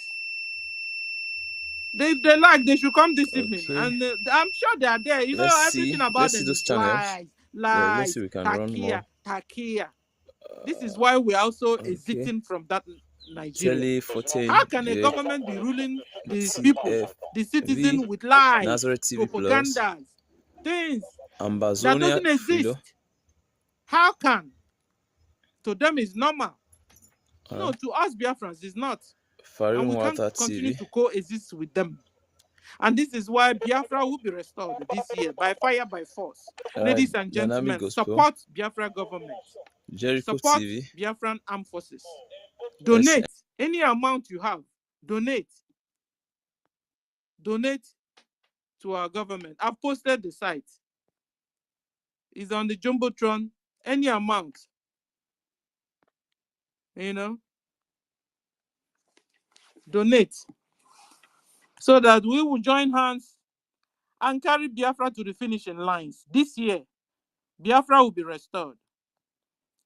And also, remember, the referendum is also going on because we are using multiple approach to declare Biafra. Yes, we are also using referendum. We have Biafrans all over the whole world are voting, e-voting, digital voting, and they are all voting yes, yes, yes to exit Nigeria this year. And Biafra armed forces are also defending Biafrans in homeland. So we are using different approach to declare Biafra, to restore Biafra this year. Enough is enough of them killing us and nothing is done about it. And they have found they can read the handwriting on the wall and they are becoming furious. F for furious. Yes, they can see Biafra coming. Musa is mad. Suddenly they now declared all of us wanted. All Biafrans wanted. As if we've not been wanted since. While I was in my mother's womb, I was being wanted. I have been declared wanted. So it's not the news. It's there now. It's their own turn to be declared wanted. Let them try enter Biafraland. Let them try it. It's not like before when you kill us and you won't meet any resistance. Try to kill any Biafran now. We will respond to you. Fire for fire, gun for gun, bullet for bullet, knife for knife. Tucano jet fighter for smart jet fighter. Ladies and gentlemen, come and donate this evening. In fact, just pick up your phone, begin to donate. That's it. If you don't even want us to call your name, just donate. Anonymous. Keep your receipt. Because time is coming when you need it. In fact, in all the registrations we are doing and the ID card we are doing, you need it. So, we have entered the level where you know the right thing, you do the right thing. So I want to appreciate everyone. Ibe Ugochukwu, you have the mic, sir. So because wait, please. Yes, Wait. my people. Ibe, wait, please. Ibe, wait, please. Hello? Hello, sir. Yeah. Brian, you have the mic. Yeah, sorry, Sister Stella. Yeah, Ibe, I just wanna let Biafrans. I just wanna read one or two things for Biafrans. Brother Ibe, please, can you just unmute yourself, I beg, so you not be entering the background. Yeah, Ibe. Okay. Thank you. So, fellow citizens of Biafra, I want to tell you one more reasons why we must go home. Why we must not very fast. Why we must move faster than we expected because of what is cooking. I thank God that we are already far ahead of them. You see, this is something they have already planned for, and this is from their doctrine and their belief. And if we felt it will happen to them, not to us. We thank God Biafra is ahead of them, so it will happen to them. So middle belt are those of them that are weak, or even to the West, the Yorubas. So I want to be quoting, say, in Quran 2 verse 191. Do you know what he said? He said, slay the unbelievers wherever you find them. We are the unbelievers of their religion. So they say, kill us wherever you see us. Will you want that to happen? No is the answer. Then another one say, 3 verse 28. You know what the 3 of it verse 28 said? You know what it said? Muslims must not take the infidels as friends. You and I are the infidels. So they must not see us as friends. So do you know what? This is what we stand there. You are nothing as long as you're not part of them. The another part say, verse 3 verse 85. You know what he said? He said any religion other than Islam is not acceptable. That is why you see them carrying out all these things, all this action, burning of churches and everything, because they believe they are the only one that's meant to stand in the whole world. Other than that, no other one has to stand. Then Quran 5, verse 33 said, men crucify the infidels if they criticize Islam. You and I, infidels are unbelievers. You say, crucify our life. This is what it's telling you. If we criticize their religion, and it's already happening. Deborah was an example of this. And many that happened before that. In 2000, just a word from a Christian, they born everywhere in the north, Kaduna. Then Quran 8:12. You know what Quran 8:12 says? Terrorize and behead those. Just terrorize and behead those who believe in scriptures other than Quran. It is happening in the north. They are terrorizing them, cutting their head off. You and I are seeing the video. You are seeing it on YouTube, on the everywhere, on the social media, where they are beheading them live on their military uniform. So that is what is. Will you rather allow yourself in? Would you rather wait for that to happen to you?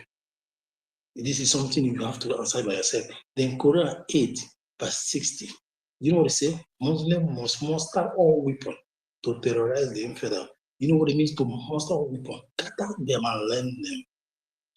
That is why every money paid as ransom is that getting it to muster the whole weapons to kill you. These people are cannibals. They are barbarians. They don't have life in them. They don't care because of the 72 visions of anything. So questioning you or dying here does not matter to them. Then Quran 8:65 tells you that unbelievers are stupid. Urge Muslims to fight them. They start teaching their kids this doctrine, even from the womb, before the conception. Wherever you see any Biafra, any Christian, any Jews, any traditionalist, fight them, stab them, kill them, nothing will happen. If Fulani now can raise knife, kill you in the zoo, take him to the police, 2 seconds he goes home, nothing will happen. The only thing say you are unbeliever. He will tell you that he will say you are blaspheming. The case is settled. So then Quran 9, verse 5, you know what it said? Say when opportunity arises, well, that's when you have the time, when you have chance, kill people like us, wherever you catches them. That is unprovoked, without any provocation. This is serious, Brian. I am not playing. I'm happy. Just the listen. I'm listening. Unprovoked murder. Then Quran 9, verse 30. You know what I tell you again? The Jews and the Christians are pervert. Find them. As in, then Quran 9, verse 123. Do you know what I tell you? Make war on the infidels, living in your neighborhood. If you any of the Muslim person have you living by their side, you can wake up tomorrow morning. People in Europe, people in America, North America, they can wake up in the morning, take up their AK-47, enter your house, clear you.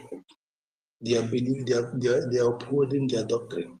So in Quran 22, verse 19. So hold on, Brian, hold on. So we'll be digesting what you're saying. So what it means is that there's no need of even stretching out a hand of fellowship to them at all. You are sending hand of fellowship to? Are you feeding crocodile? Are you want to make friend to want to make friend to crocodile? You want to make friend to okay, wait. Have you seen lion chilling with a fowl? It is the breed doesn't correspond. Wait, I'm not finished. Yep. Then Quran 22, verse 19. Do you know what it said? Punish the unbelievers with garment of fire, hot iron, rod, boiling water, melt their skin and their bellies. Hey! We have not seen something. So is this something we should allow to happen to us? No. Wait, Quran 47, verse 4. Do you know what it says? Do not hacker for peace. That means do not go for peace. Do not listen for peace. Do not entertain peace with the unbelievers. Behead them. Whenever you catches them. Hey! Whenever you catches them. There is fire. Where is that one? Hold on. In which book, chapter what is that one? Quran 47, verse 4. 47, verse 4, Quran. Yeah. Verse 4. Verse 47, verse 4. Cut their head There is no mercy for unbelievers. There is no entertainment for unbelievers. There is no second chance. There is nothing like brotherhood.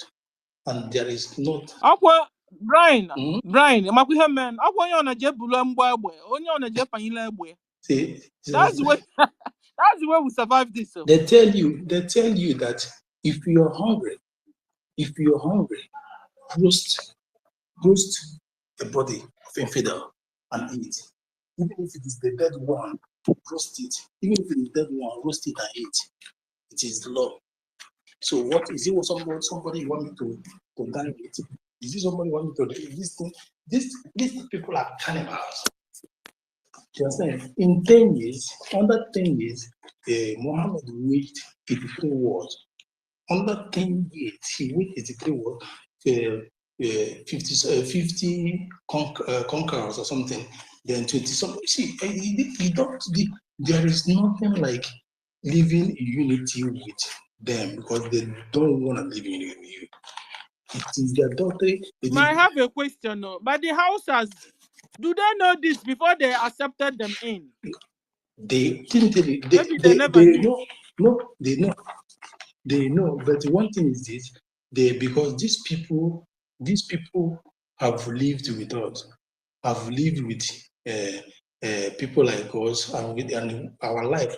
We are trying to use our life to divert their activities. But in 2000, remember, they still kill, they still destroy. Anything Christianity, any provocation, they can even have problem with the Hausa versus Hausa. They go and destroy Christian's house. You get? So this is not something. See, it's not something they're hiding. There is a teacher of Quran in Egypt, Azia University Cairo. I think he wrote a book called Ignafi Hali and Fazi Abihuja, Volume 2, page 586, by Khatib Asheribu. Do you know what the book is saying? In that book, he said, in the case of hunger, it is allowed to kill apostate. Apostate in Islam are the people the Muslims that repented and turned to Christians are called apostate. Then kill them, fry them, grate their body, and eat. But if dead don't cook, or grill, just eat it like that. Are we all getting it? You mean they are also cannibals? I quoted the book. I quoted the name. I quoted the university. No. I quoted the book for you. I quoted the name. I quoted the university where the person is. I quoted the volume. I quoted the page. I love history. I love research. So you go and get it out. So there is it is halal. It is lawful to do all these things. To kill somebody that moved from Islam to Christianity. It is halal. Lawful. Understand? Then even you can kill and eat even a married person who committed adultery. Understand? Find and eat who stop praying and whoever bears retribution against him. So, fellow citizens of Biafra is something we must think about, meditate. Do you want it to happen to you? Understand? Women doesn't have any power. Women are nothing to them. There is a one book, there's a surah in Surah 4 verse 30, in Surah 4 verse 34. You know what the book says? Beat the woman. Men in charge of women. If you fear rebellion about a woman, understand? If you fear rebellion about a woman, skin her alive, beat her, squash them, strike them. So that is everything about these people. I don't even know what to do. So fellow citizens of Biafra, I'll just leave it up to you here. I would have digested this thing bit by bit, but we run out of time. Next program, we will take it bit by bit and digest it. Thank you. Thank you. Hey, ladies and gentlemen, if you have any brother or sister that have converted to Islam, go and save the person. The person need the help. The person needs the serious help. Did you hear what I heard from Brian? He read that from the So Quran. do you know what? Do you know the worst part of this thing? The worst Sister Stella, the worst part of this thing is that they have more than 26 different books of Quran. Why Christian has only one book? Understand? And the most dangerous part of this thing again is this: we, as in the Africans and non-Arabic people, are reading what they don't understand. As in a language, you are reading what you don't understand. You only learn how to recite. Do you know the meaning of the language? Have you gone deep? Understand? But when he's telling you, killing, destroying, everything is right. So when you go deep of it, deep with the people that understand the language, you will know that what you got yourself into is a very big, serious problem.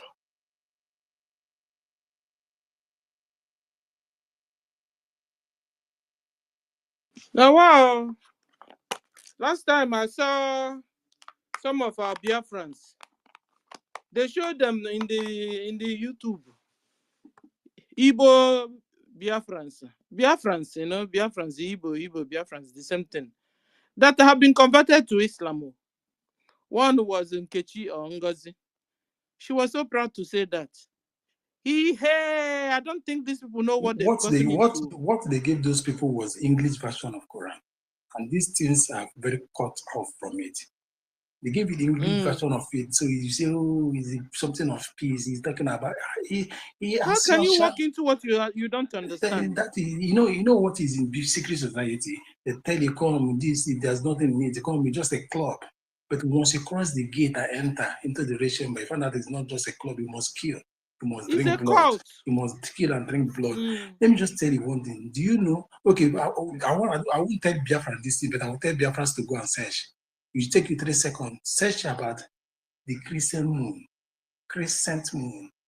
This prayer we're into now. They are into now. Understand? This prayer they are into now. Search about the crescent moon. It is idol worship symbol. I will leave it here. I will not explain it, but I will not explain it deep. Just go and search it by yourself. Everybody here, search about the crescent moon. Read the symbol, the gods. It represents a gods. It represents a god. Understand? One god, one female god like that. Those go and search it. But you know what these people are into? They're evil. That is why. So you are if one is dealing with a god that has a crescent moon with a star, even he didn't put the star inside. I say I don't want to say it all. Everybody should go think. That is what. Let me tell you one thing. Why? Ask yourself this question. Why is it that Freemason, Illuminati, scholars find it very comfortable with them, find it very comfortable to accept them, because they preach to kill the Christian, they preach to destroy those that believe in Jesus and Christ. They preach to kill even the pagans. Understand? Because what they preach to suck blood, and you know these things are in line with Freemason, Illuminati, and the rest of them. Understand? So that is why they work hand in hand. Everything about them, they like it. But to destroy, burn. You know, sometimes you ask yourself, how did these people act? They act like lunatic, mad people. In their small thing, they start destroying, rally, destroy everything. So it's nothing to them. So when I say, so that's why I say, go and get meaning of Christian moon. What that female god, what is stand for, and why they are killing. Understand? Why they are killing, they will not stop. I will tell you. Wow. And they will tell you that they will do these that. These people, they don't know what they've gotten themselves into. All these Biafrans that are being converted to Islam. Oh yeah, Kachuku, you're welcome. You have the mic, sir. And we are rounding up. Thank you, my lady. Network has been dealing with me. That's why. Thank you so much for holding this space. I greet you, Brian, and all the comrades and ministers in the house, my ladies. Greetings to you all. Thank you for your work. We must not relent. Like what you just said, those who are converting to Islam, they don't know what they are. The worst thing you will ever do to yourself is to allow yourself to convert to Islam. Yeah, that's one of the worst things you do to yourself. For what? For what reason? They give you money. anything somebody persuade you, I mean, they pay you to do.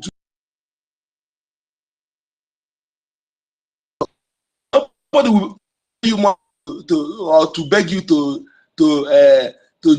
join something that is good, or something that will do you good. I'm telling you, anything somebody pay you money to join or to do, either the middle or the end is that will destroy the person's life. Just like politicians, they will come and begging you, persuading you, campaigning for after you vote. The next thing you see is hardship. But the way we are talking now, shouting. Some will say you were too harsh, we are too this, we should be can this, because we be harsh because we're telling you the truth. We're telling you facts, something that will benefit you, not for your own interest, free of charge. Okay? That's what one Masnakan was preaching. It was, I thought you listen to the message, forget about the messenger or how the messenger is delivered, the message is delivered. That is something that will benefit you. We don't have time to beg you or to persuade you or to bribe you to vote for Biafra or to support Biafra, because it's good thing that we better for your life and your children. That is the difference. Somebody will come and pay you money to come out. You don't know that a human being, we can't do reason. Can't do reason. If that thing is good, they will not even let you know. Yes, if they won't let you know. That is what I'm telling our people. Telling our people that our fathers already know God before any other person. These Caucasians that don't give you visa to their country, don't give you good job.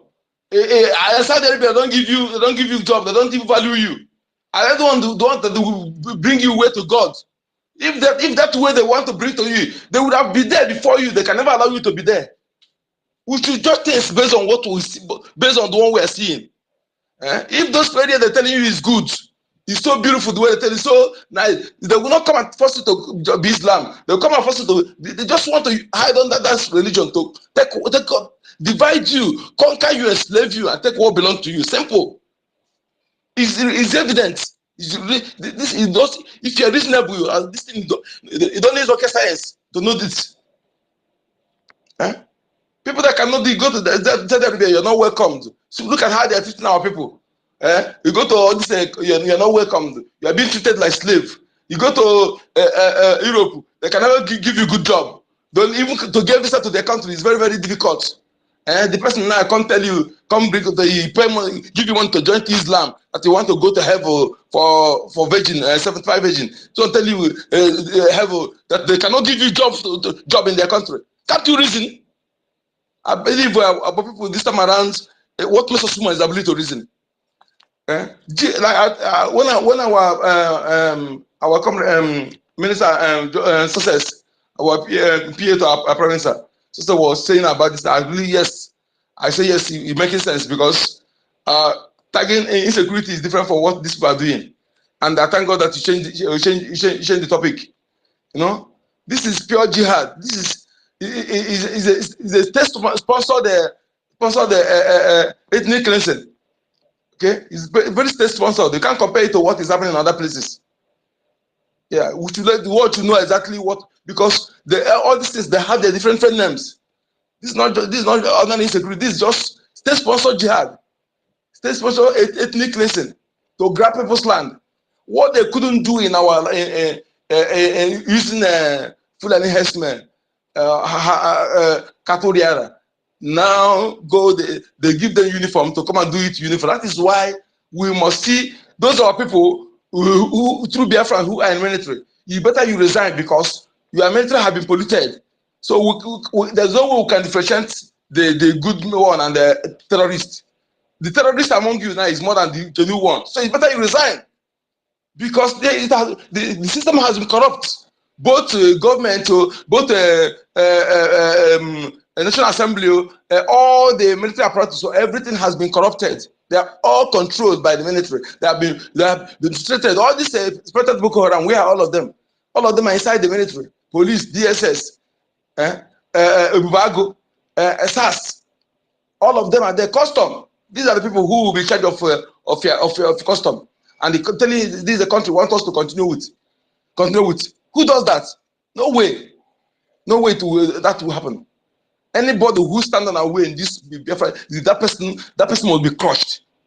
That person will be crushed. Last time I checked, nobody has monopoly of violence or monopoly of killing human being. So they must respect our decision to exit Nigeria, and that we must do. Just now, I just want to pass this message too. What Fulani Herdsmen does now is going to kidnap newborn baby. They target where they born newborn baby. Small time now, they will be invading hospitals to kidnap babies. Small time now, they will be invading hospitals. This one will be happening now. The place called Irete in Imo State. Irete. I just got the news just now. Irete in Imo State. Fulani herdsmen goes there to kidnap little born baby. They kidnap one, and that one pay 3 million naira to free the baby. They're going to kidnap little born baby. There's a place called Irete in Imo State. Irete. I don't know if they know that place. I've not had, this is my first time of hearing about this place. Yes, Irete. I've heard about it. Irete. Yeah, I've heard about that area. Yeah, they are going to kidnap little born baby and demanding for ransom. This is what people do. This will just come to cause economic jihad and the killing and the ethnic cleansing. It's our people. You go and kidnap little born baby. You go and destroy people's crops. You kidnap people again, and if people knock on, they will go and sell the baby. They will go and sell the baby. And this is what we continue doing. No. That's what I'm telling our people. Those of you who keep your children in a boarding school, claiming your boarding school, withdraw your children. It's better you keep them. It's better don't go to school until Biafra is restored. Withdraw your children for those boarding schools. Stop that. Stop wasting your money. Say you're paying for school that will go into the pocket of Nigerian government. Stop going. Stop that school for now, because the ones at the goal, I don't see it again. Nothing they're teaching you there. Stop the school now. Stop the school and use that money. Feed yourself and use that money. Better still use it. Support those who are defending the land. I'm of the opinion that all schools should be closed now, because I don't see what they're doing there. The Biafra is restored. Thank you.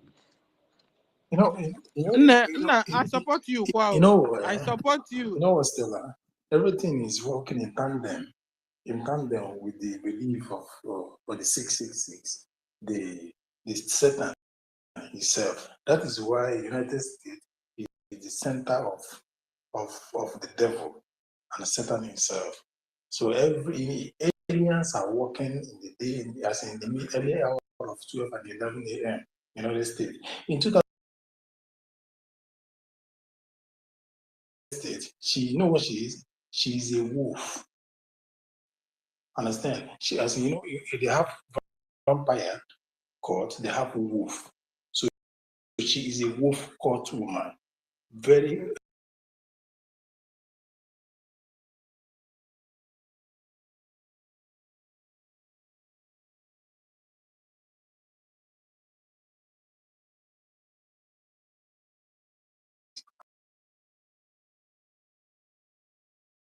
the Lisa is a wolf. They have gotten the different name. The reference name is spiritual healer. That was something that opened my eye. And also, all these things we see are not just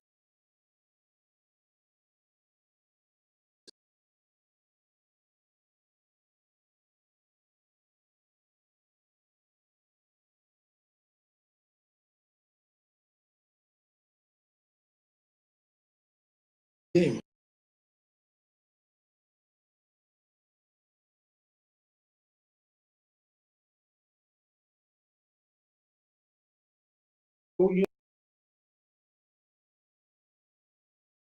Hillary Clinton said it, Trump said it. They use this to, and who are these ISIS? But he said it himself. Now I saw him said it. Yeah, so I'm coming. Who are the ISIS? ISIS are part of Islamist. So you see,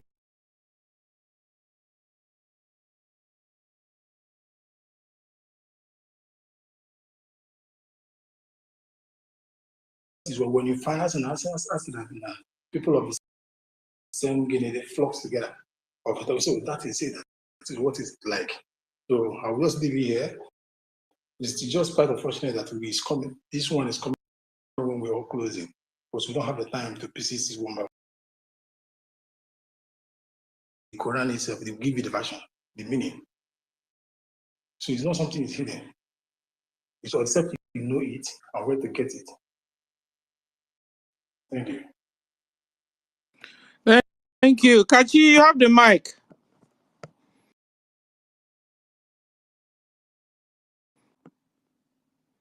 Kachi, your hand is up. Can somebody hear me? Ah, okay. Yeah. Hello. Sister Stella. I greet everybody.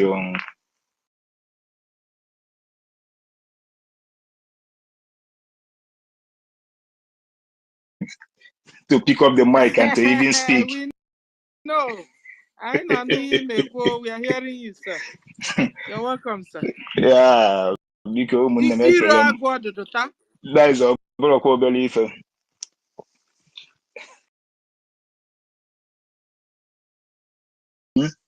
Mazi Onyeka, aka Nkodinamba, I can see you.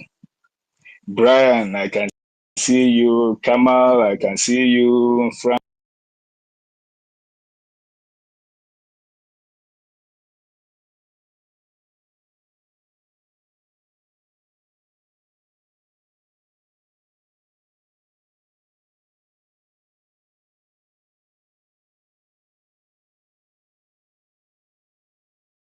We Biafrans, Lord, give us a freedom. Have mercy on we Biafrans and give us a freedom. Oh Lord, have mercy on we Biafrans and give us a freedom. Father, we need our leader. Prophet, we need our leader.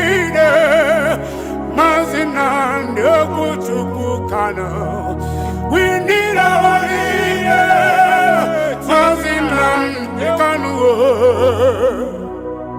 Yeah, man. Go and listen to Simon Ekpa, who is doing a very fantastic job. Very great job that Simon Ekpa is doing. Very, very, absolutely fantastic job that he's doing. You must listen to him and share his videos accordingly. Very, very important. He is bringing a new dimension to this very awareness that we are making, and you must listen to him. Very, very important.